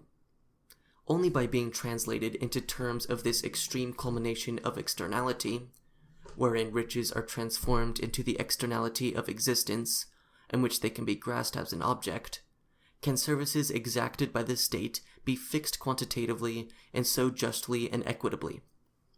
The edition reads, by means of money, however, the justice of equality can be achieved much more efficiently. Otherwise, if assessment depended on concrete ability, a talented man would be more heavily taxed than an untalented one. Addition 3. In Plato's Republic, the guardians are left to allot individuals to their particular classes and impose on them their particular tasks. Under the feudal monarchies, the services required from vassals were equally indeterminate, but they had also to serve in their particular capacity, for example, as judges. The same particular character pertains to tasks imposed in the East and in Egypt in connection with colossal architectural undertakings, and so forth. In these circumstances, the principle of subjective freedom is lacking, that is, the principle that the individual's substantive activity, which in any case becomes something particular in content in services like those mentioned, shall be mediated through his particular volition. This is a right which can be secured only when the demand for service takes the form of a demand for something of universal value, and it is this right which has brought with it this conversion of the state's demands into demands for cash. The addition reads, "In our day, the state purchases what it requires." This may at first sight seem all abstract, heartless, and dead state of affairs, and for the state to be satisfied with indirect services may also look like decadence in the state. But the principle of the modern state requires that the whole of an individual's activity shall be mediated through his will. But nowadays respect for subjective freedom is publicly recognized precisely in the fact that the state lays hold of a man only by that which is capable of being held. Do what you want, pay what you must. The beginning of the edition reads, "The two sides of the Constitution bear respectively on the rights and the services of individuals. Services are now almost entirely reduced to money payments, and military service is now almost the only personal one exacted." Thesis 300. In the legislator as a whole, the other powers are the first two moments which are effective. 1. The monarchy as that to which ultimate decisions belong. 2. The executive as the advisory body, since it is the moment possessed of a concrete knowledge and oversight of the whole state and its numerous facets, and the actual principles firmly established within it, and b. a knowledge in particular of what the state's power needs. The last moment in the legislator is the estates. The monarchy and the executive are the legislator. If, however, the legislator is the whole, then the monarchy and the executive must accordingly be moments of the legislator. The supervening estates are the legislator merely, or the legislator in distinction from the monarchy and the executive. Thesis 301. The estates have the function of bringing public affairs into existence not only implicitly, but also actually, that is, of bringing into existence the moment of subjective formal freedom, the public consciousness as an empirical universal, of which the thoughts and opinions of the many are particulars. The estates are civil society's deputation to the state, to which it, that is, civil society, is opposed as the many. The many must for a moment deal consciously with universal affairs as if they were their own, as objects of public consciousness, which, according to Hegel, is nothing other than the empirical universal, of which the thoughts and opinions of the many are particulars. And in fact, it is no different in modern or constitutional monarchies. It is significant that Hegel, who shows such great respect for the state mind, dem Zeitgeist, the ethical spirit, state consciousness, absolutely disdains it when it faces him in actual empirical form. This is the enigma of mysticism. The same fantastic abstraction that rediscovers state consciousness in the degenerate form of bureaucracy, a hierarchy of knowledge, and that uncritically accepts this incomplete existence as the actual and full-valued existence. The same mystical abstraction admits with equanimity that the actual empirical state mind, public consciousness, is mere potpourri of the thoughts and opinions of the many. As it imputes to the bureaucracy an essence which is foreign to it, so it grants to the actuality of that essence only the inferior form of appearance. Hegel idealizes the bureaucracy and empiricizes public consciousness. He can treat actual public consciousness very much a part precisely because he has treated the apart consciousness as the public consciousness. He needn't concern himself all the less with the actual existence of the state mind, and that he believes he has sufficiently realized it in his soi-distinct existences. So long as the state mind mystically haunted the forecourt, it received many plaudits. Now that we have caught it in persona, it is barely respected. The estates have the function of bringing public affairs into existence, not only implicitly, an sich, but also actually, für sich. And indeed it comes into existence actually as the public consciousness, as an empirical universal, of which the thoughts and opinions of the many are particulars. The process in which public affairs become subject, and thus gains autonomy, is here presented as a moment of the life process of public affairs. Instead of having subjects objectifying themselves in public affairs, Hegel has public affairs becoming the subject. Subjects do not need public affairs as their true affairs, but public affairs need subjects for its formal existence. It is an affair of public affairs that it exists also as subject. Here the difference between the being in itself, an sich sein, and the being for itself, für sich sein, of public affairs must be especially considered. Public affairs already exists in itself, that is, implicitly, as the business of the executive, etc. Thus, public affairs exist without actually being public affairs. Nothing less, for it is not the affair of civil society. It has already found its essential existence, its being in itself. The fact that public affairs now actually becomes public consciousness, or empirical universal, is purely formal, and, as it were, only a symbolic coming to actuality. The formal or empirical existence of public affairs is separated from its substantial existence. The truth of the matter is that public affairs as being in itself is not actually public, and actual empirical public affairs is only formal. Hegel separates content and form, being in itself and being for itself, and allows the latter the superficial status of formal moment. The content is complete and exists in many forms which are not the forms of this content, while, clearly, the form which is supposed to be the actual form of the content doesn't have the actual content for its content. Public affairs is complete without being the actual affairs of the people. The actual affairs of the people have been established without the activity of the people. The estates are the illusory existence of the affairs of the state as being an affair of the people. The illusion is that public affairs are public affairs, or that truly public affairs are the affair of the people. It has come to the point in our states as well as in the Hegelian philosophy of right, where the tautological sentence, the public affairs are the public affairs, can appear only as an illusion of practical consciousness. The estates are the political illusion of civil society. Subjective freedom appears in Hegel as formal freedom. It is important, however, that what is free be done freely, that freedom doesn't prevail as an unconscious natural instinct of society. Precisely because Hegel has not presented objective freedom as the actualization, the activity, of subjective freedom. Because he has given the presumed or actual content of freedom a mystical bearer, the actual subject of freedom takes on a formal meaning. The separation of the in itself and the for itself, of substance and subject, is abstract mysticism. Hegel, in his remark to Thesis 301, presents the estates quite rightly as something formal and illusory.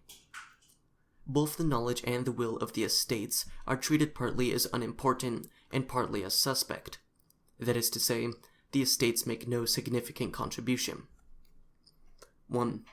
The idea uppermost in men's minds when they speak about the necessity or the expediency of summoning the estates is generally something of this sort. 1. The deputies of the people, or even the people themselves, must know best what is in their best interest. And 2. Their will for its promotion is undoubtedly the most disinterested. So far as the first of these points is concerned, however, the truth is that if people means a particular section of the citizens, then it means precisely that section which does not know what it wills. to know what one wills, and still more to know what the absolute will, reason, wills, is the fruit of profound apprehension, which is found, no doubt, in the bureaus, and insight, precisely the things which are not popular.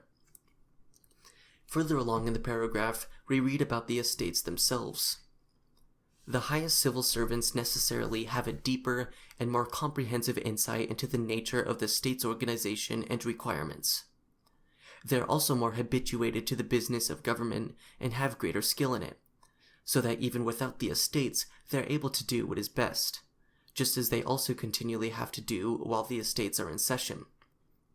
And it goes without saying that this is perfectly true in the organization described by Hegel. 2. As for the conspicuously good will for the general welfare which the estates are supposed to possess, it has been pointed out already that to regard the will of the executive as bad, or as less good than of that of the ruled, is a presupposition characteristic of the rabble or of the negative outlook generally. This presupposition might at once be answered on its own ground by the countercharge that the estates start from isolated individuals, from a private point of view, from particular interests, and so are inclined to devote their activities to these at the expense of the general interests, while per contra, the other moments in the power of the state explicitly take up the standpoint of the state from the start and devote themselves to the universal end. Therefore, the knowledge and will of the estates are partly superfluous and partly suspect. The people do not know what they want. The possession of political knowledge, Staatswissenschaft, the estates, are not equal to the officials, who have a monopoly on it. The estates are superfluous for the execution of public affairs. The officials can carry out this execution without the estates. Moreover, they must, in spite of the estates, do what is best. Thus, the estates, with regard to their content, are pure superfluity. Their existence, therefore, is a pure formality in the most literal sense.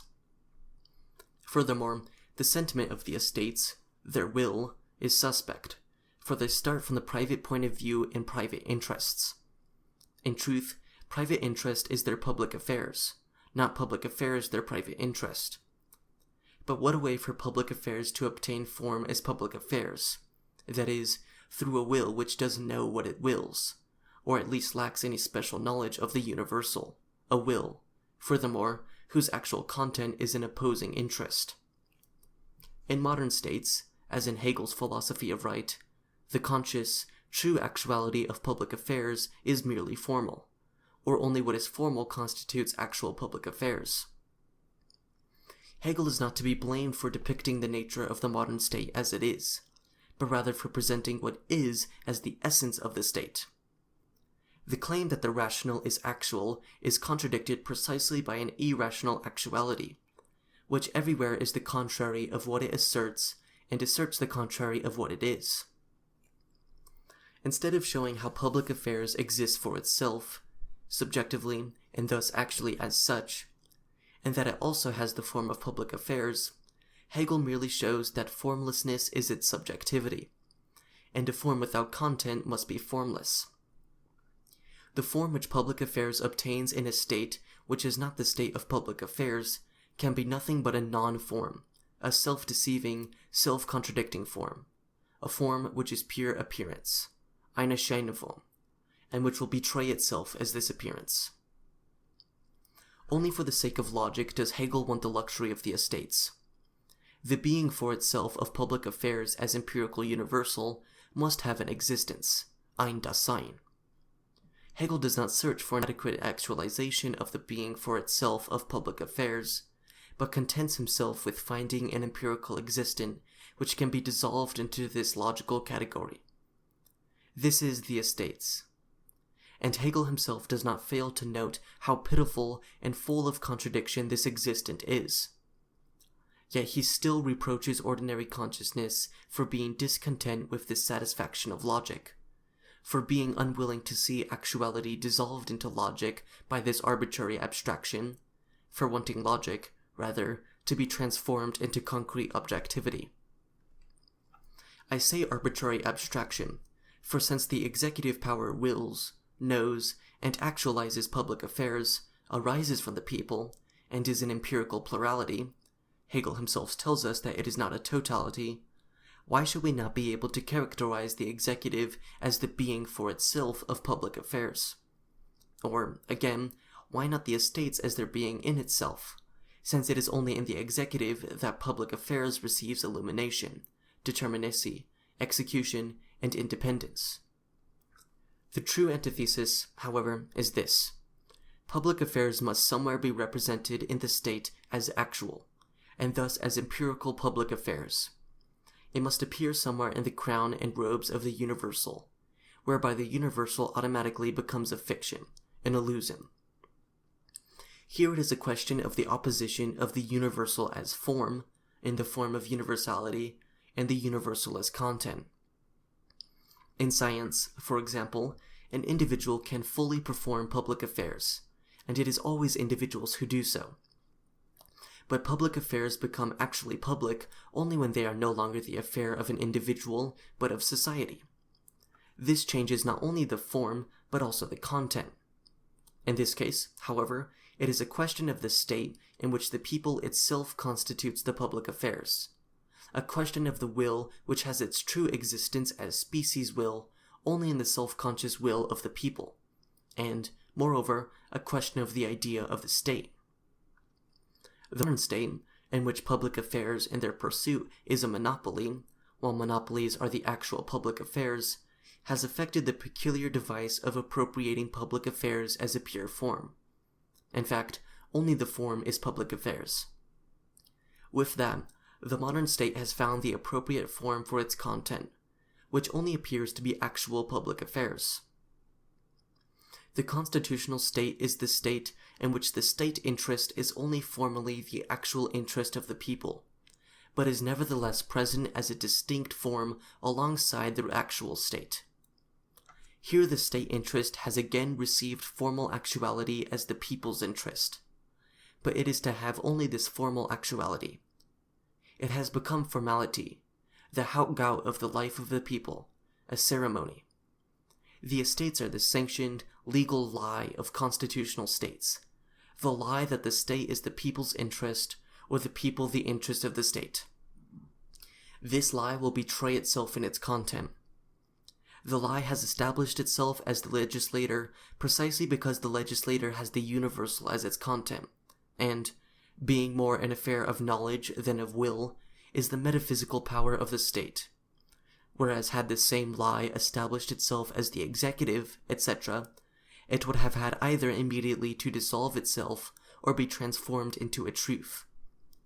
The metaphysical power of the state was the most likely seat for the metaphysical, universal illusion of the state. Remark to Thesis 301. The estates are a guarantee of the general welfare and public freedom. A little reflection will show that this guarantee does not lie in their particular power of insight. The guarantee lies in the contrary, in the additional insight of the deputies, insight in the first place into the activity of such officials as are not immediately under the eye of the higher functionaries of state, and in particular into the more pressing and more specialized needs and deficiencies which are directly in their view. B, in the fact that the anticipation of criticism from the many, particularly of public criticism, has the effect of inducing officials to devote their best attention beforehand to their duties and the schemes under consideration, and to deal with these only in accordance with the purest motives. This same compulsion is effective also on the members of the estates themselves. As for the general guarantee, which is supposed to lie peculiarly in the estates, each of the other political institutions shares with the estates in being a guarantee of public welfare and rational freedom. In some of these institutions, as for instance the sovereignty of the monarch, hereditary succession to the throne, the judicial system, etc., guarantee these things far more effectively than the estates can. Hence the specific function which the concept assigns to the estates is to be sought in the fact that in them the subjective moment in universal freedom, the private judgment and private will of the sphere called civil society in this book, comes into existence integrally related to the state. This moment is a determination of the idea once the idea has developed to totality, a moment arising as a result of an inner necessity, not to be confused with external necessities and expediencies. The proof of this follows, like all the rest of our account of the state, from adopting the philosophical point of view. Public, universal freedom is allegedly guaranteed in the other institutions of the state, while the estates constitutes its alleged self-guarantee. But the fact is that the people rely more heavily on the estates, in which the self-assurance of their freedom is thought to be, than on the institutions which are supposed to assure their freedom independent of their own participation, institutions which are supposed to be verifications of their freedom without being manifestations of it. The coordinating function Hegel assigns to the estates, alongside the other institutions, contradicts the essence of the estates. Hegel solves the problem by finding the specific function which the concept assigns to the estates in the fact that, in them, the private judgment and private will of civil society comes into existence integrally related to the state. It is the reflection of civil society on the state. Just as the bureaucrats are delegates of the state to civil society, so the estates are delegates of civil society to the state. Consequently, it is always a case of transactions of two opposing wills. What is said in the addition to this paragraph, namely, the attitude of the executive to the estates should not be essentially hostile, and a belief in the necessity of such hostility is a sad mistake, is a sad truth. The executive is not a party standing over against another party, just the contrary. The taxes voted by the estates, moreover, are not to be regarded as a present given to the state. On the contrary, they are voted in the best interests of the voters themselves. Voting for taxes in a constitutional state is, by the very idea of it, necessarily a present. The real significance of the estates lies in the fact that it is through them that the state enters the subjective consciousness of the people, and that the people begins to participate in the state. This last statement is quite correct. In the estates, the people begin to participate in the state, just as the state enters the people's subjective consciousness as something opposed. But how can Hegel possibly pass off this beginning as the full reality? Thesis 302. Regarded as a mediating organ, the estates stand between the government in general on the one hand, and the nation broken up into particulars, people and associations, on the other. Their function requires them to possess a political and administrative sense and temper, no less than a sense for the interests of individuals in particular groups.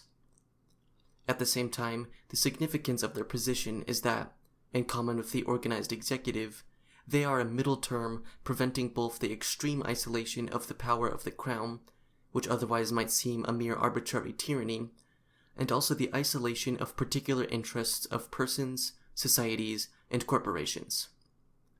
Further, and more important, they prevent individuals from having the appearance of a mass or an aggregate, and so from acquiring an unorganized opinion and volition, and from crystallizing into a powerful block in opposition to the organized state. On the one hand, we have the state and the executive, always taken as identical, and on the other, the nation broken up into particulars, people and associations. The estates stand as a mediating organ between the two. The estates are the middle term where in political and administrative sense the temper meet and are to be united with the sense and temper of individuals in particular groups.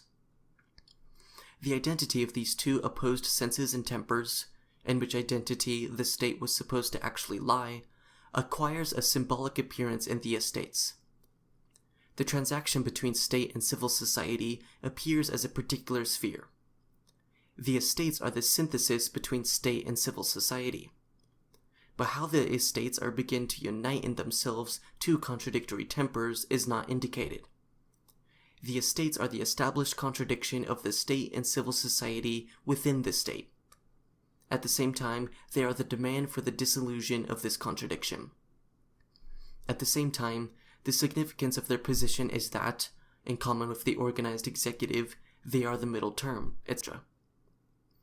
The estates not only mediate between the people and the executive, but they also prevent the extreme isolation of the power of the crown, whereby it would appear as mere arbitrary tyranny, and also the isolation of the particular interests, etc.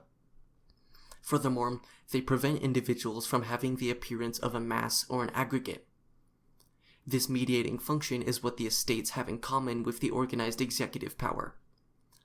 In a state in which the position of the estates prevents individuals from having the appearance of a mass or an aggregate, and so from acquiring an unorganized opinion and volition, and from crystallizing into a powerful block in opposition to the organized state, the organized state exists outside the mass and the aggregate, or, in other words, the mass and aggregate belong to the organization of the state.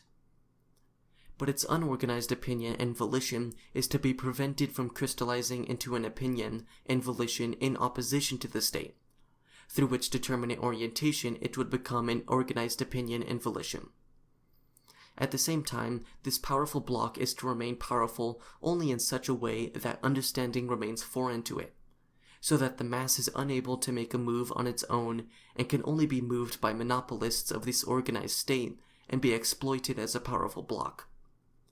Where it is not a matter of the particular interests of persons, societies, and corporations isolating themselves from the state, but rather of the individuals being prevented from having the appearance of a mass or an aggregate, and from acquiring an unorganized opinion and volition, and from crystallizing into a powerful block in opposition to the state.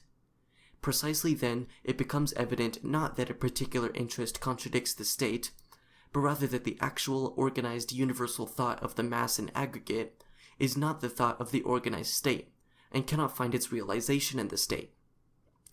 What is it then that makes the estates appear to be the mediation against this extreme?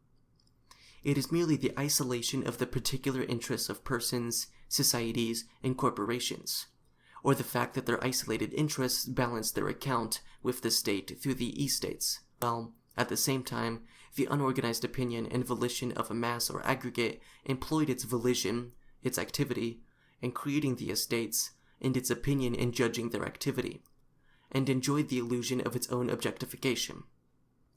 The estates preserve the state from the unorganized aggregate only through the disorganization of this very aggregate. At the same time, however, the mediation of the estates are to prevent the isolation of the particular interests of persons, societies, and corporations. This they achieve, first, by coming to an understanding with the interest of the state, and, second, by being themselves the political isolation of these particular interests, this isolation as political act, in that through them these isolated interests achieve the rank of the universal. Finally, the estates are to mediate against the isolation of the power of the crown as an extreme, which otherwise might seem a mere arbitrary tyranny. This is correct insofar as the principle of the power of the crown, arbitrary will, is limited by means of the estates, at least can operate only in fetters, and insofar as the estates themselves become a partaker and accessory of the power of the crown. In this way, either the power of the crown ceases to be actually the extreme of the power of the crown, and the power of the crown exists only as an extreme, a one-sidedness, because it is not an organic principle, and becomes a mere appearance of power, ein Scheingewalt, a symbol, or else it loses only the appearance of arbitrary tyranny.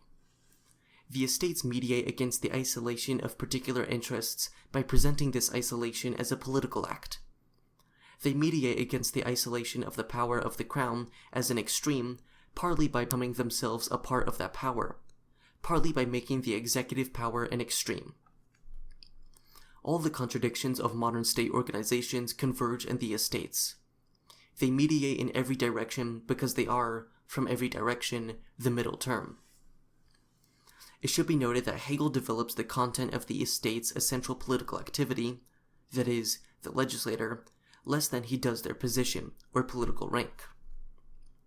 It should be further noted that, while the estates, according to Hegel, stand between the government in general on the one hand, and the nation broken up into particulars, people and associations, on the other, the significance of their position as developed above is that, in common with the organized executive, they are a middle term. Regarding the first position, the estates represent the nation over against the executive, but the nation en miniature. This is their oppositional position. Regarding the second, they represent the executive over against the nation, but the amplified executive. This is their conservative position. They are themselves a part of the executive over against the people, but in such a way that they simultaneously have the significance of representing the people over against the executive. Above, Hegel called the legislator a totality, Thesis 300. In fact, however, the estates are this totality, the state within the state. But it is precisely in them that it becomes apparent that the state is not a totality, but a duality. The estates represent the state in a society that is no state. The state is a mere representation, eine Bloßvorstellung. In the remark, Hegel says, "It is one of the most important discoveries of logic that a specific moment, which, by standing in an opposition, has the position of all extreme, ceases to be such and is a moment in an organic whole by being at the same time a mean." Thus the estates are at one and the same time, 1. The extreme of the nation over against the executive, but 2. The mean between nation and executive, or, in other words, the opposition within the nation itself. The opposition between the executive and the nation is mediated through the opposition between the estates and the nation. From the point of view of the executive, the estates have the position of the nation, but from the point of view of the nation, they have the position of the executive. The nation in its occurrence as image, fantasy, illusion, representation, that is, the imagination, or estates, which are immediately suited as a particular power in disassociation from the actual nation, abolishes, Hebdolf, the actual opposition between the nation and the executive. Here the nation is already dressed out, exactly as required in this particular organism, so as to have no determinate character. The remark continues. In connection with our present topic, it is all the more important to emphasize this aspect of the matter, because of the popular, but most dangerous, prejudice which regards the estates principally from the point of view of their opposition to the executive, as if that were their essential attitude. If the estates became an organ in the whole by being taken up into the state, they evince themselves solely through their mediating function. In this way, their opposition to the executive is reduced to a show.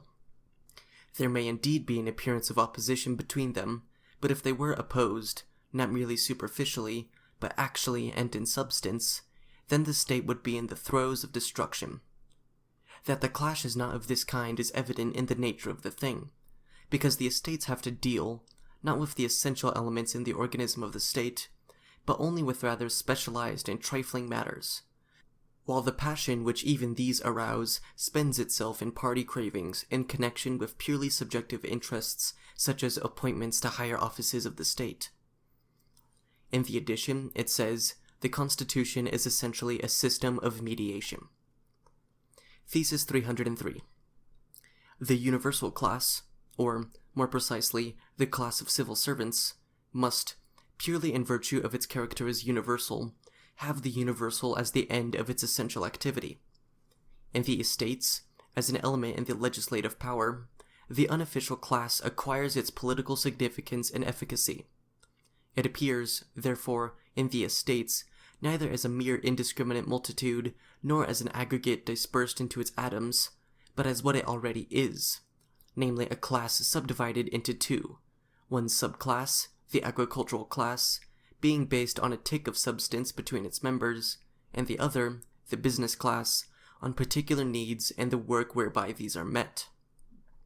It is only in this way that there is a genuine link between the particular which is effective in the state and the universal. Here we have the solution of the riddle. In the estates, as an element in the legislative power, the unofficial class acquires its political significance. It is understood that the unofficial, or private class, der Privatstand, this significance in accordance with what it is, with its articulation within civil society. Hegel has already designated the universal class as the class dedicated to the executive. The universal class, therefore, is represented in the legislator by the executive. The estates are the political significance of the unofficial class, that is, of the unpolitical class, which is a contradictio in adjecto, or to put it another way, is in class as described by Hegel the unofficial class, or, more correctly, unofficial class difference, has a political significance. The unofficial class belongs to the essence, to the very political reality, zur Politik, of this state, which thus gives it also a political significance, that is, one that differs from its actual significance. In the remark it says, this runs counter to another prevalent idea, the idea that since it is in the legislator that the unofficial class rises to the level of participating in matters of state, it must appear there in the form of individuals, whether individuals are to choose representatives for this purpose, or whether every single individual is to have a vote in the legislator himself. This atomistic and abstract point of view vanishes at the stage of the family, as well as that of civil society, where the individual is in evidence only as a member of a general group. The state, however, is essentially an organization each of whose member is in itself a group of this kind, and hence no one of its moments should appear as an unorganized aggregate. The many, as units, a congenial interpretation of people, are of course something connected, but they are connected only as an aggregate, a formless mass whose commotion and activity could therefore only be elementary, irrational, barbarous, and frightful.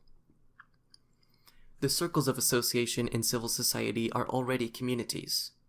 To picture these communities as once more breaking up into a mere conglomeration of individuals as soon as they enter into the field of politics, that is, the field of the highest concrete universality, is eo ipso to hold civil and political life apart from one another, and as if it were to hang the latter in the air, because its basis could then only be the abstract individuality of caprice and opinion, and hence it would be grounded on chance, and not on what is absolutely stable and justified. So-called theories of this kind involve the idea that classes, Stände, of civil society, and the estates, Stände, which are the classes given a political significance, stand wide apart from each other. But the German language, by calling them both Stände, has still maintained the unity which in any case they actually possessed in former times. The universal class, or, more precisely, the class of civil servants. Hegel proceeds from the hypothesis that the universal class is the class of civil servants. For him, universal intelligence is attached permanently to class. And the estates as an element, etc. Here, the political significance and efficacy of the unofficial class is precisely its particular significance and efficacy. The unofficial class is not changed into a political class, but appears as the unofficial class in its political significance and efficacy. It does not have political significance and efficacy simply. Its political efficacy and significance are those of the unofficial class as unofficial or private.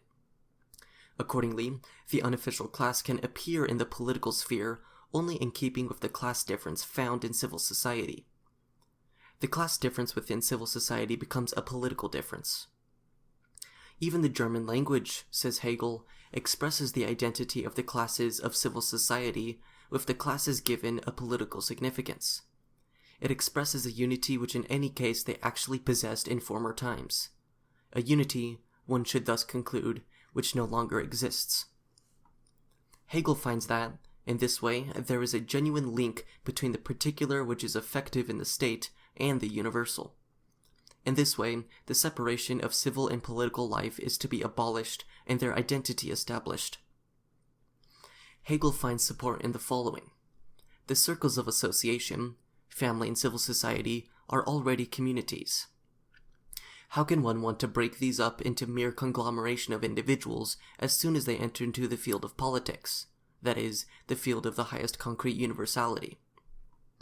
It is important to follow this development very carefully. The peak of Hegelian identity, as Hegel himself admits, was the Middle Ages. There, the classes of civil society in general and the estates, or classes given political significance, were identical. The spirit of the Middle Ages can be expressed thus. The classes of civil society and the political classes were identical, because civil society was political society, because the organic principle of civil society was the principle of the state. but Hegel proceeds from the separation of civil society and the political state as two actually different spheres, firmly opposed to one another. And indeed this separation does actually exist in the modern state.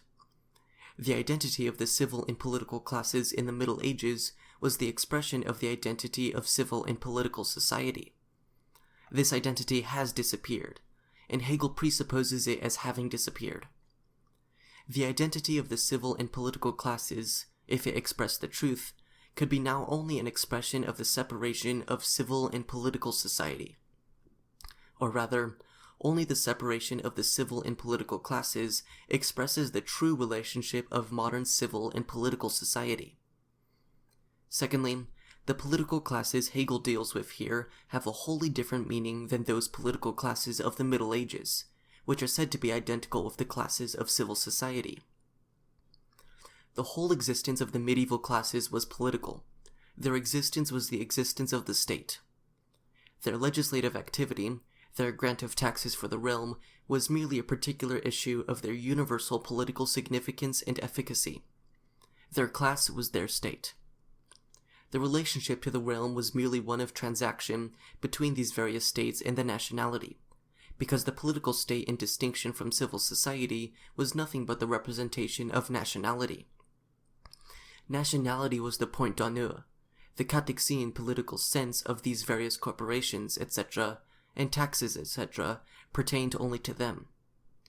That was the relationship of the legislative classes to the realm. The classes were related in a similar way within the particular principalities. There, the principality, the sovereignty was a particular class which enjoyed certain privileges, but was equally inconvenienced by the privileges of the other classes. With the Greeks, civil society was a slave to political society. The universal legislative efficacy of the classes of civil society was in no way the acquisition of political significance and efficacy by the unofficial or private class, but was rather a simple issue of its actual and universal political significance and efficacy. The appearance of the private class as legislative power was simply a complement of its sovereign and governing, executive, power, or rather, it was its appropriation of wholly public affairs as a private affair, its acquisition, qua private class, of sovereignty. In the Middle Ages, the classes of civil society were as such simultaneously legislative because they were not private classes, or because private classes were political classes. The medieval classes did not, as political estates, acquire a new character. They did not become political classes because they participated in legislation, rather they participated in legislation because they were political classes.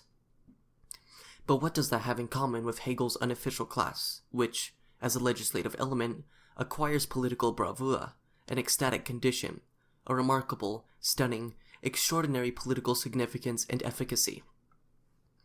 All the contradictions of the Hegelian presentation are found together in this development. 1. He has presupposed the separation of civil society and the political state, which is a modern situation, and developed it as a necessary moment of the idea, as an absolute truth of reason. He has presented the political state in its modern form of the separation of the various powers. For its body, he has given the actual acting state the bureaucracy, which he ordains to be the knowing spirit over and above the materialism of civil society. He has opposed the state, as the actual universal, to the particular interest and need of civil society. In short, he presents everywhere the conflict between civil society and the state. 2. He opposes civil society as unofficial, or private class, to the political state. 3. He calls the estates, as element of the legislative power, the pure political formalism of civil society. He calls them a relationship of civil society to the state, which is a reflection of the former on the latter, a reflection which does not alter the essence of the state. A relationship of reflection is also the highest identity between essentially different things. On the other hand, 1. Hegel wants civil society, in its self-establishment as legislative clement, to appear neither as a mere indiscriminate multitude, nor as an aggregate dispersed into its atoms. He wants no separation of civil and political life. 2. He forgets that he is dealing with a relationship of reflection, It makes the civil classes as such political classes, but again only with reference to the legislative power, so that their efficacy itself is proof of the separation. He makes the estates the expression of the separation of civil and political life, but at the same time they are supposed to be the representative of an identity which does not exist. Hegel is aware of the separation of civil society and the political state, but he wants a unity of the state expressed within the state, and this is to be achieved by having the classes of civil society, while remaining such, form the estates as an element of legislative society. Critique of Hegel's Philosophy of Right by Karl Marx, 1843. Chapter 5. Thesis 304. The estates, as an element in political life, still retain in their own function the class distinctions already present in the lower spheres of civil life.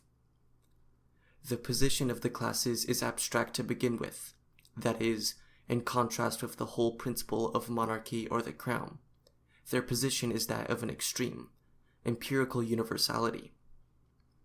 This extreme opposition implies the possibility, though no more, of harmonization, and the equally likely possibility of set hostility.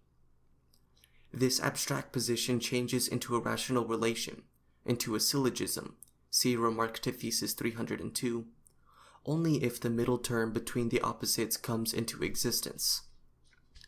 From the point of view of the crown, the executive already has this character, see Thesis 300. So, from the point of view of the classes, one moment in them must be adapted to the task of existing as in essence the moment of mediation. Thesis 305. The principle of one of the classes of civil society is in itself capable of adaptation to this political position.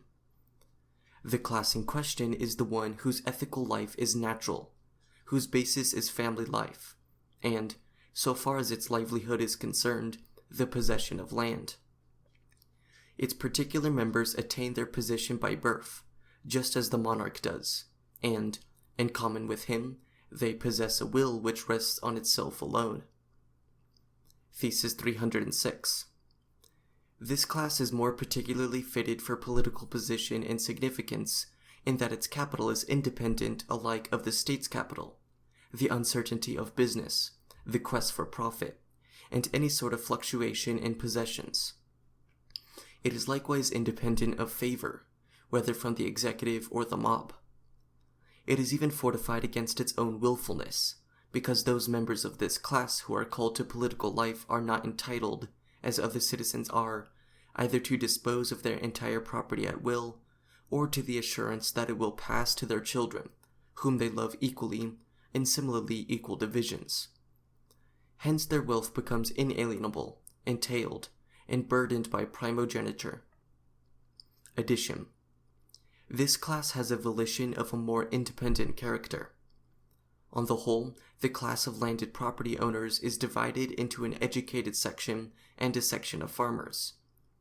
But over against both of these sorts of people, there stands the business class, which is dependent on needs and concentrated on their satisfaction, and the civil servant class, which is essentially dependent on the state.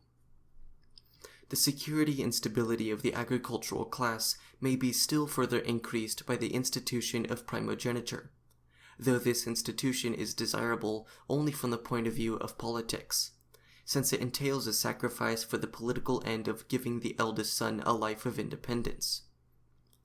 Primogeniture is grounded on the fact that the state should be able to reckon not on the bare possibility of political inclinations, but on something necessary.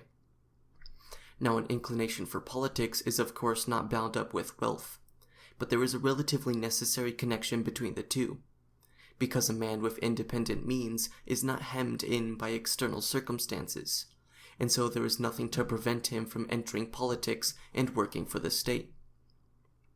Where political institutions are lacking, however, the foundation and encouragement of primogeniture is nothing but a chain on the freedom of private rights, and either political meaning must be given to it, or else it will in due course disappear.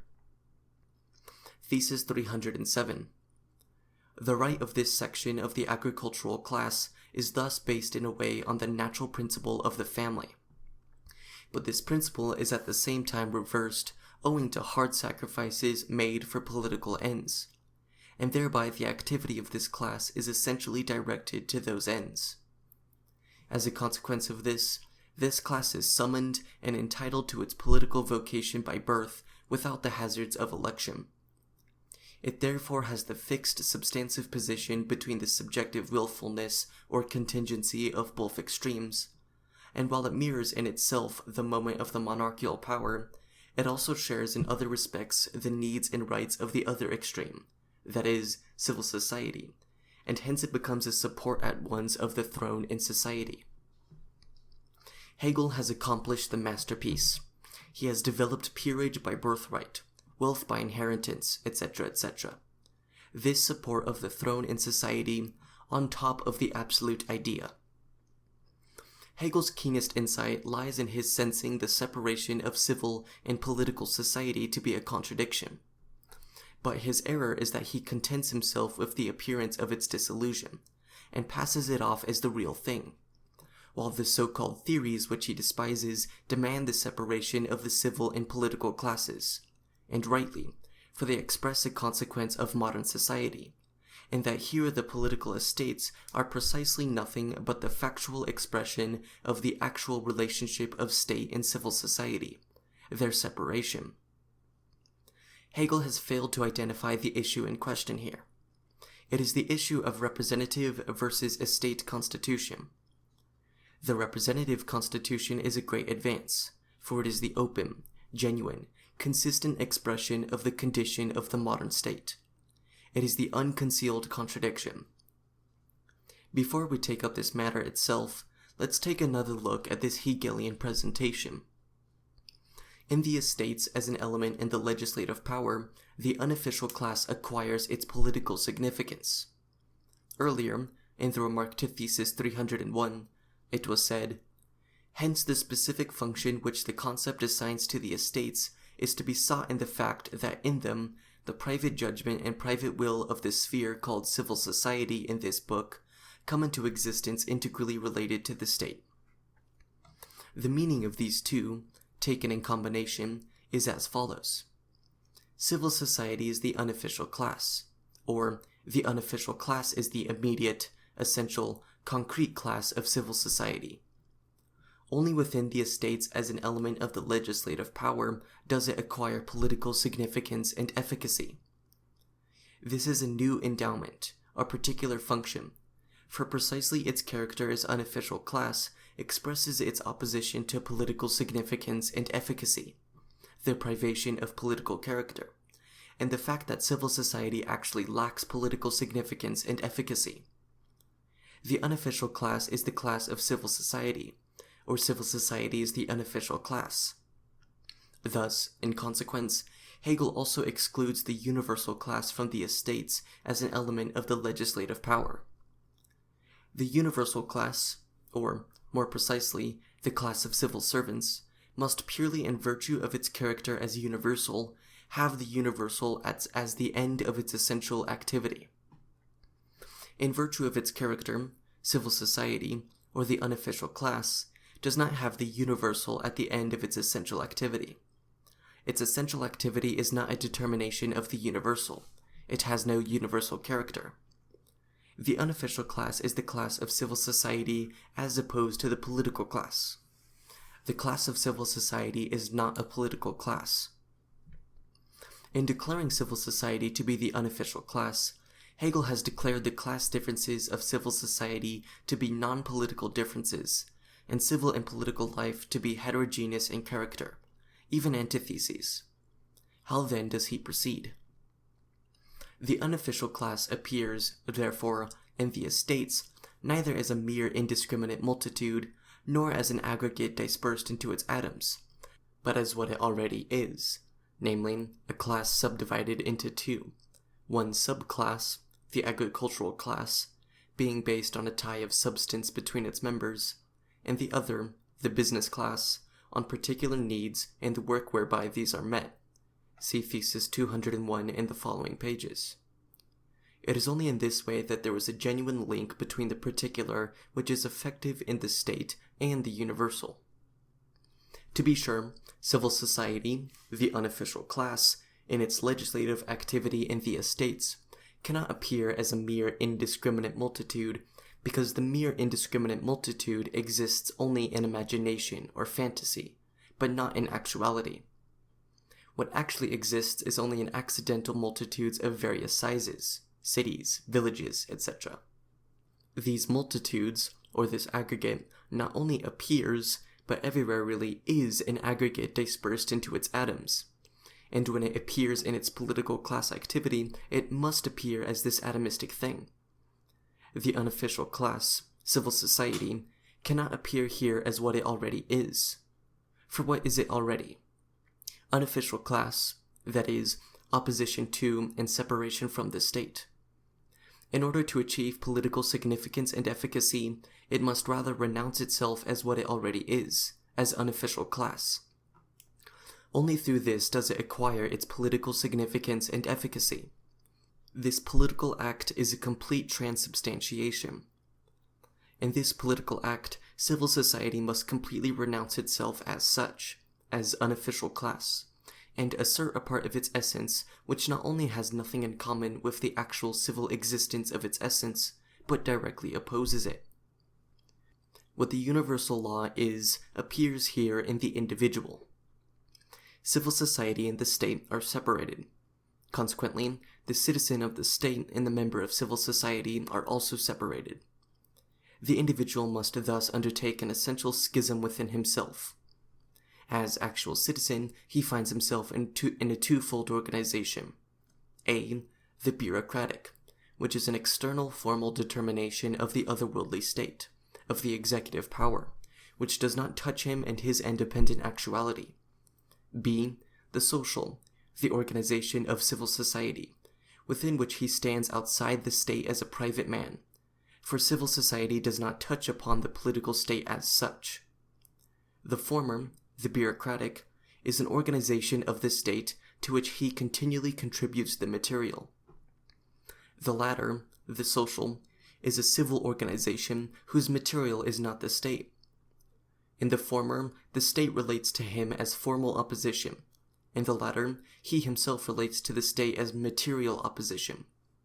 Thus, in order to behave as actual citizen of the state, to acquire political significance and efficacy, he must abandon his civil actuality, abstract from it, and retire from this entire organization into his individuality.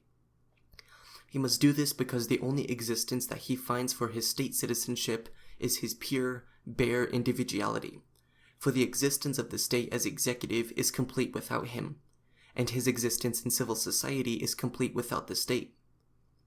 Only in opposition to these exclusively existing communities, only as an individual, can he be a citizen of the state. His existence as citizen is an existence lying outside the realm of his communal existences, and is hence purely individual.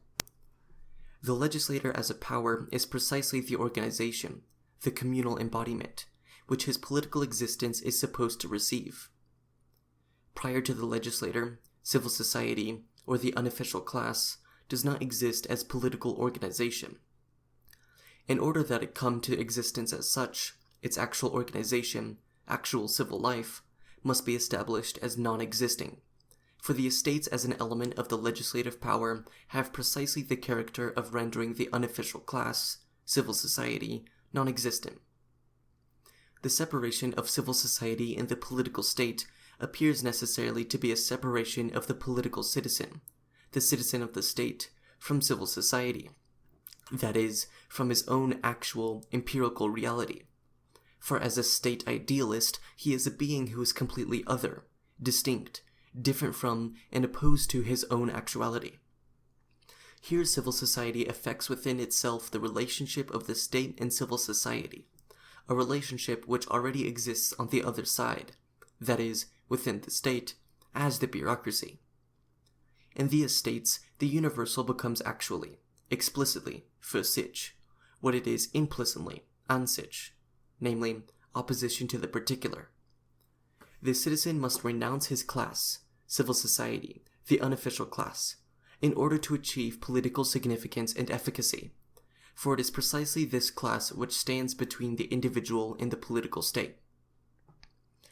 If Hegel already contrasts the whole of civil society as unofficial class to the political state, then it is self-evident that the distinctions within the unofficial class, that is, the various civil classes, have only an unofficial significance with regard to the state. In other words, they have no political significance. For the various civil classes are simply the actualization, the existence, of the principle, that is, of the unofficial class as of the principle of civil society. If, however, the principle must be abandoned, then it is self-evident that still more the schisms within this principle are non-existent for the political state. It is only in this way, says Hegel in concluding the paragraph, that there is a genuine link between the particular which is effective in the state and the universal. But here Hegel confuses the state as the whole of a people's existence with the political state.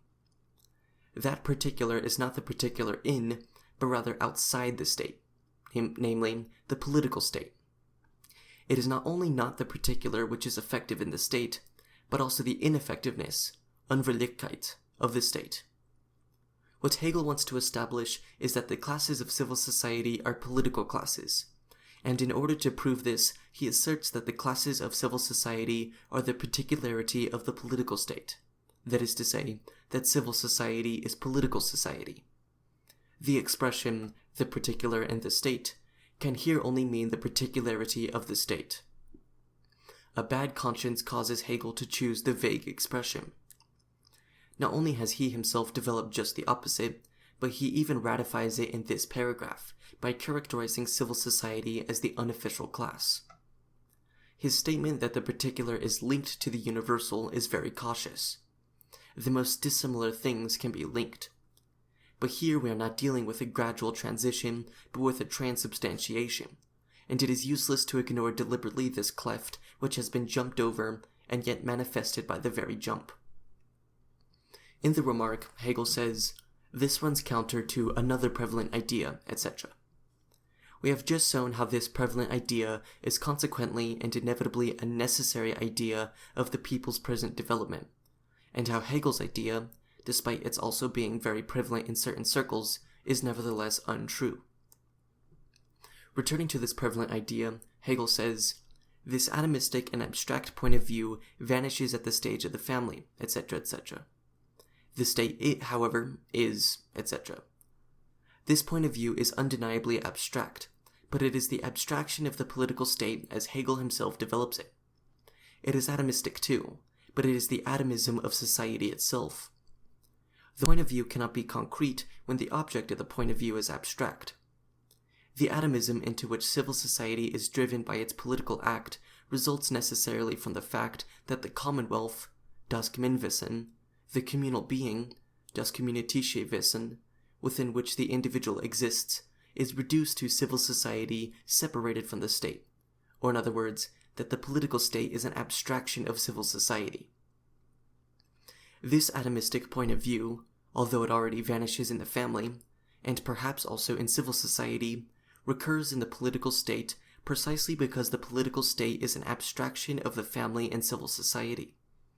But the reverse is also true. By expressing the strangeness, das Befremdliche, of this occurrence, Hegel has not eliminated the estrangement, die Entfremdung. The circles of association in civil society, Hegel continues, are already communities. To picture these communities as once more breaking up into a mere conglomeration of individuals as soon as they enter the field of politics, that is, the field of the highest concrete universality, is eo ipso to hold civil and political life apart from one another, and as it were to hang the latter in the air, because its basis could then only be the abstract individuality of caprice and opinion, and hence it would be grounded on chance, and not on what is absolutely stable and justified. This picturing of the communities as breaking up does not hold civil and political life apart. It is simply the picturing of an actually existing separation. Nor does this picturing hang political life in the air. Rather, political life is the life in the air, the ethereal region of civil society. Now we turn to the representative and the estate systems. It is a development of history that has transformed the political classes into social classes, such that, just as the Christians are equal in heaven yet unequal on earth, so the individual members of a people are equal in the heaven of their political world, yet unequal in the earthly existence of society. The real transformation of the political classes into civil classes took place under the absolute monarchy. The bureaucracy asserted the idea of unity over against the various states within the state. Nevertheless, even alongside the bureaucracy of the absolute executive, the social difference of the classes remained a political difference, political within and alongside the bureaucracy of the absolute executive. Only the French Revolution completed the transformation of the political classes into social classes. In other words, made the class distinctions of civil society into merely social distinctions, pertaining to private life but meaningless in political life. With that, the separation of political life in civil society was completed. At the same time, the classes of civil society were likewise transformed. Civil society underwent a change by reason of its separation from political society. Class in the medieval sense remained only within the bureaucracy itself, where civil and political positions are immediately identical. Over against this stands civil society as unofficial class.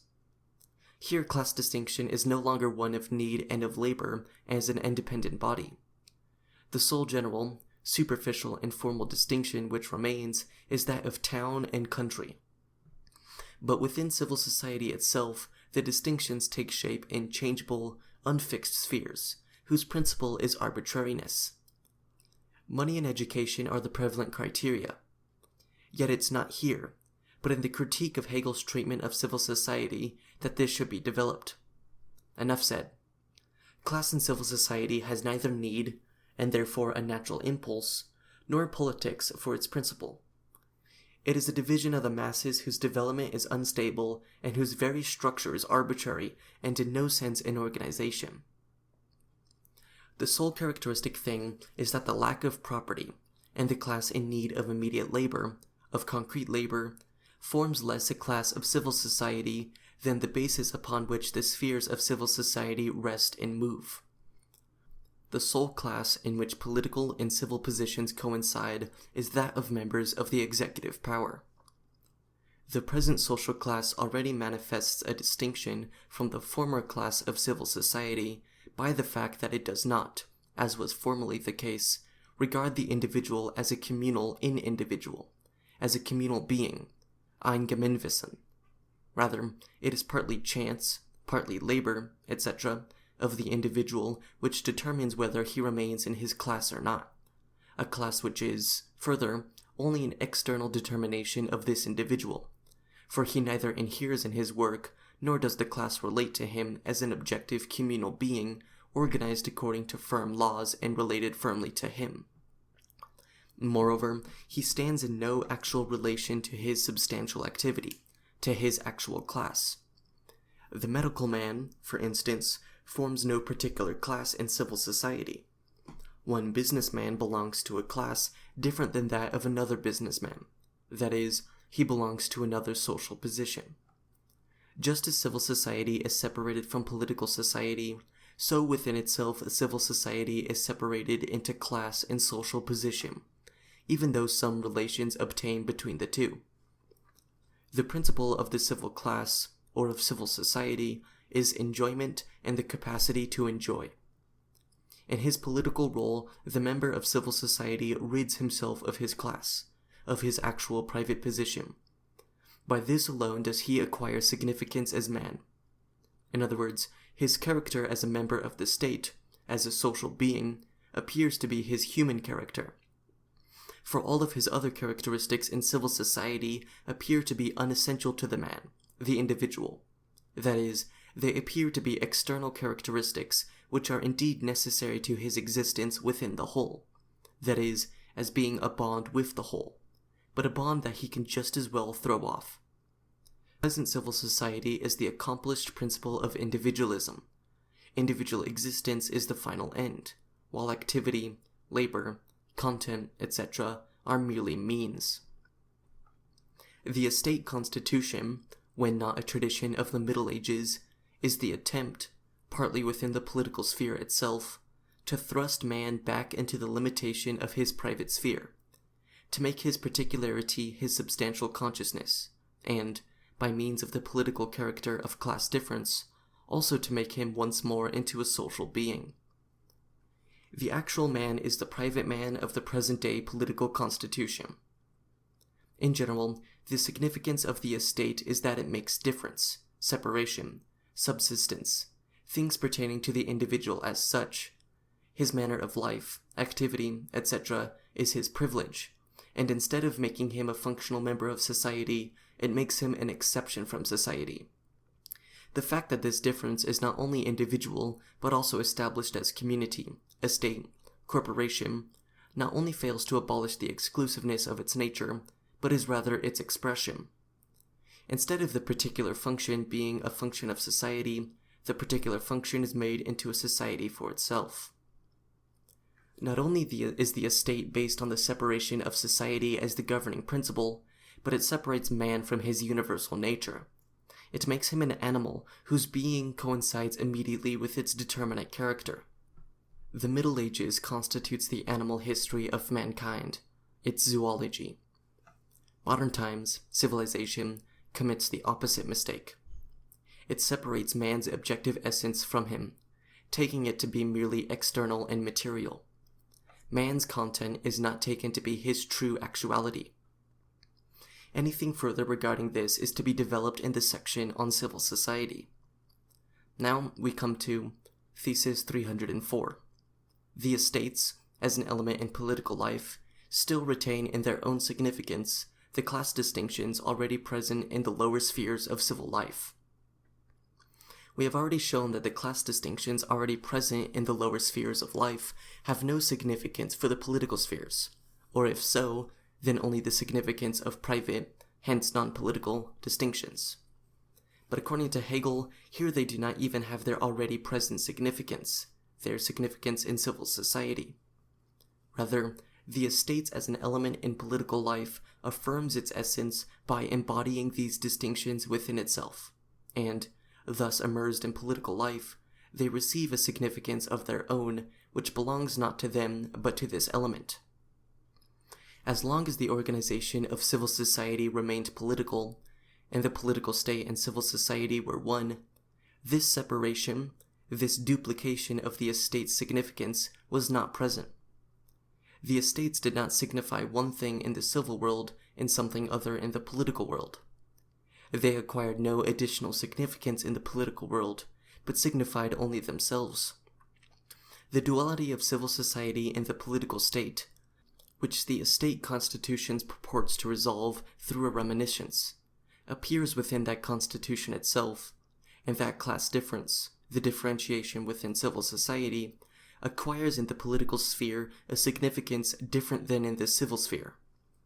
There is apparent identity here, the same subject, but in an essentially different determination, and thus in fact a double subject. And this illusory identity, such an illusory identity because, in fact, the actual subject, man, remains constantly himself, does not lose his identity in the various determinations of his being. But here man is not the subject, rather he is identified with a predicate, the class, and at the same time it is asserted that he exists in this definite determination and in another determination, that he is, as this definite, exempted and restricted thing, something other than this restricted thing, is artificially maintained through that reflection mentioned earlier, by at one time having civil class distinction as such assume a character which should accrue to it only in the political sphere, and at another time reversing things and having the class distinction in the political sphere acquire a character which issues not from the political sphere but from the subject of the civil sphere. In order to present the one limited subject, the definite class, the class distinction, as the essential subject of both predicates, or in order to prove the identity of the two predicates, both are mystified and developed in an illusory and vague dimorphism, Doppelgestalt. Here, the same subject is taken in different meanings, but the meaning is not a self-determination of the subject. Rather, It is an allegorical determination foisted on the subject.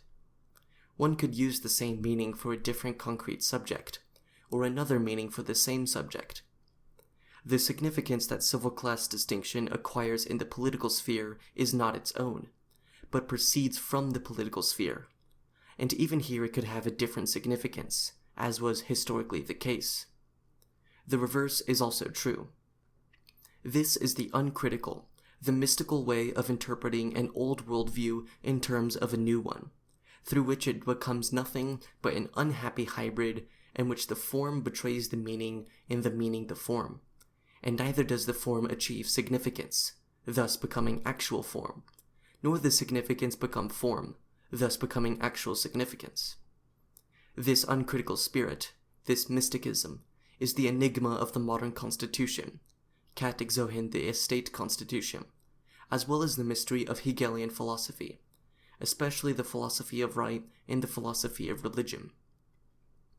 The best way to rid oneself of this illusion is to take the significance as what it is, that is, as the actual determination, then as such make it the subject, and consider whether its ostensibly proper subject is its actual predicate, that is, whether this ostensibly proper subject expresses the actual determination's, essence, and true actualization.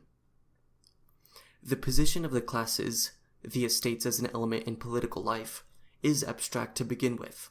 That is, in contrast with the whole principle of monarchy or the crown, their position is that of an extreme, empirical universality. This extreme opposition implies the possibility, though no more, of harmonization, and the equally likely possibility of set hostility. This abstract position changes into a rational relation, into a syllogism, see remark to thesis 302, only if the middle term between the opposites comes into existence. We have already seen that the estates, in common with the executive power, form the middle term between the principle of monarchy and the people, between the will of the state existing as one and as many empirical wills, and between empirical singularity and empirical universality. Just as he had to define the will of civil society as empirical universality, so Hegel had to define the sovereign will as empirical singularity, but he does not articulate the antithesis in all of its sharpness. Hegel continues, "From the point of view of the crown, the executive already has this character. See thesis 300. So, from the point of view of the classes, one moment in them must be adapted to the task of existing as in essence the moment of mediation. The true antitheses, however, are the sovereign in civil society. And as we have seen, the estates have the same significance from the people's point of view as the executive has from the point of view of the sovereign. Just as the executive emanates in an elaborate circular system, so the people condenses into a miniature edition. For the constitutional monarchy can get along well only with the people en miniature. The estates, from the point of view of civil society, are the very same abstraction of the political state as is the executive from the sovereign's point of view. Thus it appears that the mediation has been fully achieved. Both extremes have left their obstinacy behind. Each has imparted the spirit of its particular essence into a fusion with that of the other, and the legislator, whose elements are the executive as well as the estates, appears not to be that which must first allow this mediation to come to existence, but to be itself the already existing mediation. Also, Hegel has already, thesis 302, declared the estates in common with the executive to be the middle term between the people and the sovereign, the same way the estates are the middle term between civil society and the executive, etc. Thus the rational relation, the syllogism, appears to be complete. The legislator, the middle term, is a mixtum compositum of both extremes. The sovereign principle in civil society, empirical singularity and empirical universality, subject and predicate. In general, Hegel conceives of the syllogism as middle term, to be a mixtum compositum. We can say that in his development of the rational syllogism, all of the transcendence and mystical dualism of his system becomes apparent. The middle term is the wooden sword, the concealed opposition between universality and singularity. To begin with, we notice in regard to this whole development that the mediation Hegel wants to establish here is not derived from the essence of the legislator, from its own character, but rather with regard to an existence lying outside its essential character. It is a construction of reference. The legislator is chiefly developed with regard only to a third party. Hence, it is primarily the construction of its formal existence which receives all the attention. The legislator is constructed very diplomatically. This results from the false, illusory katexohen political position given to the legislator in the modern state, whose interpreter is Hegel himself. What follows immediately is that this is no true state, because in it the determinate functions of the state, one of which is the legislator, must not be regarded in and for themselves, not theoretically, but rather practically. They must not be regarded as independent powers, but as powers bound up with an opposite, and this in accordance with the rules of convention rather than by the nature of things. Thus the estates, in common with the executive, should actually be the middle term between the will of empirical singularity, that is, the sovereign, and the will of empirical universality, that is, civil society.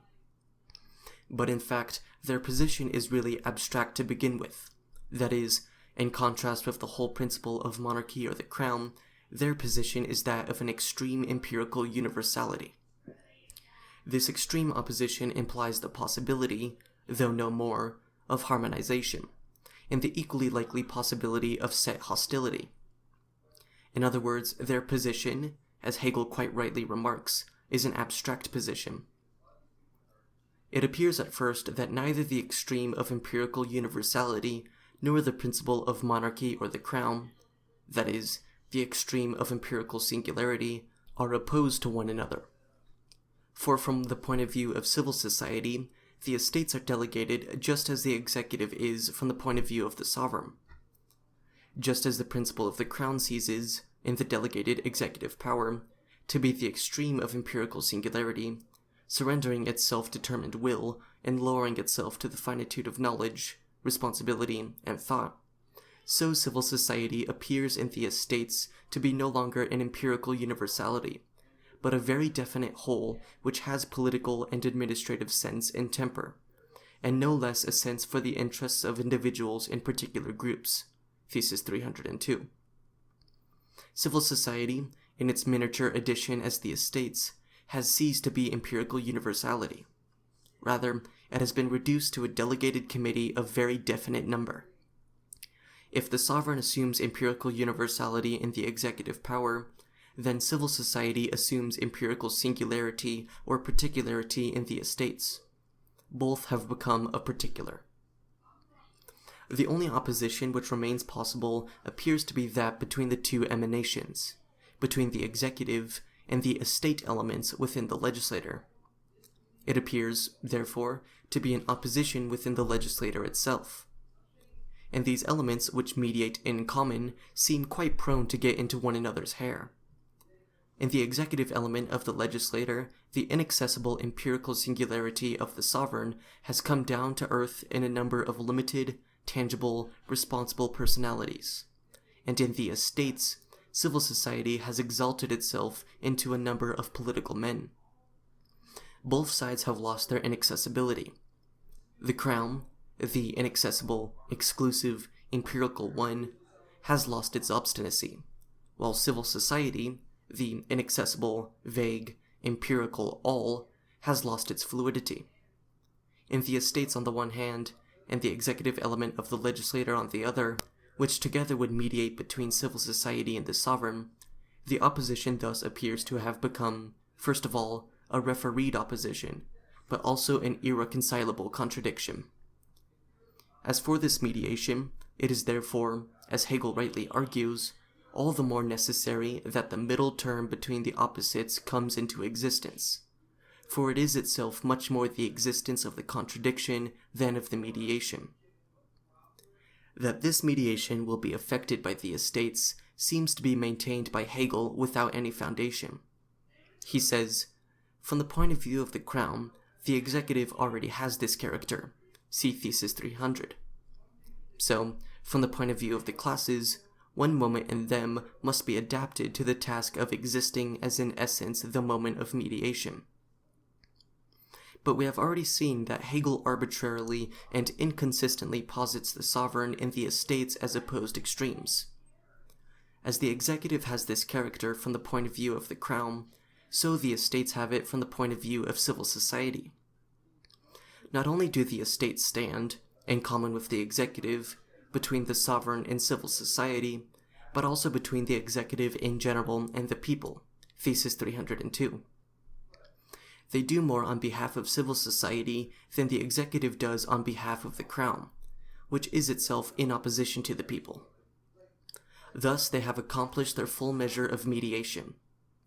Why make these asses bear still more? Why should they always be made the donkey bridge, even between themselves and their own adversaries? Why must they always perform the self-sacrifice? Should they cut off one of their hands when both are needed to withstand their adversary, the executive element of the legislator? In addition, Hegel first has the estates arise from the corporations, class distinctions, etc., lest they be a mere empirical universality. And now he reverses the process, and makes them mere empirical universality in order to have class distinction arise from them. Just as the sovereign is mediated with civil society through the executive, so society is mediated with the executive through the estates. The executive thus acting as society's Christ, and the estates as its priests. Now it appears all the more that the role of the extremes, the crown, empirical singularity, and civil society, empirical universality, must be that of mediating as the middle term between the opposites. All the more because it is one of the most important discoveries of logic that a specific moment which, by standing in an opposition, has the position of an extreme, ceases to be such and is a moment in an organic whole by being at the same time the mean. Remark to Thesis 302. Civil society appears to be unable to play this role, for civil society as itself, as an extreme, occupies no seat in the legislator. The other extreme, the sovereign principle, exists as an extreme within the legislator, and thus apparently must be the mediator between the estate and the executive elements.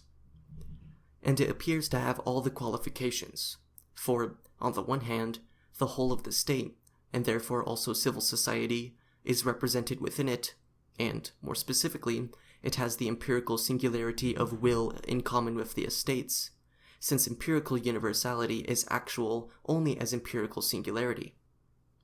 Furthermore, the sovereign principle does not merely oppose civil society as a kind of formula, as state consciousness, the way the executive does. It is itself the state. It has the material, natural moment in common with civil society. On the other hand, it is the head and the representative of the executive. Hegel, who inverts everything, makes the executive the representative, the emanation of the sovereign. When he considers the idea whose existence the sovereign is supposed to be, Hegel has in mind not the actual idea of the executive as idea, but rather the subject of the absolute idea which exists corporeally in the sovereign. Hence the executive becomes a mystical continuation of the soul existing in his body, the sovereign body. The sovereign, then, had to be the middle term in the legislator between the executive and the estates. But, of course, the executive is the middle term between him and the estates between him and civil society. How is he to mediate between what he himself needs as a mean, lest his own existence become a one-sided extreme?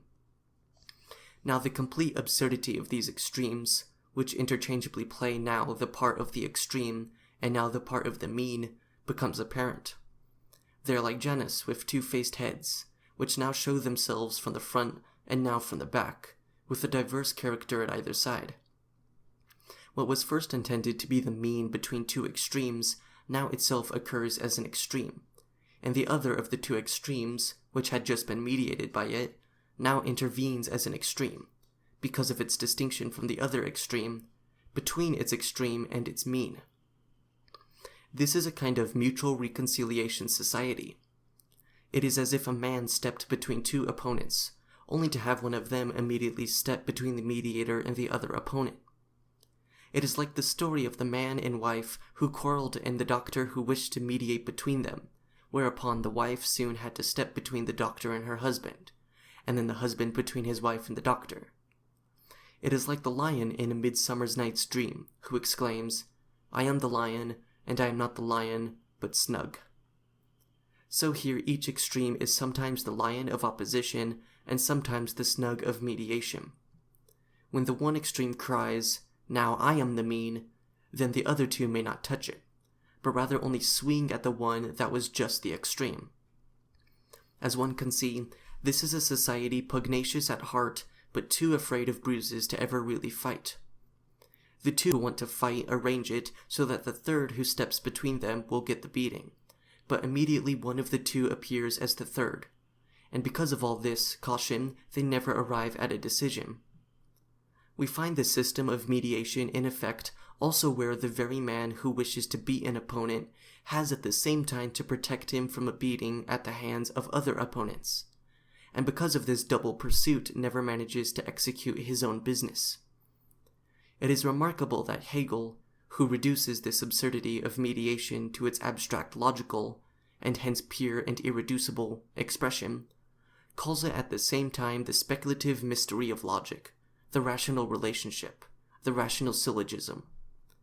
Actual extremes cannot be mediated with each other precisely because they are actual extremes. But neither are they in need of mediation, because they are opposed in essence. They have nothing in common with one another. They neither need nor complement one another. The one does not carry in its womb the yearning, the need, the anticipation of the other. When Hegel treats universality and singularity, the abstract moments of the syllogism, as actual opposites, this is precisely the fundamental dualism of his logic. Anything further regarding this belongs in the critique of Hegelian logic. This appears to be in opposition to the principle les extrêmes se touchent. The north and south poles attract each other, the female and male sexes also attract each other, and only through the union of these extreme differences does man result. On the other hand, each extreme is its other extreme. Abstract spiritualism is abstract materialism. Abstract materialism is the abstract spiritualism of matter. In regards to the former, both north and south poles are poles. Their essence is identical. In the same way, both female and male gender are of one species, one nature, that is, human nature. North and south poles are opposed determinations of one essence, the variation of one essence brought to its highest degree of development. They are the differentiated essence. They are what they are only as differentiated determinations. That is, each is this differentiated determination of the one same essence. Truly and real extremes would be pole and non-pole, human and non-human gender. Difference here is one of existence, whereas there, that is, in the case of pole and non-pole, etc., difference is of one essence, that is, the difference between two essences. In regard to the second, that is, where each extreme is its other extreme, the chief characteristic lies in the fact that a concept, existence, etc., is taken abstractly, and that it does not have significance as independent, but rather as an abstraction from another, and only as this abstraction. Thus, for example, spirit is only the abstraction from matter.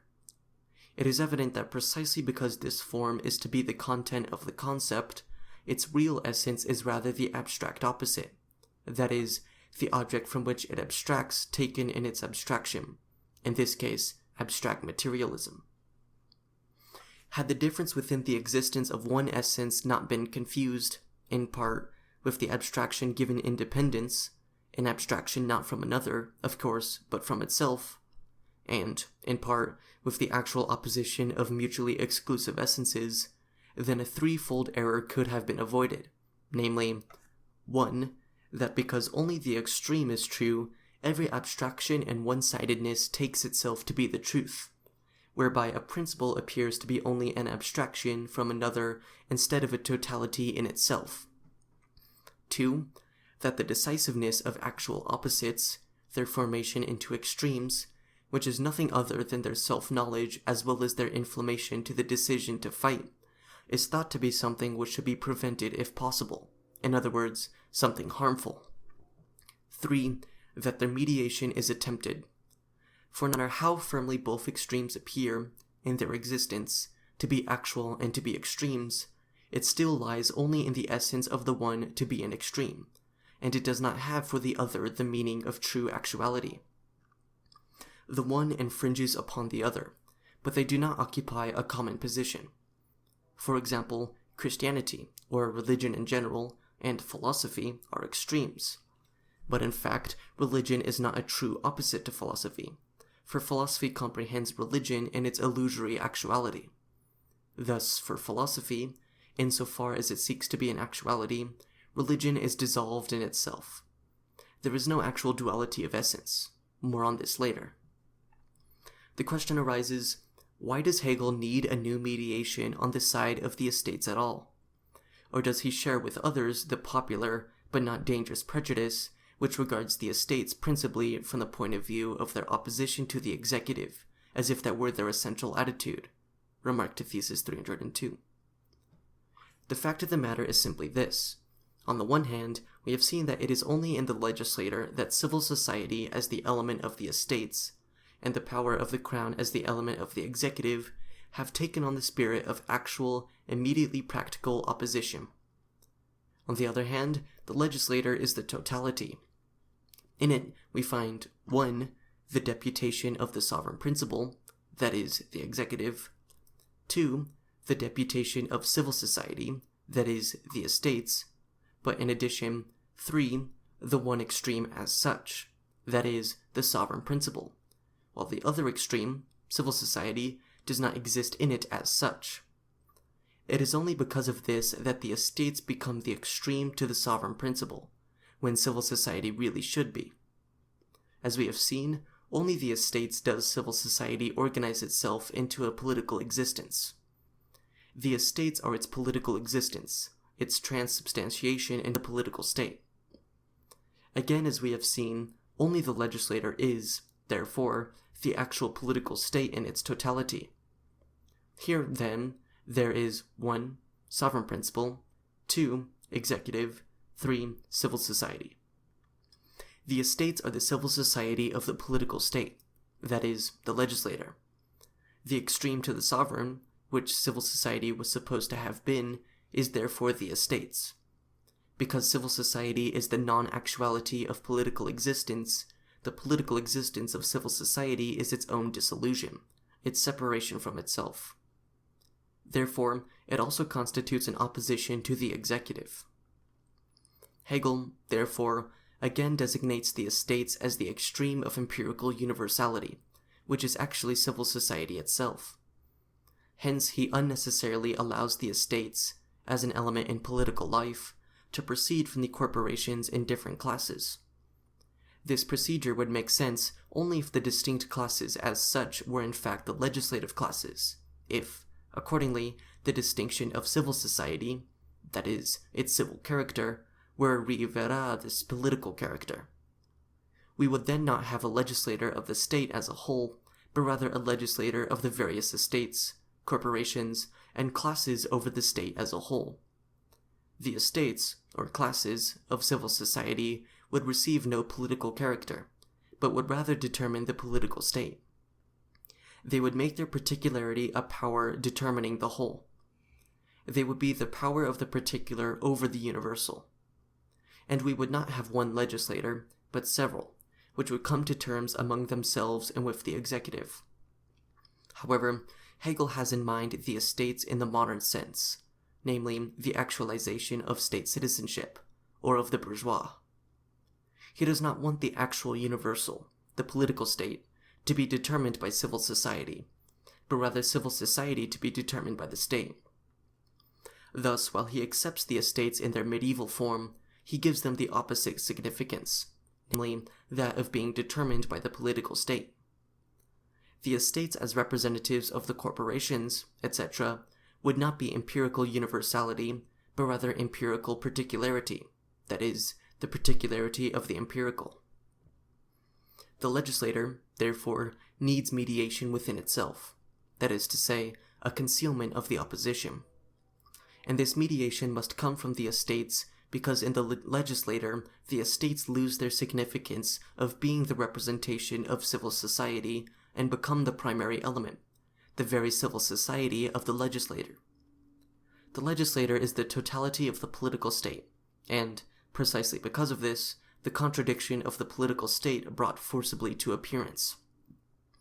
Thus, it is also its established disillusion. Entirely different principles collide within it. To be sure, it appears to be the opposition between the two elements, that of the sovereign principle and that of the estates, and so forth. But in fact, it is the antinomy of political state and civil society, the self-contradiction of the abstract political state. The legislator is the established revolt. Hegel's chief mistake consists in the fact that he conceives of the contradiction in appearance as being a unity in essence, that is, in the idea, whereas it certainly has something more profound in its essence, namely, an essential contradiction. For example, here, the contradiction in the legislator itself is nothing other than the contradiction of the political state, and thus also the self-contradiction of civil society. Vulgar criticism falls into an opposite dogmatic error. Thus, for example, it criticizes the Constitution, drawing attention to the opposition of the powers, etc. It finds contradictions everywhere. But criticism that struggles with its opposite remains dogmatic criticism, as for example in earlier times, when the dogma of the Blessed Trinity was set aside by appealing to the contradiction between 1 and 3. True criticism, however, shows the internal genesis of the Blessed Trinity in the human mind. It describes the act of its birth. Thus, true philosophical criticism of the present state constitution not only shows the contradictions as existing, but clarifies them, grasps their essence and necessity. It comprehends their own proper significance. However, this comprehension does not, as Hegel thinks, consist in everywhere recognizing the determinations of the logical concept, but rather in grasping the proper logic of the proper object. As Hegel expresses it, the position of the political estates relative to the sovereign implies the possibility, though no more, of harmonization, and the equally likely possibility of set hostility. The possibility of hostility is implied everywhere different volitions meet. Hegel himself says that the possibility of harmonization is the possibility of hostility. Thus, he must now construct an element which is both the impossibility of hostility and the actuality of harmonization. For him, such an element would be the freedom of decision and thought in face of the sovereign will and the executive. Thus, it would no longer be an element belonging to the estates as an element in political life. Rather, it would be an element of the sovereign will and the executive, and would stand in the same opposition to the actual estates as does the executive itself. This demand is already quite muted by the conclusion of the paragraph. From the point of view of the Crown, the executive already has this character, see Thesis 300. So, from the point of view of the classes, one moment in them must be adapted to the task of existing as in the essence the moment of mediation. The moment which is dispatched from the estates, or classes, must have a character the reverse of that which the executive has from the point of view of the sovereign, since the sovereign and the estates are opposite extremes. Just as the sovereign democratizes himself in the executive, so this estate element must monarchize itself in its deputation. Thus, what Hegel wants is a moment of sovereignty issuing from the estates. Just as the executive has an estate moment on behalf of the sovereign, so there should also be a sovereign moment on behalf of the estates. The actuality of harmonization and the impossibility of hostility converts into the following demand. So, from the point of view of the classes, one moment in them must be adapted to the task of existing as in essence the moment of mediation. Adapted to the task. According to Thesis 302, the estates as a whole have this task. It should not say task, but rather certainty. And what kind of task is this anyway, which exists as in essence the moment of mediation, being in essence Buridian's ass? The fact of the matter is simply this. The estates are supposed to be the mediation between the crown and the executive on the one hand, and the crown and the people on the other. But they are not this, but rather the organized political opposition to civil society. The legislator in itself is in need of mediation, and indeed a mediation coming from the estates, as has been shown. The presupposed moral harmonization of the two wills, the will of the state as sovereign will, and the will of the state as the will of civil society, does not suffice. Indeed, only the legislator is the organized, total political state.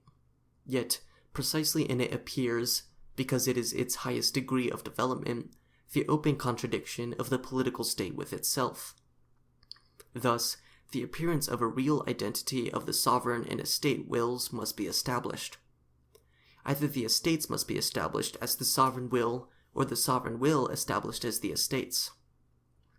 The estates must establish themselves as the actuality of a will which is not the will of the estates.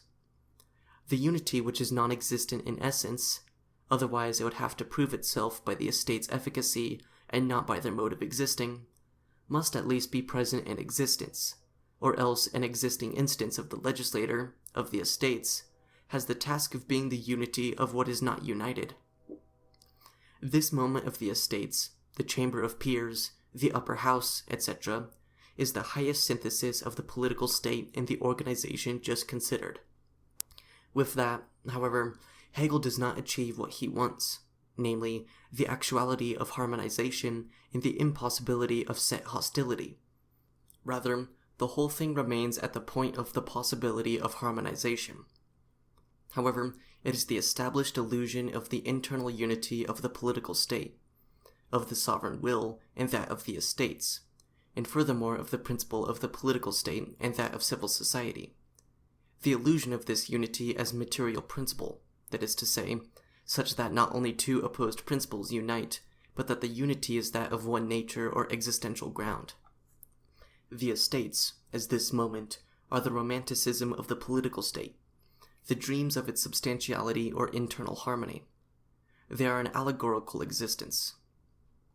Whether this illusion is an effective illusion or a conscious self-deception depends now on the actual status quo of the relationship between the estates and sovereign element. As long as the estates and the crown in fact harmonize or get along together, the illusion in its essential unity is an actual, and thus effective illusion. But on the other hand, should the truth of the illusion become manifest, then it becomes a conscious lie and a ridicule. Thesis 305. The principle of one of the classes of civil society is in itself capable of adaptation to this political position. The class in question is the one whose ethical life is natural, whose basis is family life, and, so far as its livelihood is concerned, the possession of land. Its particular members attain their position by birth, just as the monarch does, and, in common with him, they possess a will which rests on itself alone. We have already demonstrated Hegel's inconsistencies. 1. Conceiving of the estates in their modern abstraction from civil society, etc., after having them proceed from corporations. 2. Determining them now once again according to the class distinction of civil society, after having already determined the political estates as such to be the extreme of empirical universality. To be consistent, one would have to examine the political estates by themselves as a new element, and then construct out of them the mediation which was demanded in Thesis 304. But now we see how Hegel reintroduces civil class distinction, and, at the same time, makes it appear that it is not the actuality and particular nature of civil class distinction which determines the highest political sphere, the legislator, but rather the reverse, that civil class distinction declines to a pure matter which the political sphere forms and constructs in accordance with its need, a need which arises out of the political sphere itself. The principle of one of the classes of civil society is in itself capable of adaptation to this political position. The class in question is one whose ethical life is natural, the agricultural class. What, then, does this principal capability, or capability in principle, of the agricultural class consist in. Its basis is family life, and, so far as its livelihood is concerned, the possession of land. Its particular members attain their position by birth, just as the monarch does, and, in common with him, they possess a will which rests on itself alone. The will which rests on itself alone is related to its livelihood, that is, the possession of land, to its position by birth, which it has in common with the monarch, and to the family life as its basis. Livelihood as possession of land and a will which rests on itself alone are two quite different things. One should rather say a will rests on ground and soil. One should rather speak of a will resting on the disposition of the state, not of one resting on itself, but in the whole. The possession of land takes the place of the disposition, or the possession of political spirit. Furthermore, in regard to family life as basis, the social ethical life of civil society appears to occupy a higher position than this natural ethical life. Moreover, family life is the natural ethical life of the other classes, of the civil as well as the agricultural class of civil society. But the fact that family life is, in the case of the agricultural class, not only the principle of the family, but also the basis of this class's social existence in general, seems to disqualify it for the highest political task, for this class will apply patriarchal laws to a non-patriarchal sphere, and will think and act in terms of child or father, master and servant, where the real questions are the political state and political citizenship. Regarding the monarch's position by birth, Hegel has not developed a patriarchal, but rather a modern constitutional king. His position by birth consists in his being the bodily representative of the state and in being born as king, or in the kingdom being his family inheritance. But what does this have in common with family life as the basis of the agricultural class? And what does natural ethical life have in common with position by birth as such? The king has this in common with a horse, namely, just as the horse is born a horse, so the king is born a king. Had Hegel made the class distinction, which he had already accepted, a political distinction, then the agricultural class as such would already be an independent part of the estates. And if it is as such a moment of mediation with the principality, why would the construction of a new mediation be necessary? And why separate it off from the actual moment of the estates, since this moment achieves its abstract position vis-a-vis the crown only because of this separation?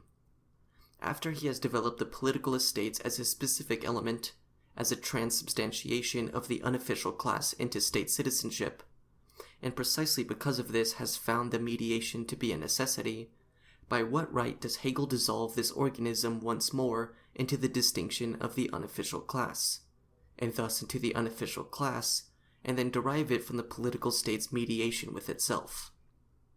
In any case, what an anomaly, that the highest synthesis of the political state is nothing but the synthesis of landed property and family life.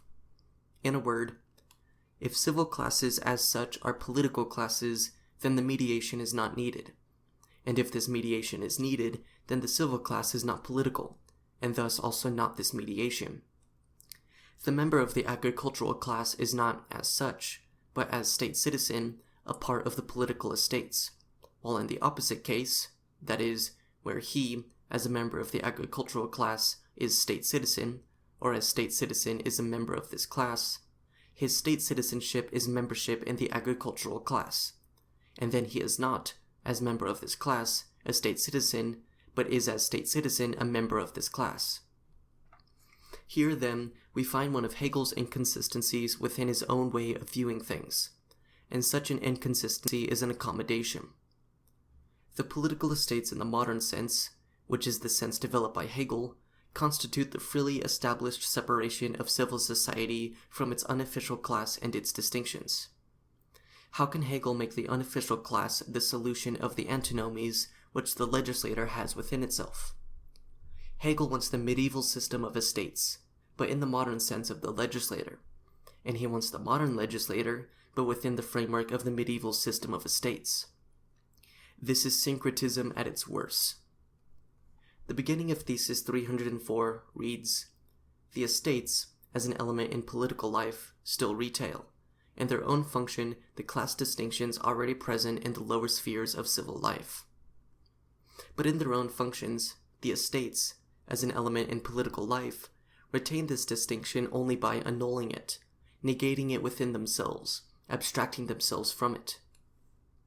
Should the agricultural class, or, as we will hear later, the empowered agricultural class, aristocratic landed property, become as such, and as described, the mediation of the total political state, that is, of the legislator within itself, then it is certainly the mediation of the political estates with the crown, in the sense of being the dissolution of the political estates as an actual political element. Not the agricultural class, but class, the unofficial class, the analysis, reduction, of the political estates into the unofficial class, constitutes here the re-established unity of the political state with itself. The mediation here is not the agricultural class as such, but rather its separation from the political estates in its quality as civil unofficial class. That is, its unofficial class reality gives it a separate position within the political estates, whereupon the other section of the political estates is also given the position of a particular unofficial class, and, therefore, it ceases to represent the state citizenship of civil society.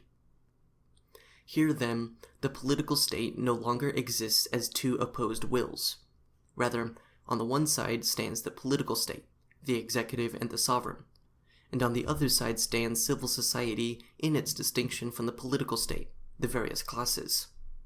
With that, then, the political state as a totality is abolished. The other sense of the duplication of the political estates within themselves as a mediation with the crown is, in general, this. The internal separation of the political estates, their own inner opposition, is a re-established unity with the crown. The fundamental dualism between the crown and the estates as an element in the legislator is neutralized by the dualism within the estates themselves. With Hegel, however, this neutralization is affected by the political estates separating themselves from their political element. We will return later to the subject of possession of land as livelihood, which is supposed to accord with sovereignty of will, that is, the sovereignty of the crown, and to family life as the basis of the agricultural class, which is supposed to accord with the position by birth of the crown. What is developed here in Thesis 305 is the principle of the agricultural class, which is in itself capable of adaptation to this political position. Thesis 306 deals with the adaptation to political position and significance. It reduces to the following. Their wealth becomes inalienable, entailed, and burdened by primogeniture. Thus, primogeniture would be the adaptation of the agricultural class to politics. Primogeniture is grounded, so it says in the addition, on the fact that the state should be able to reckon not on the bare possibility of political inclinations, but on something necessary. Now, an inclination for politics is of course not bound up with wealth, but there is a relatively necessary connection between the two, because a man with independent means is not hemmed in by external circumstances, and so there is nothing to prevent him from entering politics and working for the state. First sentence. The state is not content with the bare possibility of political inclinations, but should be able to reckon on something necessary. Second sentence. An inclination for politics is of course not bound up with wealth. That is, the inclination for politics and those of wealth is a bare possibility. Third sentence. But there is a relatively necessary connection, namely, a man with independent means, etc., finds nothing to prevent him from working for the state. That is, the means provide the possibility of political inclinations. But according to the first sentence, this possibility precisely does not suffice. In addition, Hegel has failed to show that possession of land is the sole independent means. The adaptation of its means to independence is the adaptation of the agricultural class to political position and significance. In other words, independent means is its political position and significance. The independence is further developed as follows. Its wealth is independent of the state's capital, State's capital here apparently means the government treasury.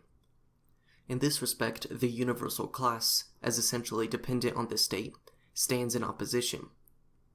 As it says in the preface, apart from anything else, philosophy with us is not, as it was with the Greeks for instance, pursued in private like in art, but has an existence in the open, in contact with the public, and especially, or even only, in the service of the state.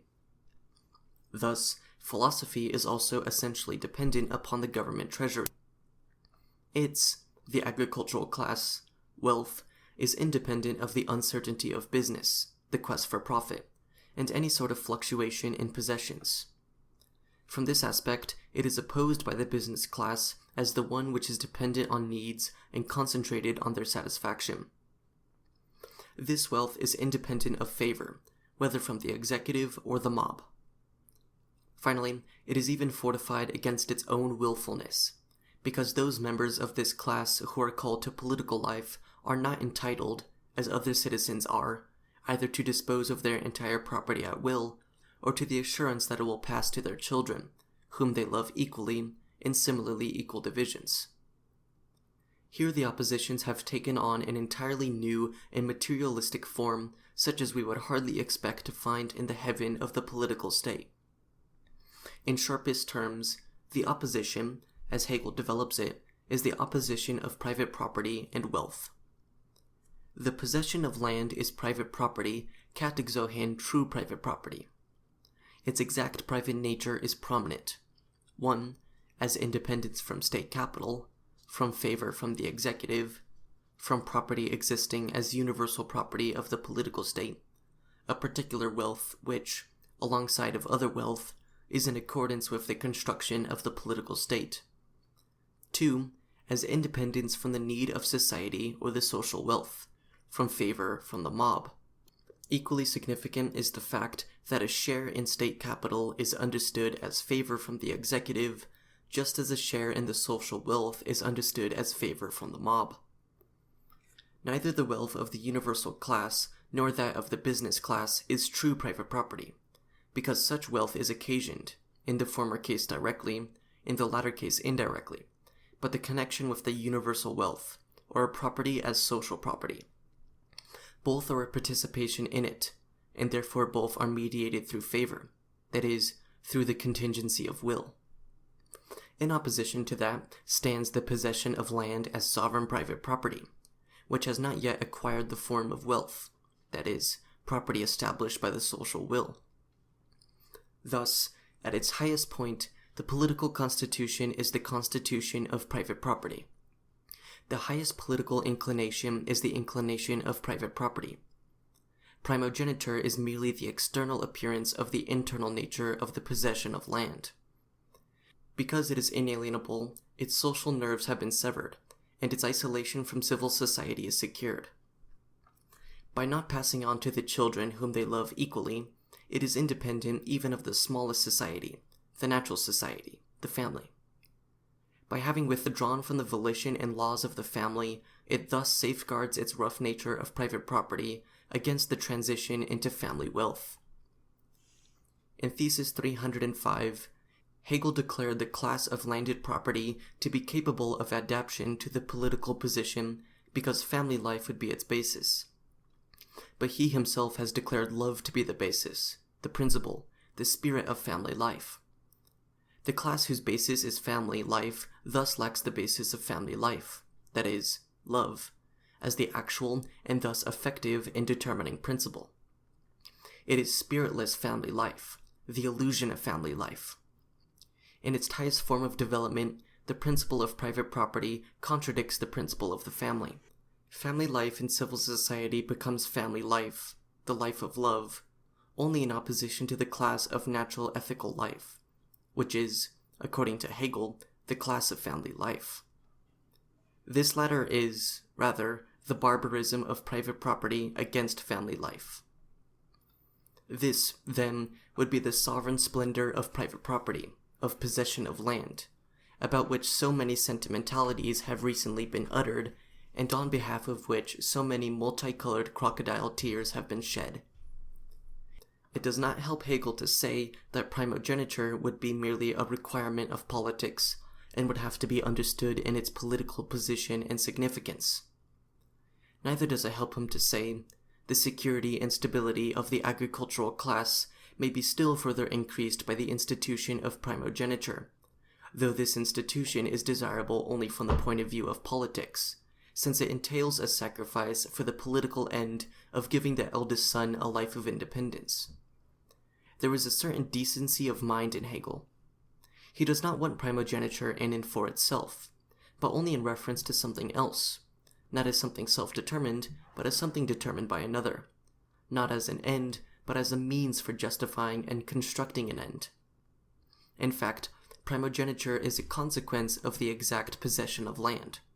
It is petrified private property, quond mem, in the highest independence and sharpness of its development. What Hegel presents as the end, the determining factor, the prima causa of primogeniture is, instead, an effect, a consequence of the power of abstract private property over the political state, while Hegel presents primogeniture as the power of the political state over private property.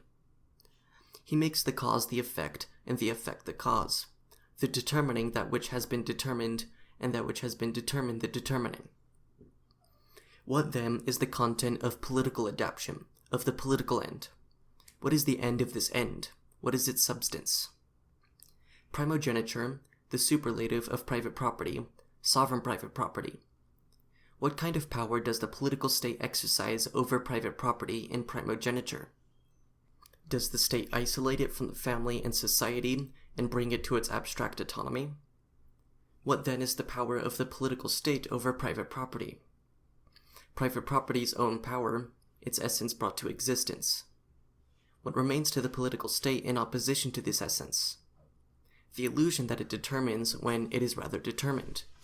Indeed, it breaks the will of the family and of society, but merely in order to give existence to the will of private property lacking family and society, and to acknowledge this existence as the highest existence of the political state, as the highest ethical existence. Let us consider the various elements as they relate here in the legislator to the total state, the state having achieved actuality, consistency, and consciousness, that is, to the actual political state in connection with the ideal or what ought be, with the logical character and form of these elements. Primogeniture is not, as Hegel says, a chain on the freedom of private rights. It is rather the freedom of private rights which has freed itself from all social and ethical chains. The highest political construction is the construction of abstract private property. Before we make this comparison, we should first consider more closely one statement of the paragraph, namely, that because of primogeniture, the wealth of the agricultural class, possession of land, private property, is even fortified against its own willfulness, because those members of this class who are called to political life are not entitled, as other citizens are, to dispose of their entire property as will. We have already indicated how the social nerves of private property are severed because of the inalienability of landed property. Private property, landed property, is fortified against the owner's own willfulness by having the sphere of his willfulness suddenly changed from a universal human sphere into the specific willfulness of private property. In other words, private property has become the subject of the will, and the will is merely the predicate of private property. Private property is no longer a determined object of willfulness, but rather willfulness is the determined predicate of private property. Yet let us compare this with what Hegel himself says about the sphere of private rights. Thesis 65. The reason I can alienate my property is that it is mine only insofar as I put my will into it, provided that always the thing that in question is a thing external by nature. Thesis 66. Therefore those goods, or rather substantive characteristics, which constitute my own private personality and the universal essence of my self-consciousness, are inalienable, and my right to them is imprescriptible. Such characteristics are my personality as such, my universal freedom of will, my ethical life, my religion. Therefore, in primogeniture, landed property, exact private property, becomes an inalienable good, thus a substantive characteristic which constitutes the very private personality and universal essence of self-consciousness of the class of noble entailed estates, its personality as such, its universal freedom of will, its ethical life, its religion. Thus, it is also consistent to say that where private property, landed property, is inalienable, universal freedom of will, to which also belongs free disposition of something alienable, like landed property, and ethical life, to which also belongs love as the actual spirit of the family, the spirit which is also identified with the actual law of the family, are alienable. In general, then, the inalienability of private property is the alienability of universal freedom of will and ethical life. Here it is no longer the case that property is insofar as I put my will into it, but rather my will is insofar as it is in my property. Here my will does not own, but is owned. This is precisely the romantic itch of the nobility of primogeniture, namely, that here private property, and thus private willfulness in its most abstract form, the totally ignorant, unethical, crude will, appears to be the highest synthesis of the political state, the highest renunciation of willfulness, the hardest and most self-sacrificing struggle with human weakness. For what appears here to be human weakness is actually the humanization of private property. Primogeniture is private property which has become a religion for itself, which has become absorbed in itself, enchanted with its autonomy and nobility. Just as primogeniture is derived from direct alienation, so too it is derived from the contract. Hegel presents the transition from property to contract in the following manner. Thesis 71. Existence as determinate being is in essence being for another. One aspect of property is that it is an existent as an external thing, and in this respect, property exists for other external things and is connected with their necessity and contingency.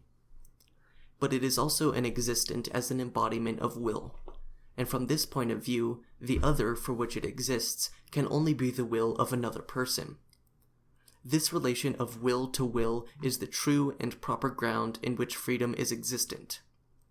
The sphere of contract is made up of this mediation whereby I hold property not merely by means of a thing and my subjective will, but by means of another person's will as well, and so hold it in virtue of my participation in a common will. In primogeniture, it has been made a state law to hold property not in one common will, but merely by means of a thing and my subjective will. While Hegel here perceives in private rights the alienability and dependence of private property on a common will as its true idealism, in state rights, on the other hand, he praises the imaginary nobility of independent property as opposed to the uncertainty of business, the quest for profit, any sort of fluctuation in possessions, and dependence on the state's capital. What kind of state is this that cannot even tolerate the idealism of private rights? And what kind of philosophy of right is this in which the independence of private property has diverse meanings in the spheres of private and state rights? Over against the crude stupidity of independent private property, the uncertainty of business is elegiac, the quest for profit solemn, dramatic, fluctuation in possessions a serious fatum, tragic, dependence on the state's capital, ethical. In short, in all of these qualities, the human heart pulses throughout the property, which is the dependence of man on man. No matter how it may be constituted, it is human toward the slave who believes himself to be free, because the sphere that limits him is not society, but the soil. The freedom of this will is its emptiness of content other than that of private property. To define monstrosities like primogeniture as the determination of private property by the state is absolutely unavoidable if one interprets an old world view in terms of a new one, if one attributes to a thing, as in this case to private property, a double meaning, one in the court of abstract right and an opposed one in the heaven of the political state. Now, we come to the comparison mentioned earlier. Thesis 257 says, the state is the actuality of the ethical idea. It is ethical mind qua the substantial will, manifest and revealed to itself. The state exists immediately in custom, mediately an individual self-consciousness, while self-consciousness, in virtue of its sentiment towards the state, finds in the state, as its essence and the end and product of its activity, its substantive freedom. Thesis 268 says, "The political sentiment, patriotism pure and simple, is assured conviction with truth as its basis, and a volition which has become habitual. In this sense, it is simply a product of the institutions subsisting in the state, since rationality is actually present in the state, while action in conformity with these institutions gives rationality its practical proof. This sentiment is, in general, trust, which may pass over into a greater or lesser degree of educated insight, or the consciousness that my interest, both substantive and particular, is contained and preserved in another's, that is, in the state's, interest and end, that is, in the other's relation to me as an individual. In this way, this very other is immediately not another in my eyes, and in being conscious of this fact, I am free." Here, the actuality of the ethical idea appears as the religion of private property, because in primogeniture, private property relates to itself in a religious manner. So it happens that in our modern times, religion in general has become a quality inherent in landed property, and that all of the writings on the nobility of primogeniture are full of religious function. Religion is the highest thought form of this brutality. The substantial will manifest and revealed to itself changes into a will dark and broken on the soil, a will enraptured precisely with the impenetrability of the element to which it is attached. The asserted conviction with truth as its basis, which is political sentiment, is the conviction standing on its own ground, in the literal sense. The political volition which has become habitual no longer remains simply a product of the institution subsisting in the state, but rather an institution subsisting outside the state. The political sentiment is no longer trust, but rather the reliance, the consciousness that my interest, both substantive and particular, is independent of another's, that is, the state's, interest and end, that is, in the other's relation to me as an individual. This is the consciousness of my freedom from the state. The maintenance of the state's universal interest, etc., was, Thesis 289, the task of the executive. In it resided the consciousness of right and the developed intelligence of the mass of the people, Thesis 297. It actually makes the estates superfluous, for even without the estates, they, that is, the highest civil servants, are able to do what is best, just as they also continually have to do while the estates are in session, remark to Thesis 301. The universal class, or, more precisely, the class of civil servants, must, purely in virtue of its character as universal, have the universal as the end of its essential activity, Thesis 303. And how does the universal class, the executive, appear now? As essentially dependent upon the state, as wealth dependent upon the favor of the executive. The very same transformation has occurred within civil society, which earlier achieved its ethical life in the corporation. It is a wealth dependent upon the uncertainty of business, etc., upon the favor of the mob. What then is the quality which ostensibly specifies the owners of entailed estates? And what, in any case, constitutes the ethical quality of an inalienable wealth? Incorruptibility. Incorruptibility appears to be the highest political virtue, an abstract virtue. Yet, incorruptibility in the state as constructed by Hegel is something so uncommon that it has to be built up into a particular political power, which precisely proves that incorruptibility is not the spirit of the political state, not the rule but the exception, and is constructed as such. The owners of entailed estates are corrupted by their independent property in order that they be preserved from corruption. While according to the idea, dependence upon the state and the feeling of this dependence is supposed to be the highest political freedom. Here the independent private person is constructed, because political freedom is the private person's feeling of being an abstract, dependent person, whereas he feels and should feel independent only as a citizen. Its capital is independent alike of the state's capital, the uncertainty of business, etc. In opposition to it stands the business class, which is dependent on needs and concentrated on their satisfaction, and the civil servant class, which is essentially dependent upon the state. Here, therefore, independence from the state and civil society in this actualized abstraction of both, which in reality is the crudest dependence on the soil, forms in the legislator the mediation and the unity of both. Independent private wealth, that is, abstract private wealth and the corresponding private person, are the highest political construction of the state. Political independence is constructed as independent property, and the person of this independent private property. We shall see in the following paragraph what the situation is revera regarding this independence and incorruptibility, and the political sentiment arising from them.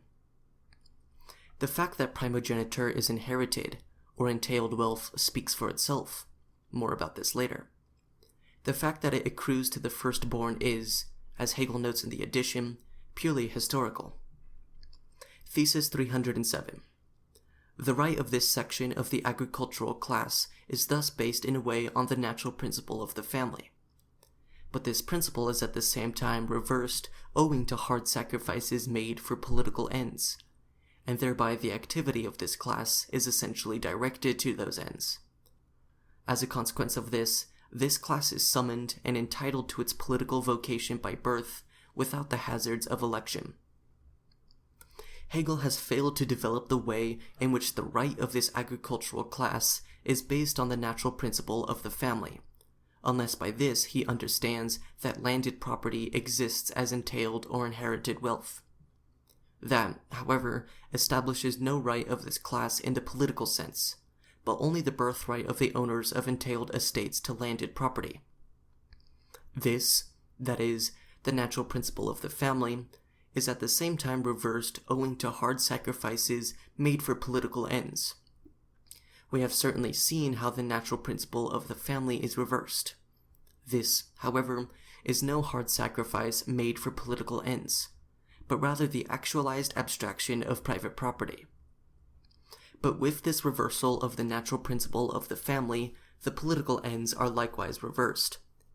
Thereby, the activity of this class is essentially directed to those ends, because private property received independence, and as a consequence of this class is summoned and entitled to its political vocation by birth without the hazards of election. Here, then, participation in the legislator is an innate human right. Here we have born legislators, that is, born mediation of the political state with itself. Innate human rights have been mocked, especially on behalf of the owners of entailed estates. Isn't it even more humorous that one particular group of men is entrusted with the right to the highest honor, the legislator? And Hegel's treatment of the summons to the legislator, to the representative of state citizenship, there is nothing more ridiculous than his opposing summons by birth to summons by the hazards of election. As if election, the conscious product of civil trust, would not stand in a completely different necessary connection with the political ends than does the physical accident of birth. Hegel everywhere falls from his political spiritualism into the crassest materialism. At the summit of the political state, it is always birth that makes determinate individuals into embodiments of the highest political tasks. The highest political activities coincide with individuals by reason of birth. Just like an animal's position, character, way of life, etc., are immediately inborn. In its highest functions, the state acquires an animal actuality. Nature takes revenge on Hegel for the disdain he showed it. If matter is supposed to constitute no longer anything for itself over against the human will no longer retains anything for itself except the matter. The false identity, the fragmentary and sporadic identity of nature and spirit, body and soul, appears as incarnation.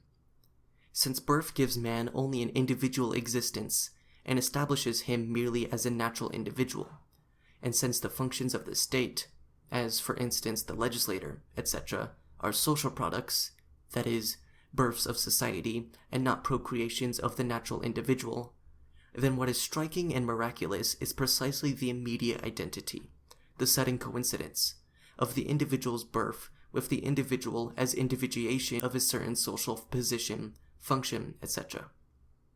In this system, nature immediately creates kings, peers, etc., just as it creates eyes and noses. What is striking to see as immediate product of the physical species what is only the product of the self-conscious species. I am man by birth, without the agreement of society. Yet only through universal agreement does this determinate birth become peer or king. Only the agreement makes the birth of this man the birth of a king. It is therefore the agreement, not birth, that makes the king. If birth, in distinction from other determinations, immediately endows man with a position, then his body makes him this determined social functionary. His body is his social right.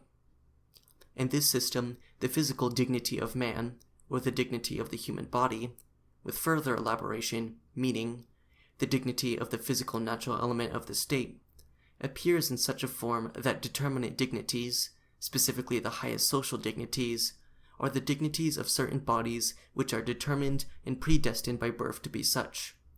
This is, of course, why we find in the aristocracy such pride in blood and descent, in short, in the life history of their body. It is this zoological point of view which has its corresponding science in heraldry. The secret of aristocracy is zoology. Two moments in hereditary primogeniture are to be stressed. 1. That which is permanent is entailed wealth, landed property. This is the preserving moment in the relation, the substance. The master of the entailed estate, the owner, is really a mere accident.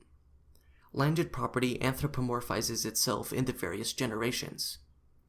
Landed property always inherits, as it were, the firstborn of the house as an attribute linked to it. Every firstborn in the line of landowners is the inheritance, the property, of the inalienable landed property, which is the predestined substance of his will and activity. The subject is the thing, and the predicate is the man. The will becomes the property of the property. 2. The political quality of the owner of the entailed estate is the political quality of his inherited wealth, a political quality inhering in his inherited wealth. Here, therefore, the political quality appears also as the property of landed property, as a quality which is ascribed directly to the bare physical earth, nature. Regarding the first point, it follows that the owner of the entailed estate is the serf of the landed property, and that in the serfs who are subordinated to him there appears only the practical consequence of the theoretical relationship with landed property in which he himself stands. The death of German subjectivity appears everywhere as the crudity of a mindless objectivity. Here we must analyze 1. The relation between private property and inheritance, 2. The relation between private property, inheritance, and, thereby, the privilege of certain generations to participate in political sovereignty, 3. The actual historical relation, or the Germanic relation. We have seen that primogeniture is the abstraction of independent private property. A second consequence follows from this. Independence, autonomy, and the political state, whose construction we have followed so far, is private property, which at its peak appears as inalienable landed property.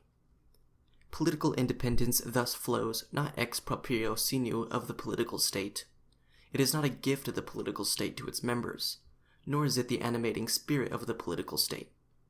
Rather, the members of the political state receive their independence from a being which is not the being of the political state, from a being of abstract private right, namely, from abstract private property. Political independence is an accident of private property and not the substance of the political state. The political state, and within it the legislator, as we have seen, is the unveiled mystery of the true value and essence of the moments of the state. The significance that private property has in the political state is its essential, its true significance. The significance that class distinction has in the political state is the essential significance of class distinction. In the same way, the essence of the sovereign and of the executive come to appearance in the legislator.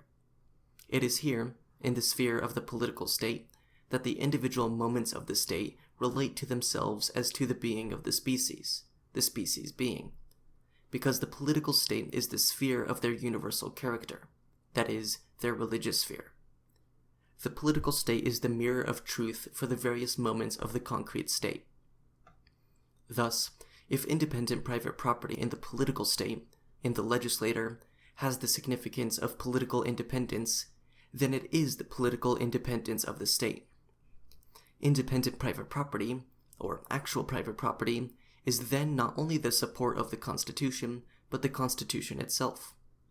And isn't the support of the Constitution nothing other than the Constitution of constitutions, the actual Constitution?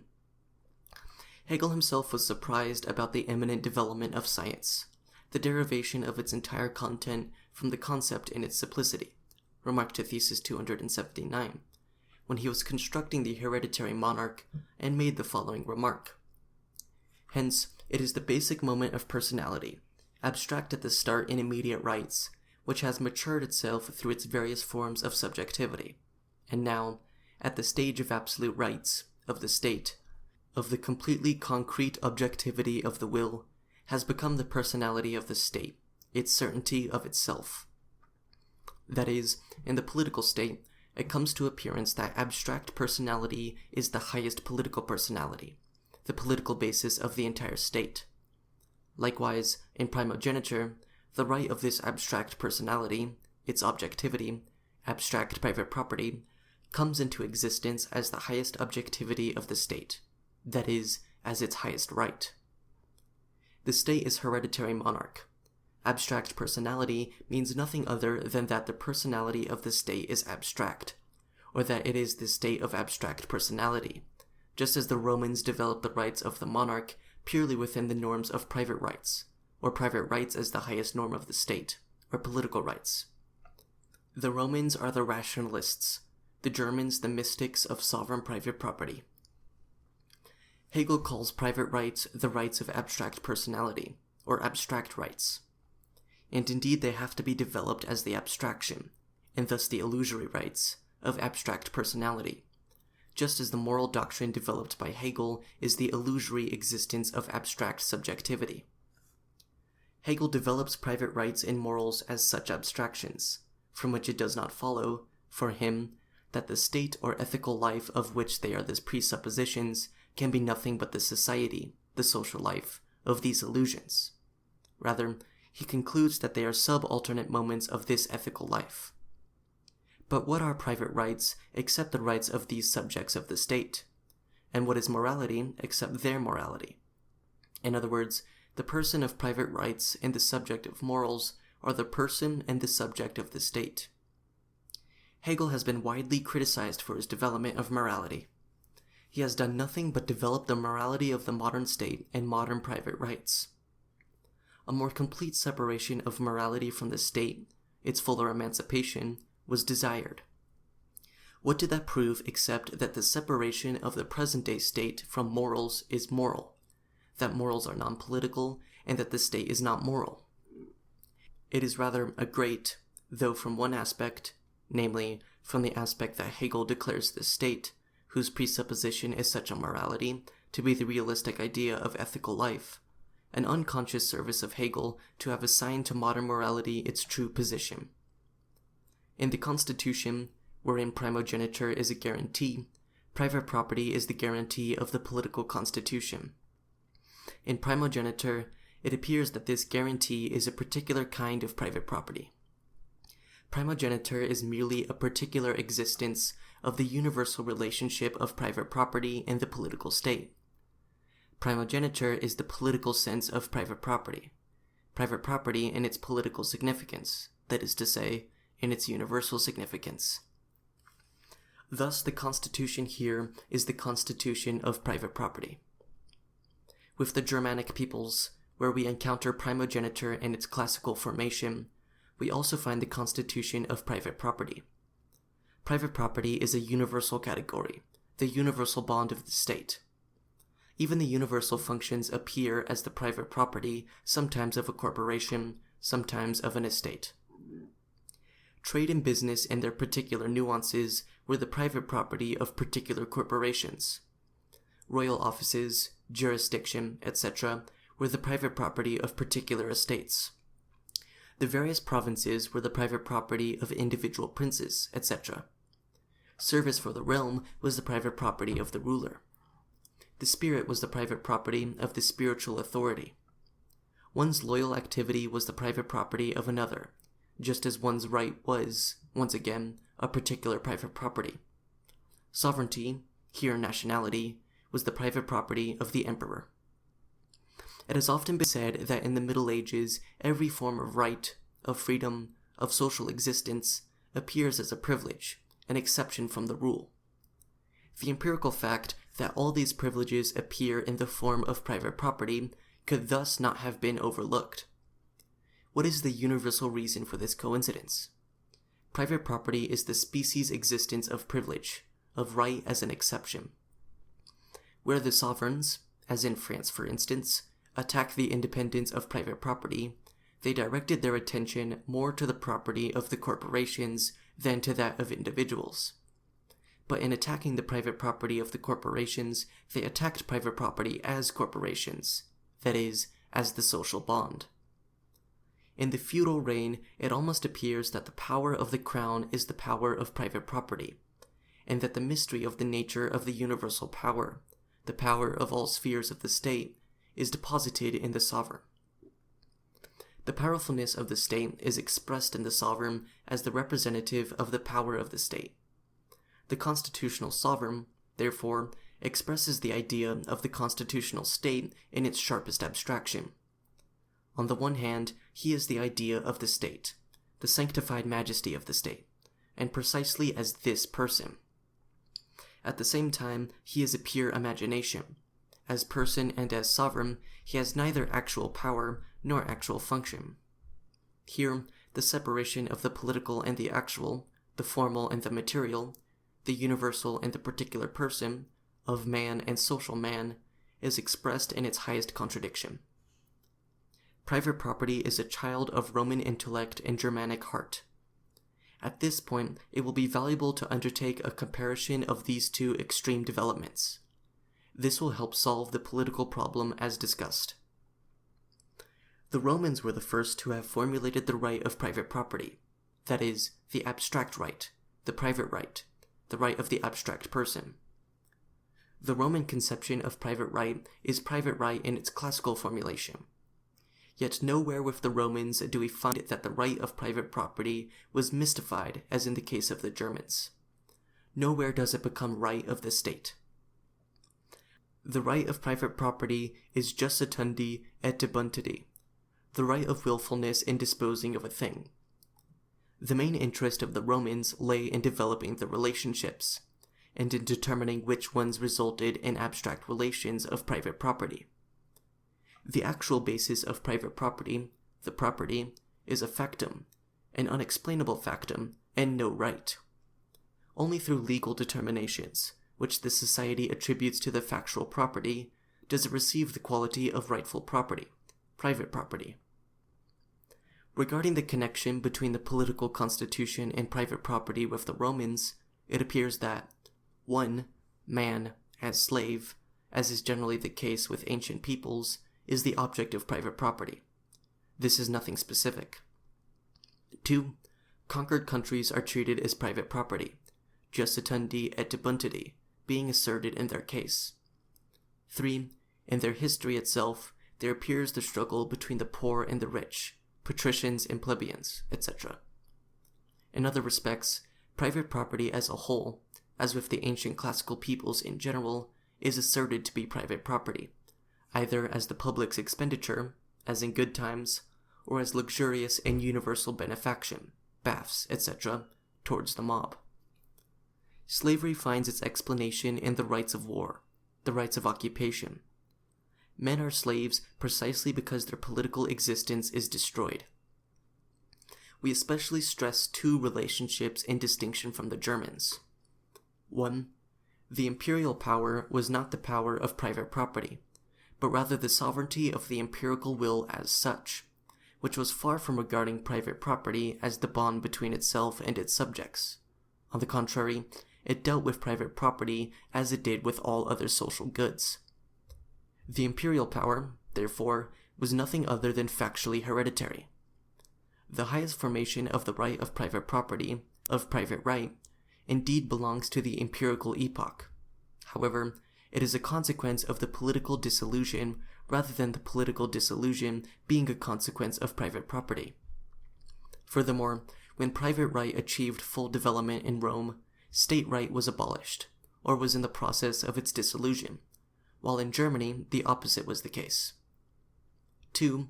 In Rome, state honors are never hereditary. That is to say, private property is not the dominant category of the state. 3. Contrary to German primogeniture, etc., in Rome, the willfulness of the testator appears to be the derivative of private property.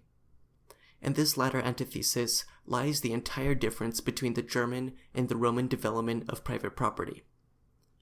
In primogeniture, it appears that private property is the relationship to the function of the state, which is such that the existence of the state is something inhering in, or is an accident of, direct private property, that is, landed property.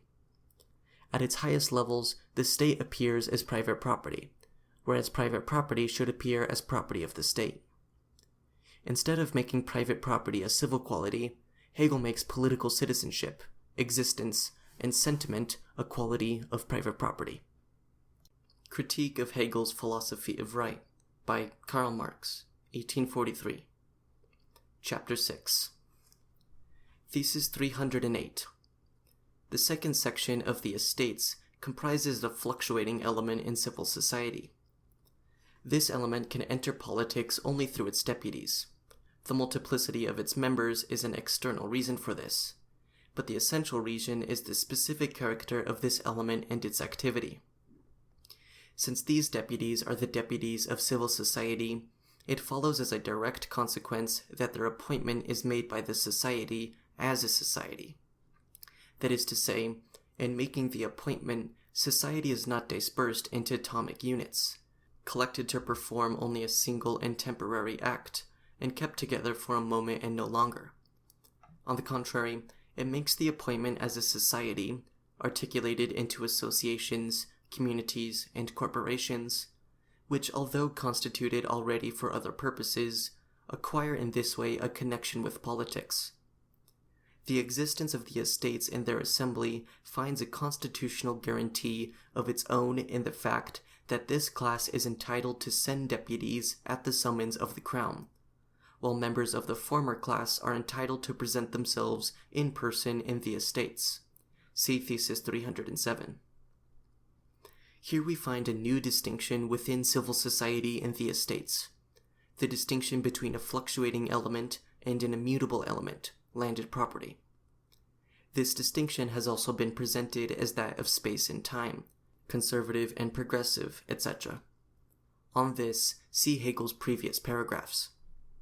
Incidentally, by means of the corporations, associations, etc., Hegel has made the fluctuating element of society also a stable element. The second distinction consists in the fact that the first element of the estates as developed above, the owners of entailed estates, are, as such, legislators. That legislative power is an attribute of their empirical, personal existence, that they act not as deputies but as themselves, whereas in the second element of the estates, election and selection of deputies take place. Hegel gives two reasons why this fluctuating element of civil society can enter the political state, or legislator, only through deputies. Hegel himself calls the first reason, namely the multiplicity of its members, external, thereby relieving us of the need of giving the same reply. But the essential reason, he says, is the specific character of this element and its activity. Political occupation and activity are alien to its specific character and activity. Hegel replays his old song about these estates being deputies of civil society. Civil society must make the appointments as a society. Rather, civil society must do this as what it is not, because it is unpolitical society, and is supposed to perform here a political act as something essential to it and arising from it. With that, it is dispersed into atomic units, and collected to perform only a single and temporary act, and kept together for a moment and no longer. First of all, its political act is a single and temporary act, and can therefore only appear as such in being carried out. It is an ecstasy, an active political society which causes a stir, and must also appear as such. Secondly, Hegel was not disturbed by the fact, indeed, he argued its necessity, that civil society materially, merely as a second society deputized by it, separates itself from its civil actuality and establishes itself as what it is not. How can he now formally dispose of this? He thinks that societies, associations, etc., which are constituted already for other purposes, acquire a connection with politics because society and its corporations, etc., appoints the deputies. But either they acquire a significance which is not their significance, or their connection as such is political, in which case it does not just acquire the political tinge, as developed above, but rather it, in politics, acquires its connection. By designating only this part of the estates as that of the deputy, Hegel has unwittingly stated the nature of the two chambers, at the point where they actually have the relationship to one another he indicated. The chamber of deputies and the chamber of peers, or whatever they are called, are not, in the present case, different instances of the same principle, but derive from two essentially different principles and social positions. Here the chamber of deputies is the political constitution of civil society in the modern sense, while the chamber of peers is the political constitution of civil society in the sense proper to the estates. The chamber of peers and the chamber of deputies are opposed here as the estate, and the political representation of society.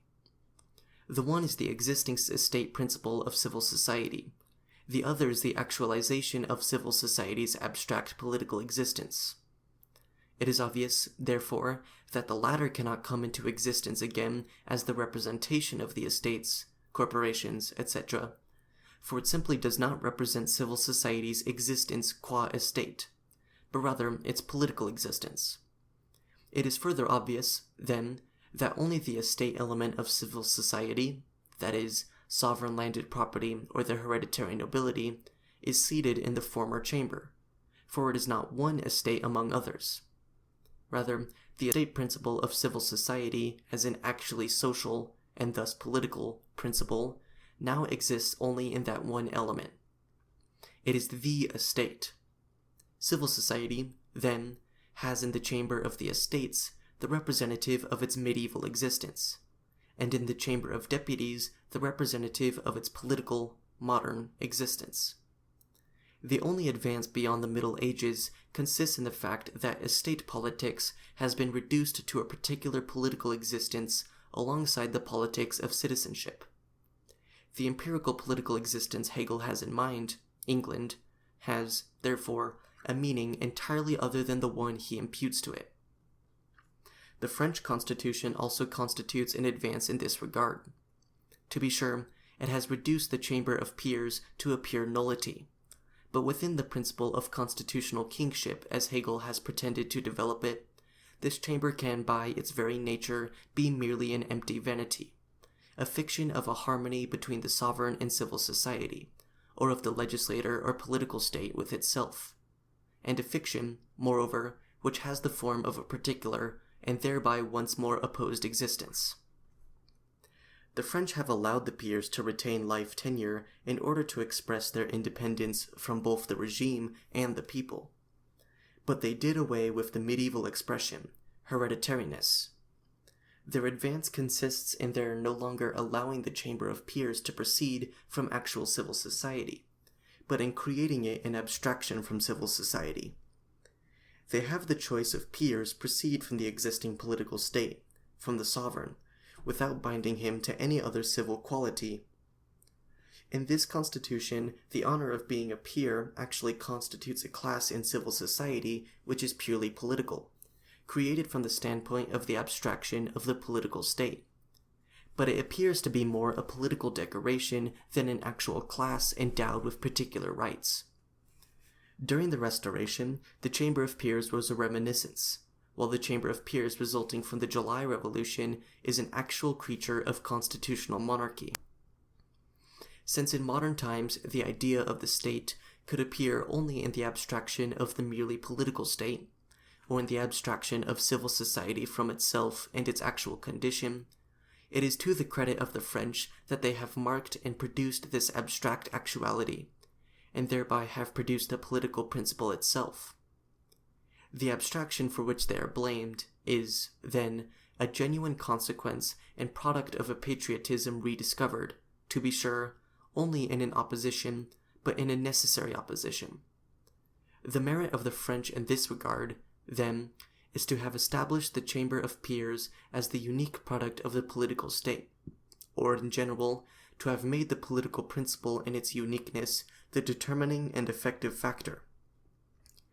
Hegel also remarks that in the deputation, as he constructs it, the existence of the estates and their assembly finds a constitutional guarantee of its own in the fact that the corporations, etc., are entitled to send deputies. Thus, the guarantee of the existence of the estates assembly, their truly primitive existence, becomes the privilege of the corporations, etc. With this, Hegel reverts completely to the medieval standpoint and has abandoned entirely his abstraction of the political state as the sphere of the state as state, the actually existing universal. In the modern sense, the existence of the estates assembly is the political existence of civil society, the guarantee of its political existence. To question the existence of the estates assembly is to question the existence of the state. Whereas patriotism, the essence of the legislator, finds its guarantee in independent private property, according to Hegel, so the existence of the legislator finds its guarantee in the privileges of the corporations. But the one element in the estates is much more the political privilege of civil society, or its privilege of being political. Therefore, that element can never be the privilege of a particular civil mode of civil society's existence, and can still less find its guarantee in that mode, because it is supposed to be, rather, the universal guarantee. Thus Hegel is everywhere reduced to giving the political state a precarious actuality in a relationship of dependence upon another, rather than describing it as the highest, completely existing actuality of social existence. He is reduced to having it find its true existence in the other sphere, rather than describing it as the true existence of the other sphere. The political state everywhere needs the guarantee of spheres lying outside it. It is not actualized power, but supported impotence. It is not the power of these supports, but the power of the support. The support is the seat of power.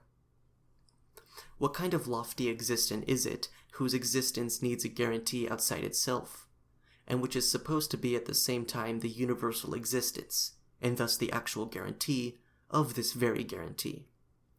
In general, in his development of the legislator, Hegel everywhere retreats from the philosophical standpoint to that other standpoint which fails to examine the matter in its own terms. If the existence of the estates requires a guarantee, then they are not an actual, but merely a fictitious political existence. In constitutional states, the guarantee of the existence of the estates is the law. Thus, their existence is a legal existence, dependent on the universal nature of the state and not on the power or impotence of individual corporations or associations. Their existence is the actuality of the state as an association. It is precisely here that the corporations, etc., the particular spheres of civil society, should receive their universal existence for the first time.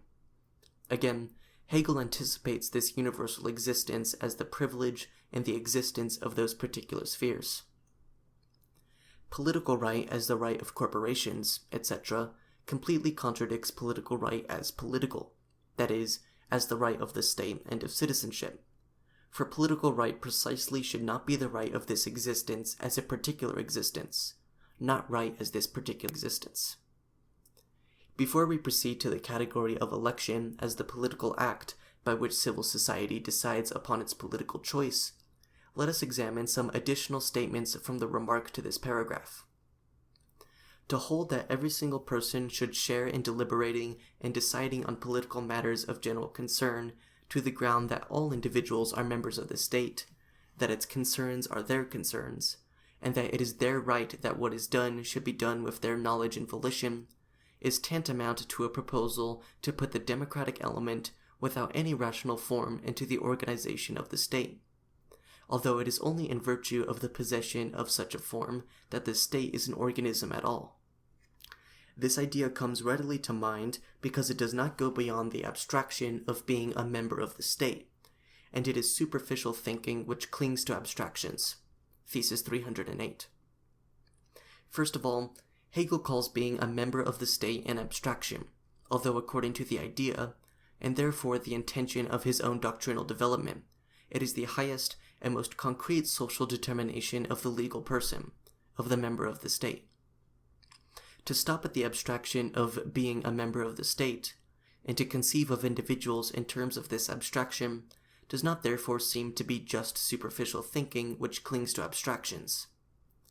That the abstraction of being a member of the state is really an abstraction is not, however, the fault of this thinking, but of Hegel's line of argument and actual modern conditions, which presuppose the separation of actual life from political life, and make the political quality an abstraction of actual participation in the state. According to Hegel, the direct participation of all in deliberating and deciding on political matters of general concern admits the democratic element without any rational form into the organization of the state, although it is only in virtue of the possession of such a form that the state is an organism at all. That is to say, the democratic element can be admitted only as a formal element in a state organism that is merely a formalism of the state. The democratic element should be, rather, the actual element that acquires its rational form in the whole organism of the state. If the democratic element enters the state organism or state formalism as a particular element, then the rational form of its existence means a drill, an accommodation, a form, in which it does not exhibit what is characteristic of its essence. In other words, it would enter the state organism merely as a formal principle. We have already pointed out that Hegel develops merely a state formalism.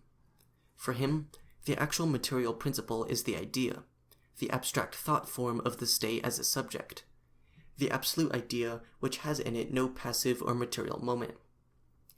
In contrast to the abstraction of this idea, the determinations of the actual, empirical state formalism appear as content, and hence the actual content, here actual man, actual society, etc., appear as formless inorganic matter. Hegel had established the essence of the estates in the fact that in them empirical universality becomes the subject of the actually existing universal. Does this mean anything other than that matters of political concern are their concerns, and that it is their right that what is done should be done with their knowledge and volition? And should not the estates precisely constitute their actualized right? And is it surprising then that all seek the actuality of what is theirs by right? To hold that every single person should share in deliberating and deciding on political matters of general concern. In a really rational state, one could answer, not every single person should share in deliberating and deciding on political matters of general concern, because the individuals share in deliberating and deciding on matters of general concern as the all, that is to say, within and as members of the society. Not all individually, but the individuals as all. Hegel presents himself with the dilemma. Either civil society, the many, the multitude, shares through deputies in deliberating and deciding on political matters of general concern, or all as I individuals do this. This is no opposition of essence, as Hegel subsequently tries to present it, but of existence, and indeed of the most external existence, quantity. Thus, the basis which Hegel himself designated as external, the multiplicity of members, remains the best reason against the direct participation of all. The question of whether civil society should participate in the legislature either by entering it through deputies or by the direct participation of all as individuals, is itself a question within the abstraction of the political state or within the abstract political state. It is an abstract political question. It is in both cases, as Hegel himself has developed this, the political significance of empirical universality. In its proper form, the opposition is this: the individuals participate as all, or the individuals participate as a few, as not all. In both cases, allness remains merely an external plurality or totality of individuals. Allness is no essential, spiritual, actual quality of the individual. It is not something through which he would lose the character of abstract individuality. Rather, it is merely the sum total of individuality. One individuality, many individualities, all individualities. The one, the many, the all. None of these determinations changes the essence of the subject, individuality. All as individuals should share in deliberating and deciding on political matters of general concern. That is to say, then, that all should share in this, not as all, but as individuals. The question appears to contradict itself in two respects. The political matters of general concern are the concern of the state as actual concern. Deliberation and decision is the effectuation of the state as actual concern. It seems obvious, then, that all the members of the state have a relationship to the state as being their actual concern. The very notion of member of the state implies their being a member of the state, a part of it, and the state having them as its part. But if they are an integral part of the state, then it is obvious that their social existence is already their actual participation in it. They are not only integral parts of the state, but the state is their integral part. To be consciously an integral part of something is to participate consciously in it, to be consciously integral to it. Without this consciousness, the member of the state would be an animal. To say political matters of general concern makes it appear that matters of general concern in the state are something different. But the state is the matter of general concern, thus really the matters of general concern. Participation in political matters of general concern and participation in the state are, therefore, identical. It is a tautology to say that a member of the state, a part of the state, participates in the state, and that this participation can appear only as deliberation or decision, or related forms, and thus that every member of the state shares in deliberating and deciding, if these functions are taken to be the functions of actual participation in the state, the political matters of general concern. If we are talking about actual members of the state, then this participation cannot be regarded as a should. Otherwise, we would be talking about subjects who should be and want to be members of the state, but actually are not. On the other hand, if we are talking about definite concerns, about single political acts, then it is again obvious that not all as individuals accomplish them. Otherwise, the individual would be the true society, and would make society superfluous. The individual would have to do everything at once, while society would have him act for others just as it would have others act for him. The question whether all as individuals should share in deliberating and deciding on political matters of general concern is a question that arises from the separation of the political state and civil society. As we have seen, the state exists merely as political state. The totality of the political state is the legislator. To participate in the legislator is thus to participate in the political state and to prove and actualize one's existence as member of the political state, as member of the state. That all as individuals want to participate integrally in the legislator is nothing but the will of all to be actual, active members of the state, or to give themselves a political existence, or to prove their existence as political and to affect it as such. We have further seen that the estates are civil society as legislator, that they are its political existence. The fact, therefore, that civil society invades the sphere of legislative power en masse, and where possible totally, that actual civil society wishes to substitute itself for the fictional civil society of the legislator, is nothing but the drive of civil society to give itself political existence, or to make political existence its actual existence. The drive of civil society to transform itself into political society, or to make political society into the actual society, shows itself as the drive for the most fully possible universal participation in legislative power. Here, quantity is not without importance. If the augmentation of the estates is a physical and intellectual augmentation of one of the hostile forces, and we have seen that the various elements of the legislator oppose one another as hostile forces, then the question of whether all as individuals are members of the legislator, or whether they should enter the legislator through deputies, is the placing in question of the representative principle within the representative principle, that is, within that fundamental conception of the political state which exists in constitutional monarchy. 1. The notion that the legislator is the totality of the political state is a notion of the abstraction of the political state. Because this one act is the sole political act of civil society, all should participate and all should want to participate in it at once. 2. All as individuals. In the estates, legislative activity is not regarded as social, as a function of society, but rather as the act wherein the individuals first assume an actually and consciously social function, that is, a political function. Here the legislator is no derivative, no function of society, but simply its formation. This formation into a legislative power requires that all members of civil society regard themselves as individuals, that they actually face one another as individuals. The abstraction of being a member of the state is their abstract definition, a definition that is not actualized in the actuality of their life. There are two possibilities here. Either the separation of the political state and civil society actually obtains, or civil society is actual political society.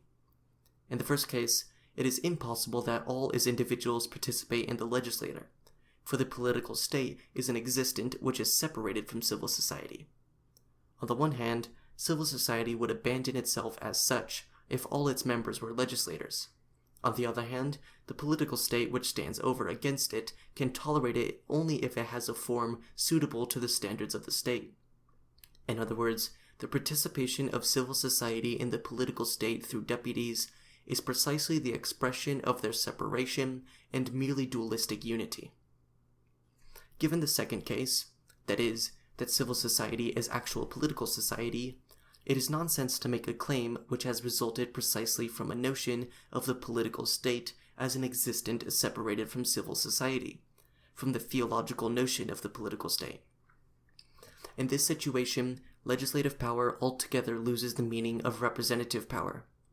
Here, the legislator is a representation in the same sense in which every function is representative. For example, the shoemaker is my representative insofar as he fulfills a social need, just as every definite social activity, because it is a species activity, represents only the species. That is to say, it represents a determination of my own essence the way every man is the representative of the other. Here, he is representative not by virtue of something other than himself which he represents, but by virtue of what he is and does. Legislative power is sought not for the sake of its content, but for the sake of its formal political significance. For example, executive power, in and for itself, has to be the object of popular desire much more than legislative power, which is the metaphysical political function. The legislative function is the will, not in its practical, but in its theoretical energy. Here, the will should not preempt the law. Rather, the actual law is to be discovered and formulated. Out of this divided nature of the legislator, that is, its nature as actual law-giving function and at the same time representative, abstract political function, stems a peculiarity which is especially prevalent in France, the land of political culture. We always find two things in the executive: the actual deed and the state's reason for this deed, as another actual consciousness, which in its total organization is the bureaucracy. The actual content of legislative power, so long as the prevailing special interests do not come into significant conflict with the objectum questionis, is treated very much a pas, as a matter of secondary importance. A question attracts peculiar attention only when it becomes political. That is to say, either when it can be tied to a ministerial question, and thus becomes a question of the power of the legislator over the executive, or when it is a matter of rights in general, which are connected with the political formalism. How come this phenomenon? Because the legislator is at the same time the representation of civil society's political existence. Because in general, the political nature of a question consists in its relationship to the various powers of the political state. And finally, because the legislator represents political consciousness, which can manifest itself as political only in conflict with the executive. There is the essential demand that every social need, law, etc., be investigated and identified politically, that is to say, determined by the whole of the state in its social sense. But in the abstract political state, this essential demand takes a new term. Specifically, it is given a formal change of expression in the direction of another power, content, besides its actual content. This is no abstraction of the French, but rather the inevitable consequence of the actual states existing merely as the political state formalism examined above. The opposition within the representative power is the katexohen political existence of the representative power. Within this representative constitution, however, the question under investigation takes a form other than that in which Hegel considered it. It is not a question of whether civil society should exercise legislative power through deputies or through all as individuals. Rather, it is a question of the extension and greatest possible universalization of voting, of active as well as passive suffrage. This is the real point of dispute in the matter of political reform, in France as well as in England. Voting is not considered philosophically, that is, not in terms of its proper nature, if it is considered in relation to the crown or the executive. The vote is the actual relation of civil society to the civil society of the legislator, to the representative element. In other words, the vote is the immediate, the direct, the existing, and not simply imagined relation of civil society to the political state. It therefore goes without saying that the vote is the chief political interest of actual civil society. In unrestricted suffrage, both active and passive, civil society has actually raised itself for the first time to an abstraction of itself, to political existence as its true, universal, and essential existence. But the full achievement of this abstraction is at once also the transcendence, Aufhebung, of the abstraction. In actually establishing its political existence as its true existence, civil society has simultaneously established its civil existence, in distinction from its political existence, as inessential. And with the one separated, the other, its opposite, falls. Within the abstract political state, the reform of voting advances the dissolution, Auflösung, of this political state, but also the dissolution of civil society. We will encounter the question of the reform of voting later under another aspect, namely, from the point of view of the interests. We will also discuss later the other conflicts which arise from the twofold character of the legislator, being at one time the political representative or mandatory of civil society, at another time rather primarily the political existence of civil society and a specific existent within the political formalism of the state. In the meantime, we return to the remark to Thesis 308. The rational consideration of a topic, the consciousness of the idea, is concrete and to that extent coincides with a genuine practical sense. The concrete state is the whole, articulated into its particular groups. The member of a state is a member of such a group, that is, of a social class, and it is only as characterized in this objective way that he comes under consideration when we are dealing with the state. We have already said all that is required concerning this. His, the member of a state's, mere character as universal implies that he is at one and at the same time both a private person and also a thinking consciousness, a will which wills the universal. This consciousness and will, however, lose their emptiness and acquire a content and a living actuality only when they are filled with particularity, and particularity means determinacy as particular and a particular class status, or, to put the matter otherwise, abstract individuality is a generic essence, but has its immanent universal actuality as the generic essence next higher in the scale. Everything Hegel says is correct, with the restriction 1. That he assumes particular class status and determinacy as particular to be identical. 2. That this determinacy, the species, the generic essence next higher in the scale, must also actually, not only implicitly but explicitly, be established as the species or specification of the universal generic essence. But in this state, which he demonstrates to be the self-conscious existence of the moral spirit, Hegel tacitly accepts this moral spirit's being the determining thing only implicitly, that is, in accordance with the universal idea. He does not allow society to become the actually determining thing, because for that an actual subject is required, and he has only an abstract, imaginary subject. Thesis 309. Since deputies are elected to deliberate and decide on public affairs, the point about their election is that it is a choice of individuals on the strength of confidence felt in him, that is, a choice of such individuals as have a better understanding of these affairs than their electors have, and such also as essentially vindicate the universal interest, not the particular interest of a society or a corporation in preference to that interest. Hence their relation to their electors is, or that of agents with a commission or specific instructions. A further bar to their being so is the fact that their assembly is meant to be a living body in which all members deliberate in common and reciprocally instruct and convince each other. 1.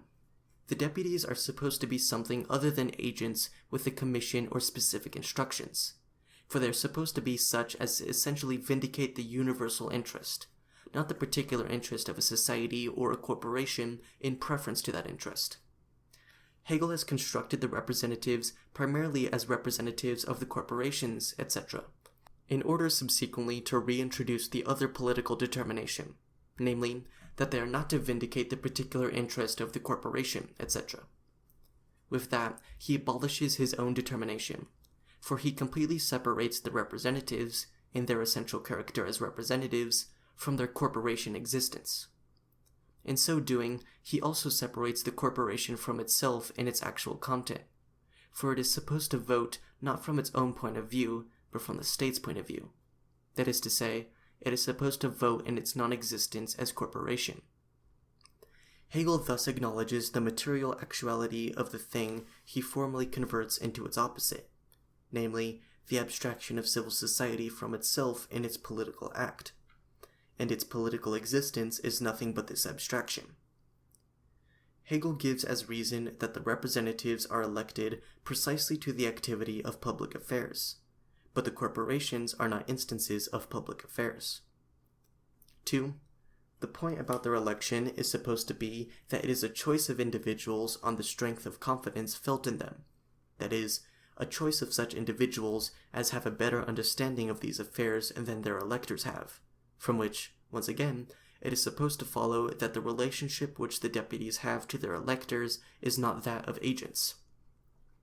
Only by means of a sophism can Hegel declare that these individuals understand their affairs better and not simply. This conclusion, namely that they understand their affairs better, could be drawn only if the electors had the option of deliberating and deciding themselves about public affairs, or of delegating definite individuals to discharge these things, that is, precisely if deputation, or representation, did not belong essentially to the character of civil society's legislator. But in the state constructed by Hegel, deputation, or representation, constitutes precisely the legislator's specific essence, precisely as realized. This example is characteristic of the way Hegel proposes the thing half-intentionally, and imputes to it in its narrow form the sense opposed to this narrowness. Hegel gives the proper reason last. The deputies of civil society constitute themselves into an assembly, and only this assembly is the actual political existence and will of civil society. The separation of the political state from civil society appears as the separation of the deputies from their mandators. From itself, society delegates to its political existence only the elements. The contradiction appears twofold. 1. Formal. The delegates of civil society are a society whose members are connected by the form of instruction or commission with those who commission them. They are formally commissioned, but once they are actual, they are no longer commissioned. They are supposed to be delegates, and they are not. 2. Material. This is in regard to the interests. We will come back to this point later. Here, we find the opposite of the formal contradiction. The delegates are commissioned to be representatives of public affairs, but they really represent particular affairs. What is significant is that Hegel here designates trust as the substance of election, as the substantial relation between electors and deputies. Trust is a personal relationship. Concerning this, it says further in the addition to Thesis 309, representation is grounded on trust, but trusting another is something different from giving my vote myself in my own personal capacity. Hence, majority voting runs counter to the principle that I should be personally present in anything which is to be obligatory on me. We have confidence in a man when we take him to be a man of discretion who will manage our affairs conscientiously and to the best of his knowledge, just as if they were his own. Thesis 310. The guarantee that deputies will have the qualifications and dispositions that accord with this end, since independent means attains its right in the first section of the Estates, is to be found so far as the second section is concerned, the section drawn from the fluctuating and changeable element in civil society, above all in the knowledge of the organization and interests of the state in civil society, the temperament, and the skill which a deputy acquires as a result of the actual transaction of business in managerial or official positions, and then evinces in his actions. As a result, he also acquires and develops a managerial and political sense, tested by his experience, and this is a further guarantee of his suitability as a deputy. First, the upper chamber, that of independent private property, was constructed for the sake of the crown, and the executive as a guarantee against the disposition of the lower chamber as a political existence of empirical universality. And now Hegel further requires a new guarantee which is supposed to guarantee the disposition of the lower chamber itself. First, trust. The guarantee of the elector was the guarantee of the deputy. Now this trust itself further requires the guarantee of the deputy's ability.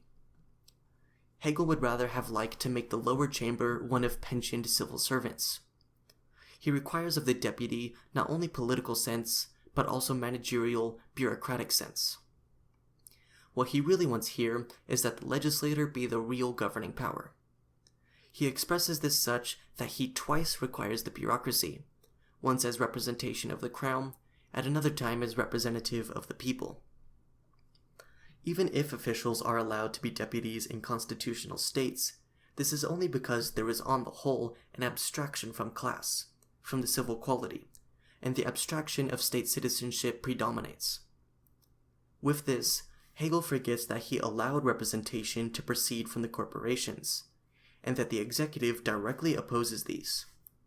In this forgetfulness, which persists likewise in the following paragraph, he goes so far that he creates an essential distinction between the deputies of the corporations and those of the classes.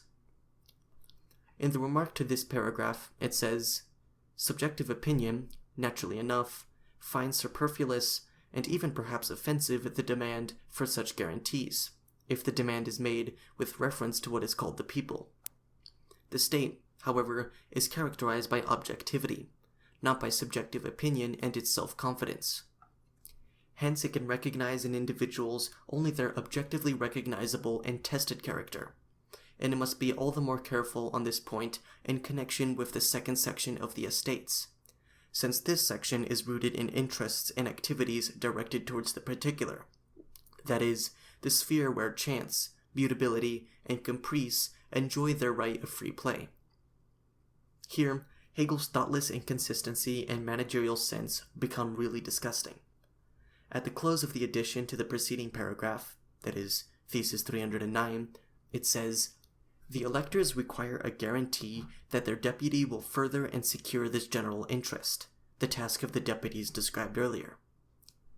This guarantee for the electors has underhandedly evolved into a guarantee against the electors, against their self-confidence.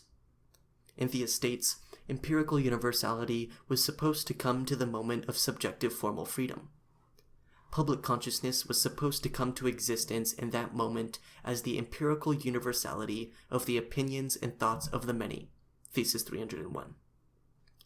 Now these opinions and thoughts must give proof beforehand to the executive that they are its opinions and thoughts.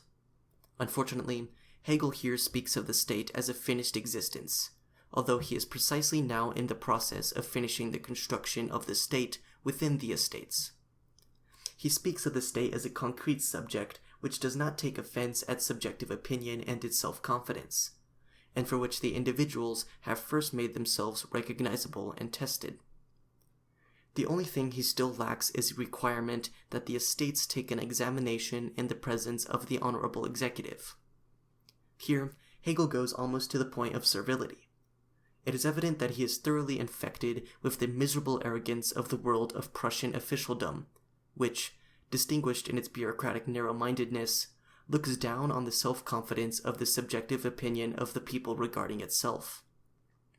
Here, the state is at all times for Hegel identical with the executive. To be sure, in a real state, mere trust or subjective opinion cannot suffice. But in the state which Hegel constructs, the political sentiment of civil society is mere opinion, precisely because its political existence is an abstraction from its actual existence, precisely because the state as a whole is not the objectification of the political sentiment. Had Hegel wished to be consistent, he would have had to work much harder to construct the estates in conformity with their essential definition as the explicit existence of public affairs in the thought, etc., of the many, and thus nothing less than fully independent of the other presuppositions of the political state. Just as Hegel earlier called the presupposing of bad will in the executive, etc., the view of the rabble, so just as much, and even more, is it the view of the rabble to presuppose bad will in the people. Hegel has no right to find it either superfluous or offensive when, among the doctrines of the theorists he scorns, guarantees are demanded in reference to what is called the state, the soi-disant state, the executive, when guarantees are demanded that the sentiment of the bureaucracy be the sentiment of the state. Thesis 311. A further point about the election of deputies is that, since civil society is the electorate, the deputies should themselves be conversant with and participate in its special needs, difficulties, and particular interests. Owing to the nature of civil society, its deputies are the deputies of the various corporations. See Thesis 308. And this simple mode of appointment obviates any confusion due to conceiving the electorate abstractly and as an agglomeration of atoms. Hence the deputies eo ipso adapt the point of view of society, and their actual election is therefore either something wholly superfluous, or else reduced to a trivial play of opinion and caprice. First of all, Hegel joins the election in its determination as legislator, Theses 309 and 310, to the fact that civil society is the electorate. That is, he joins the legislator to its representative character, through a simple further. And just as thoughtlessly he expresses the enormous contradictions which lie in this further. According to Thesis 309, the deputy should essentially vindicate the universal interest, not the particular interest of a society or a corporation in preference to that interest. According to Thesis 311, the deputies proceed from the corporations, represent these particular interests and needs, and avoid confusion due to the abstract conceptions, as if the universal interest were not also such an abstraction precisely from their corporation, etc., interests. According to Thesis 310, it is required that, as a result of the actual transaction of business, etc., they have acquired an evinced and managerial and political sense. In Thesis 311, a corporation and civil sense is required. In the addition to Thesis 309, it says, representation is grounded on trust.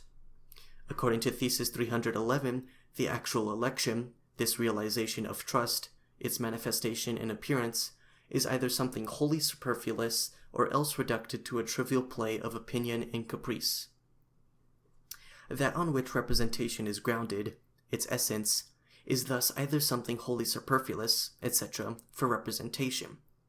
Thus, in one breath, Hegel establishes the absolute contradictions.